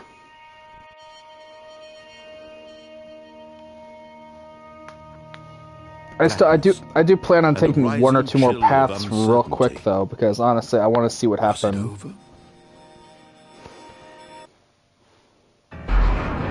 Yes! He had won! He had defeated the machine! Unshackled himself from someone else's command. Freedom was mere moments away. And yet, even as the immense door slowly opened, Stanley reflected on how many puzzles still lay unsolved. Where had his co-workers gone? How had he been freed from the machine's grasp? What other mysteries did this strange building hold? But as sunlight streamed into the chamber, he realized none of this mattered to him. For it was not knowledge or even power that he had been seeking, but happiness. Perhaps his goal had not been to understand, but to let go. No longer would anyone tell him where to go, what to do, or how to feel. I hope this only took 4 minutes and 22 seconds, because that's what the speed run time is supposed to be. The only thing I'm trying to get the trophy. Stanley stepped through the open door. Stanley felt the cool breeze upon his skin, the feeling of liberation, the immense possibility of the new path before him. This was exactly the way, right now, that things were meant to happen. And Stanley was happy.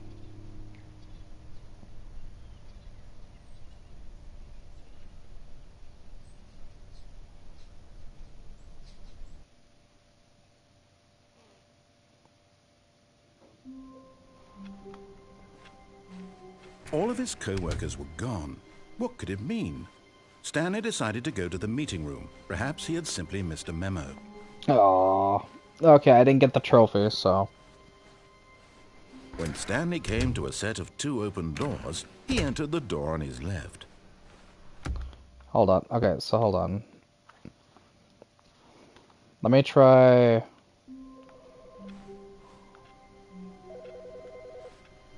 Hey, yo?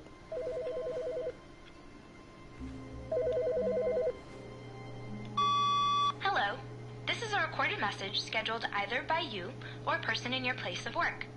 The purpose of this message is to warn you about the dangers of recorded messages. If at any time you believe you are listening to a recorded message, please terminate it immediately and cease all flow of information from the recorded message into your perceptual sphere. Thank you, and have a pleasant day. What?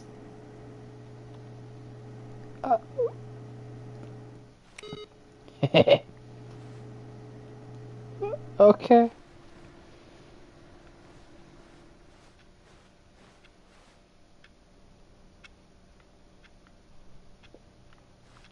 I honestly wonder if something happened to the office last time.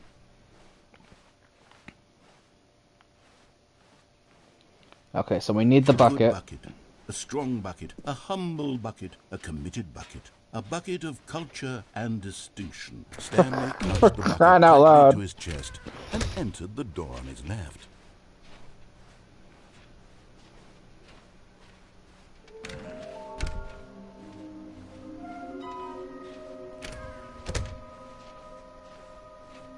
Coming to a staircase, Stanley and the bucket walked upstairs to the boss's office.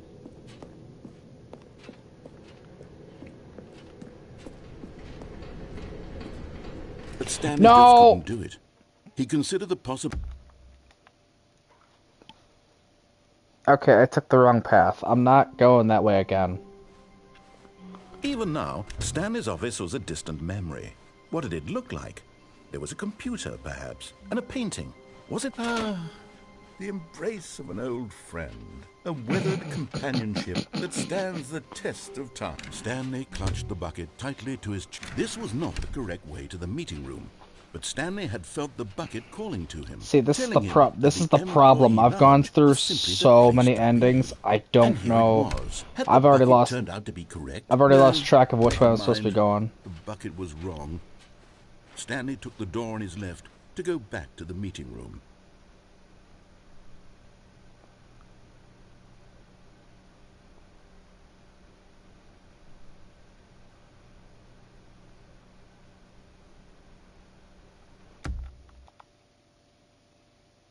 I remember now. Shut up, phone!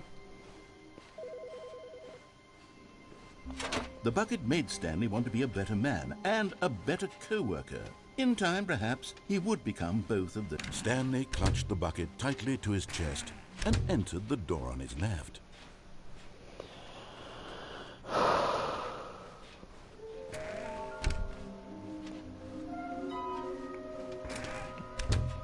I can't get all the...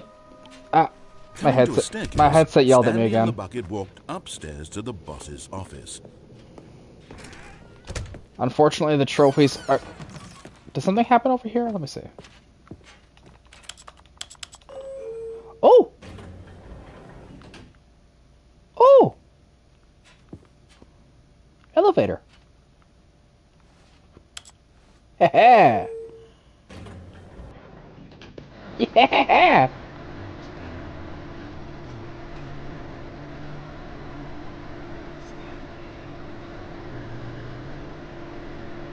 I've never tried the elevator.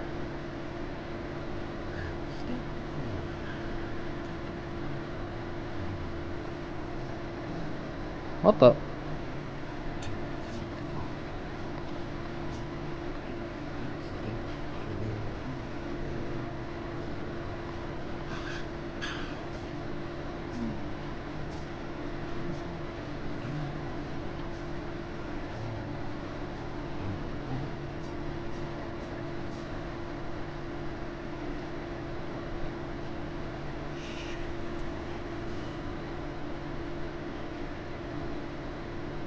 Is that my character? The controller is vibrating endlessly.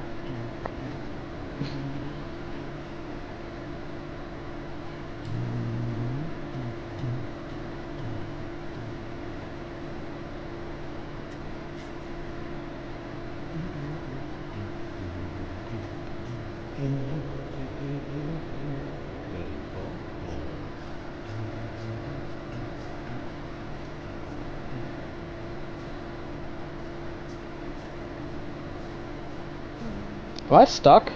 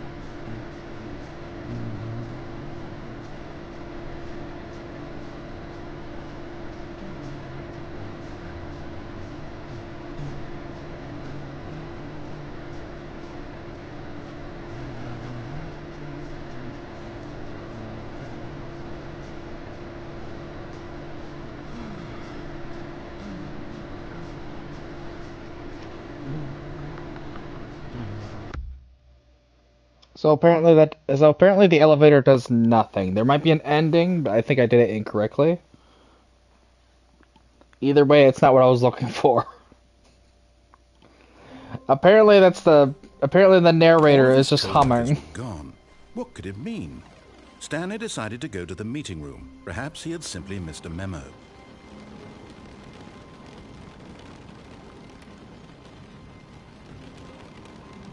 It's raining. What? Not everyone is so lucky to have a bucket, but Stanley is a very lucky fellow. Very lucky indeed. Dear God. Stanley clutched the bucket tightly to his chest and entered the door on his left.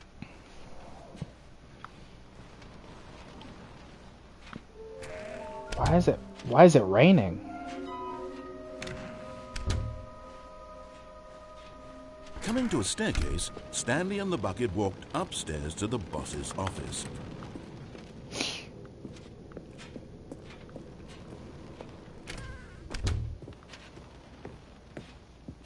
Stepping into his manager's office, Stanley was once again stunned to discover not an indication of any human life. Oh my God. Crushed by the weight of this revelation, Stanley may have broken down into an emotional dumpster fire, if not for the soothing prep. But Stanley guessed the correct code by sheer luck. Was it that the bucket knew all along? Was the bucket guiding him? Yes, this is certainly the most logical explanation. Why is it raining outside? I'm like actually confused.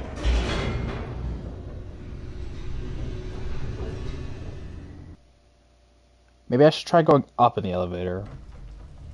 I don't think I went up, I think I went down.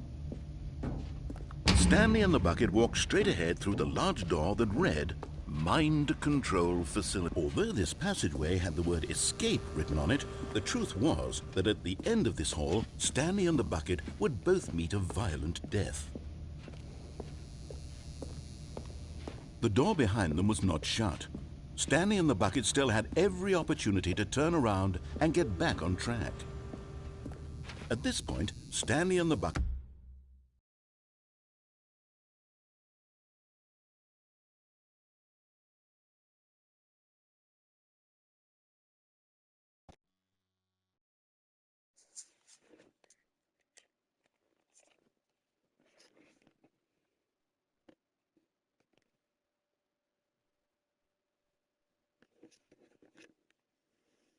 Make sure it's working real quick.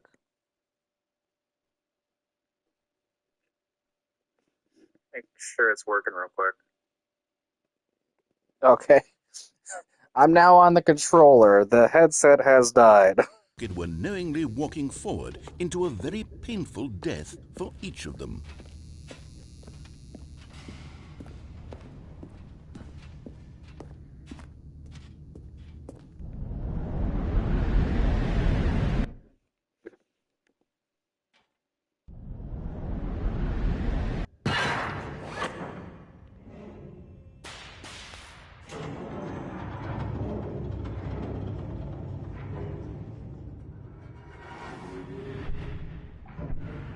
As the machine whirred into motion and Stanley and the bucket inched closer to their demise, Stanley reflected on how meaningless the bucket's warmth and comfort had turned out to be.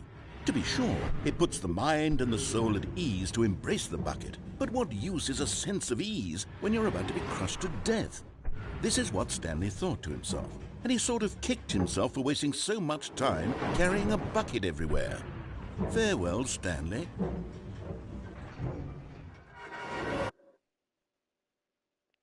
"Farewell, Stanley," cried the narrator, as Stanley and the bucket were led helplessly into the enormous metal jaws. In a single visceral instant, the bucket's life came to an end as it was crushed violently to death.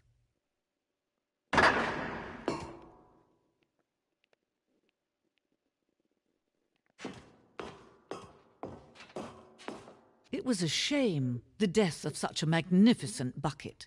It's true that all buckets are radiant in their own way, but this one stood above the rest. It was a glorious bucket to behold. What is this? Where'd my bucket go? Bucket.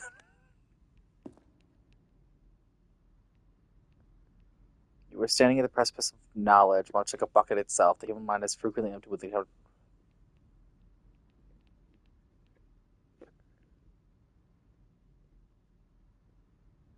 Bruh.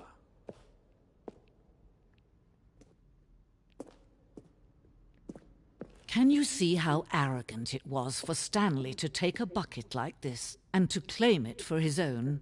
Can you see the hubris that blinded him? Can you see that the bucket is far more noble than Stanley will ever be in his short life?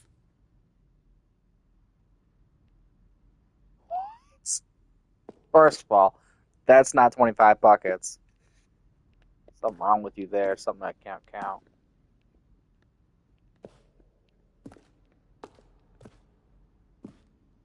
OG bucket, Inferno bucket.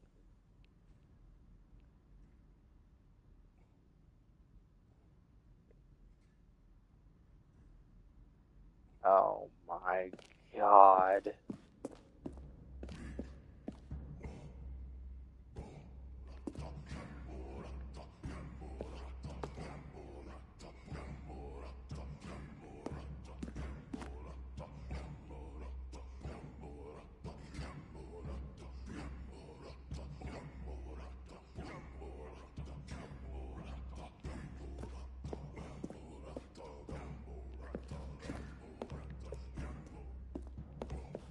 No man can own a bucket, and certainly not a bucket as dazzling to behold as this one.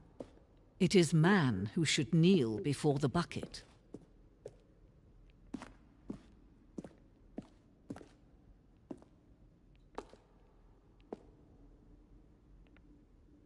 Really?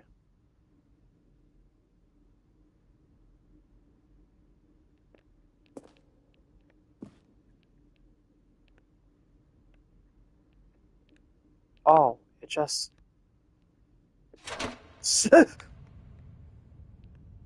No! But there is something we can do. No! Something we can do together, you and I, that will right this terrible wrong. Let Stanley die. Let him be crushed by the machine. Don't reset the game. Don't give him another opportunity. I didn't think that was gonna do something. We can save the world's buckets from their treatment as tools and implements if only we let Stanley die together. The bucket shall take its place as ruler, as leader, as commander of a new world, a new vision. I didn't even look at everything. I wasn't trying to...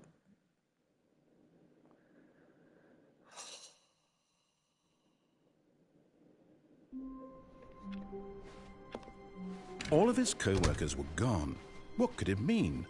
Stanley decided to go to the meeting room. Perhaps he had simply missed a memo.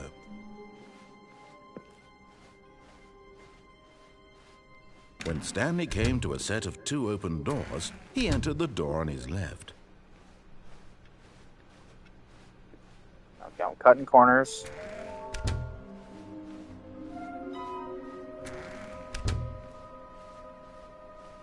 Coming to a staircase, Stanley walked upstairs to his boss's office.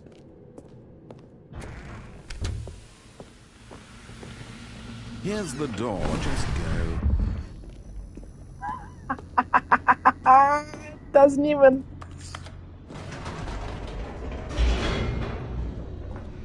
Oh, that's hilarious. That's hilarious, but it's also sad. He just doesn't even care anymore to tell me Stanley about, walked straight ahead through the about the large story. door that read Mind Control Facility.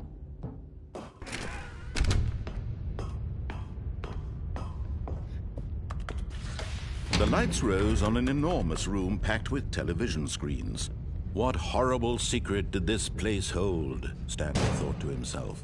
Did he have the strength to find out? Aha! You've made it to the bottom of the Mind Control Facility. Welcome! You see, back when the Stanley Parable first launched in 2013, getting to the bottom of the Mind Control Facility was a bug that we simply didn't catch during development. And you all sent us lots of photos of it on Twitter and acted very superior about it. And you're all very, very clever. Good for you. Anyway, when it came time to update the game, we knew that we had to do something about this little goof of ours. So here you go.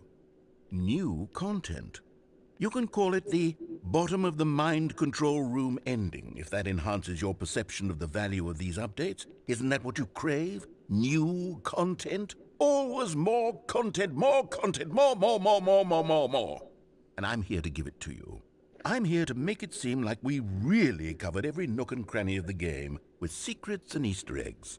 How about this? We wrote a new piece of music just for this section. Oh, you no. won't hear it anywhere else in the game. It's a secret that's just for you. That's how special you are. We call this track, Good Job You've Made It to the Bottom of the Mind Control Facility. Well done.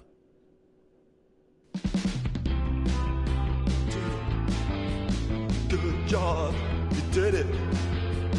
Good job. 3, 2, 1. Good job, you made it to the bottom of the mind control facility. You jumped on the catwalk. You should have been careful. You should have been careful. It used to be a bug, but now it's an ending. Now it's an ending. I believe in you. I believe in your ability to cross this barrier and chase your dreams. The railings don't mean anything.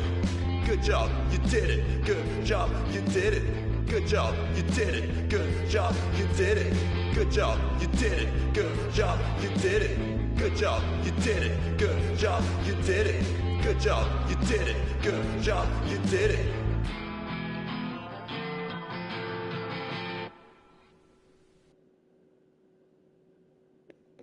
For God's sakes, man. All of his co-workers were gone. What could it mean? Stanley decided to go to the meeting room. Perhaps he had simply missed a memo.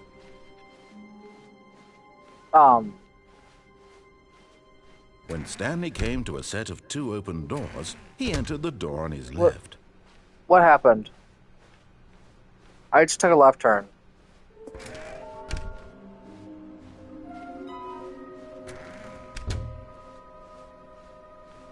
Coming to a staircase, Stanley walked upstairs to his boss's office.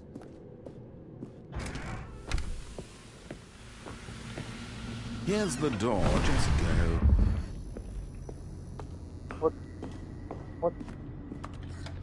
What is happening to this game?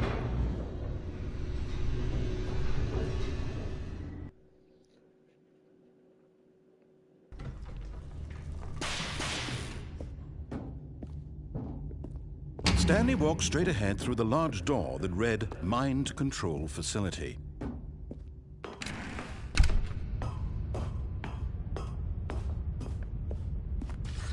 The lights rose on an enormous room packed with television screens. What horrible secret did this place hold? Stanley thought to himself. Did he have the strength to find out? Come on.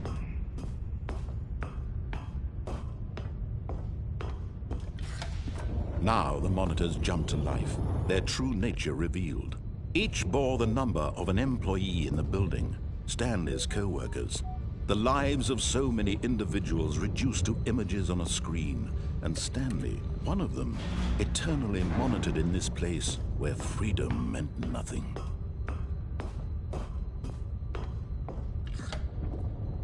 This mind control facility, it was too horrible to believe. It couldn't be true.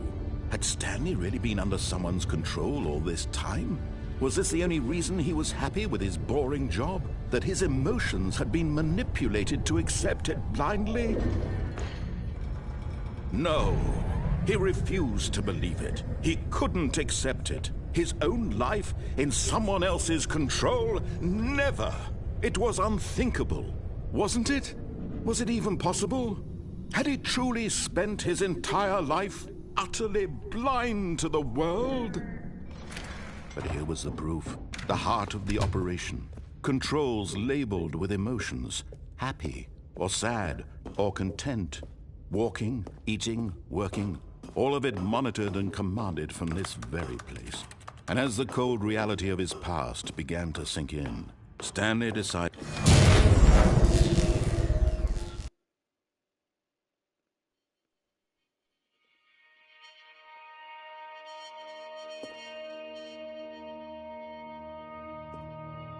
blackness and a rising chill of uncertainty. Was it over? Yes! He had won! He had defeated the machine, unshackled himself from someone else's command. Freedom was mere moments away. And yet, even as the immense door slowly opened, Stanley reflected on how many puzzles still lay unsolved. Where had his co-workers gone? How had he been freed from the machine's grasp? What other mysteries did this strange building hold?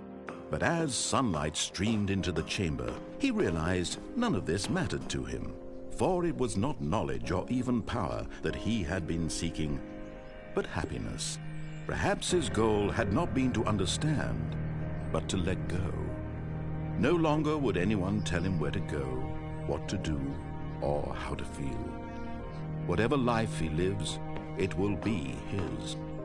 And that was all he needed to know. It was perhaps the only thing worth knowing. Stanley stepped through the open door. Stanley felt the cool breeze upon his skin, the feeling of liberation, the immense possibility of the new path before him. This was exactly the way, right now, that things were meant to happen. And Stanley was happy.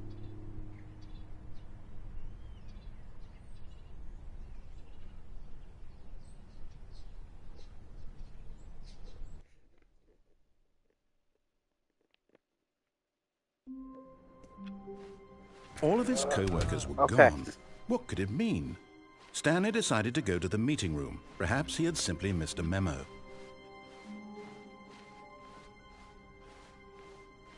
When Stanley came to a set of two open doors, I could be doing this he entered incredibly the door on just his being left. correct, but we'll try again.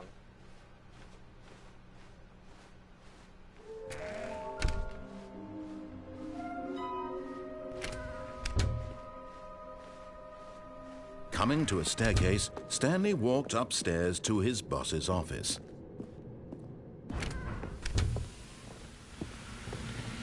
Here's the door, just go. Oh, I hit the wall. That ain't good.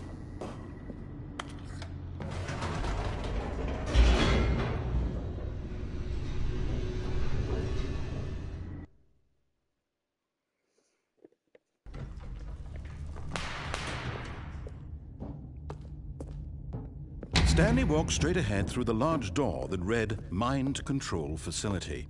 I need to step up on that railing again and get out.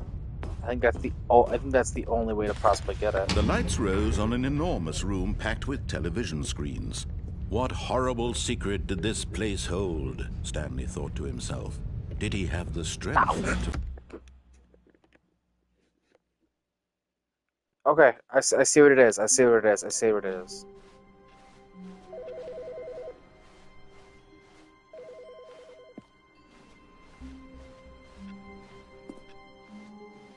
Nothing?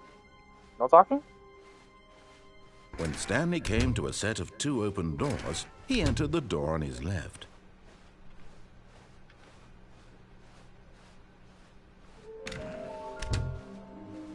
I must be down to some sort of minimization, because how many endings do I have left on this list? Coming to a staircase, Stanley walked upstairs to his boss's office.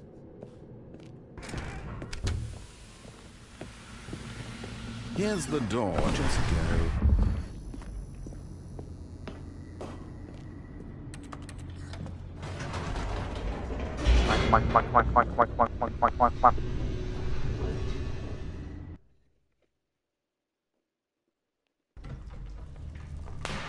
Go.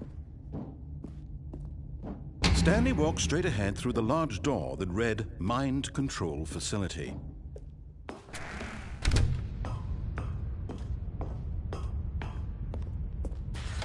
The The lights rose on an enormous room packed with television screens. What horrible secret did this place hold? Stanley thought to himself. Did he have the strength to find out? Now the monitors jumped to life, their true nature revealed. Each bore the number of an employee in the building, Stanley's co-workers. The lives of so many individuals reduced to images on a screen, and Stanley, one of them, eternally monitored in this place where freedom. This will be the meant last nothing. attempt because it's like extra late.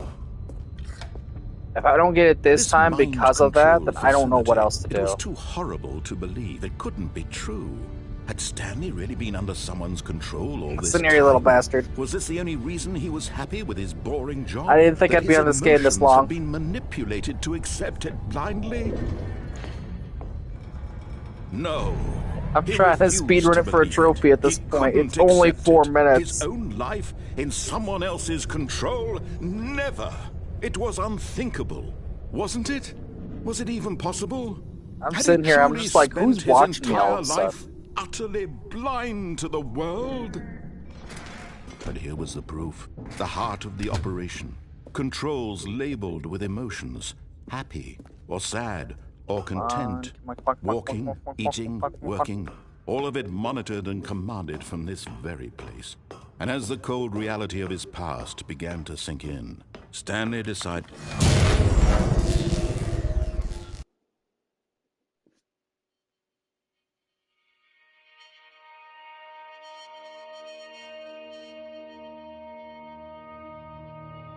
blackness, and a rising chill of uncertainty. Was it over? Yes. He had won. He had defeated the machine, unshackled himself from someone else's command. Freedom was mere moments away. And yet, even as the immense door slowly opened, Stanley I'm pretty sure I was reflected looking on for how something to many play and puzzles started this still like lay 5 hours ago. unsolved. Where had his co-workers gone? How had he been freed from the machine's grasp? What other mysteries did this strange building Originally, I was going to play with But you as and then possibly sunlight go do streamed into the Garten or chamber, He Poppy. realized none of this mattered to him, for it was not knowledge or even power that he had been seeking, but happiness. Perhaps his goal had not been to understand, but to let go. No longer would anyone tell him where to go, what to do, or how to feel. Whatever life he lives, it will be his. And that was all he needed to know. It was perhaps the only thing worth knowing. Stanley stepped through the open door. Stanley felt the cool breeze upon his There it skin. is. The feeling of liberation. Gold trophy earned, The speedrun. immense possibility of the new path before him. This was exactly the way, right now, that things So I were actually meant do to need to happen. jump on that railing. And Stanley was happy. I should have timed it. Because you just had to beat it in under 4 minutes and 22 seconds.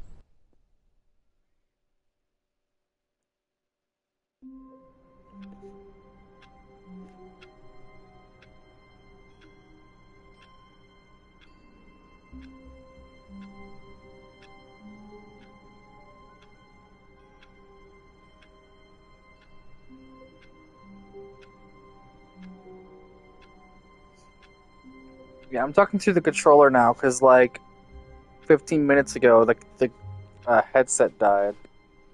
But yeah, I will be on. I'm trying to see the chat now because I want to read the big message you sent, but it won't let me.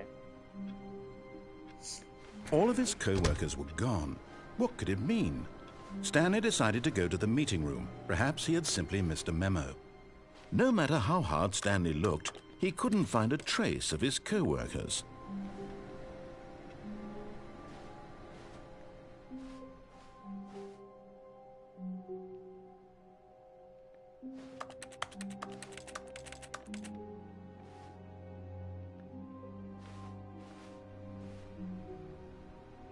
I'll have to do another stream of this because honestly, I'm still missing another collectible.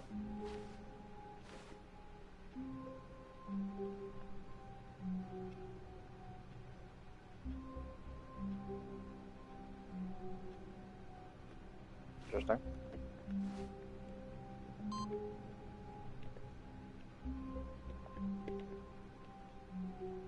What?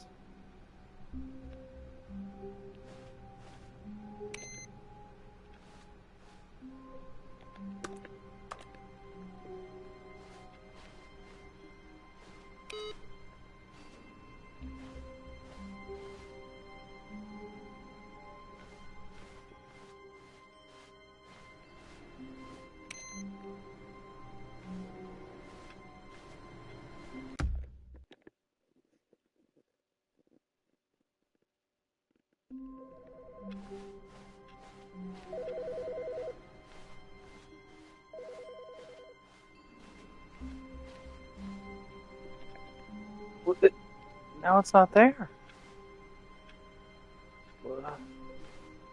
Where do I gotta find?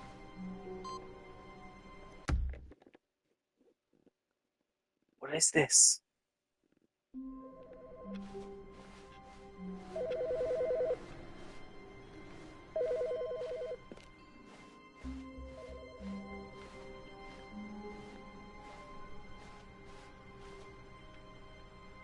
Where'd it go? It's not in this. It's back in this room. There's no.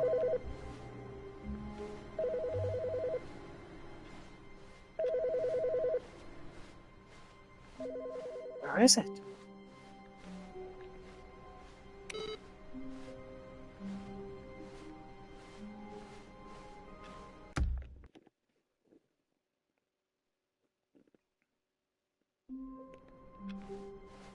All of his co-workers were gone. What could it mean? Stanley decided to go to the meeting room. Perhaps he had simply missed a memo. Oh my God.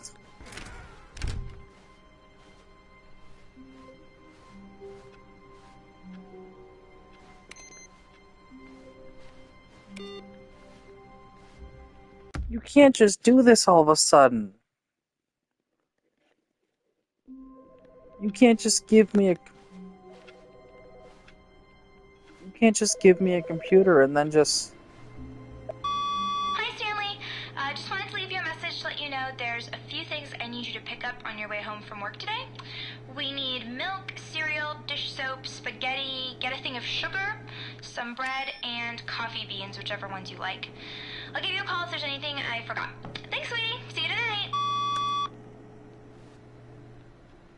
Okay, that's a new message.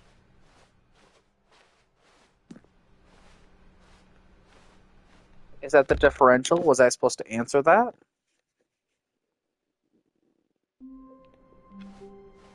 Already this was uncomfortable, and Stanley decided that as soon as he found a new space he felt safe in, that he would never leave it again in his life.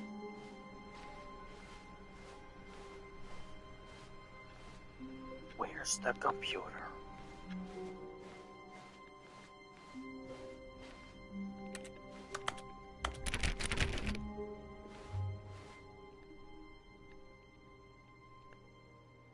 When Stanley came to a set of 2 open doors... No. There's absolutely no way... All of his co-workers were gone. What could it mean? Stanley decided to go to the meeting room. Perhaps he had simply missed a memo.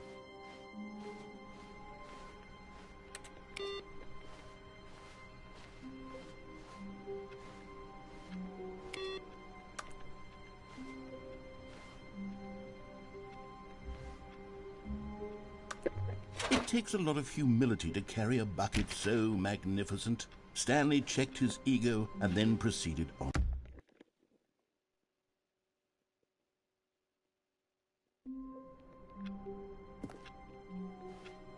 All of his co-workers were gone.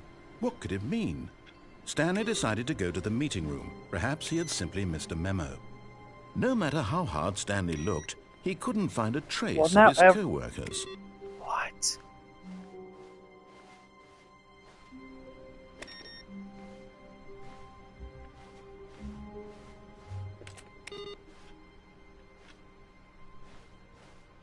Stanley went around touching every little thing in the office, but it didn't make a single difference, nor did it advance the story in any way.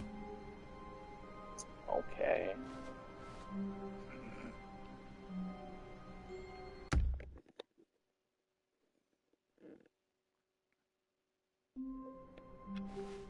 Just want All of to know his if I can co-workers were find the gone. computer. What could it mean? Stanley decided to go to the meeting room. Perhaps he had simply missed a memo. I'm gonna miss the memo that fits my foot up your rectum. Stanley went around touching every little thing in the office. Stanley cradled the bucket in a gentle Okay, last time.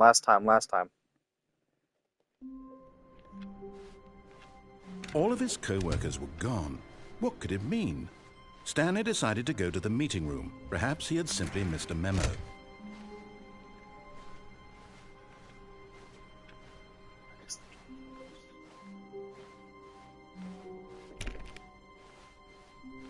When Stanley came to a set of 2 open doors, he entered the door on his left.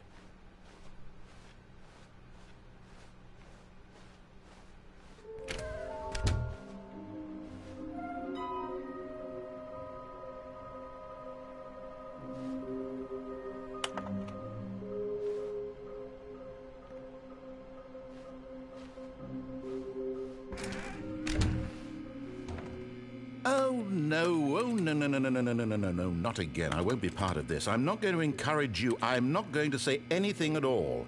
I'm just going to be patient and wait for you to finish whatever it is you enjoy doing so much in this room. Please take your time.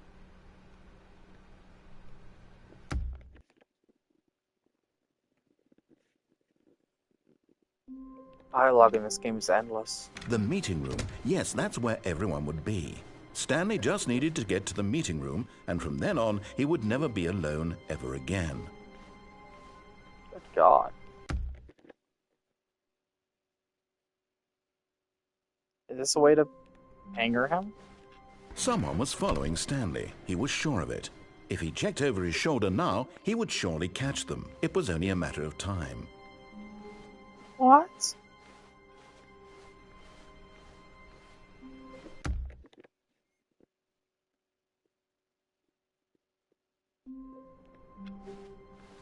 Even now, Stanley's office was a distant memory. What did it look like? There was a computer, perhaps, and a painting.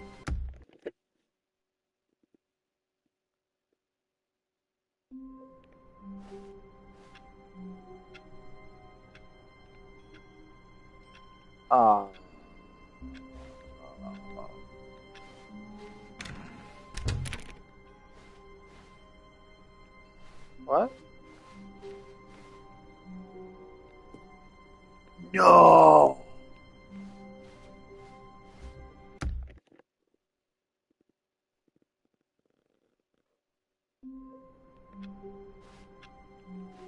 Oh. All of his co-workers were gone. What could it mean? Stanley decided to go to the meeting room. Perhaps he had simply missed a memo.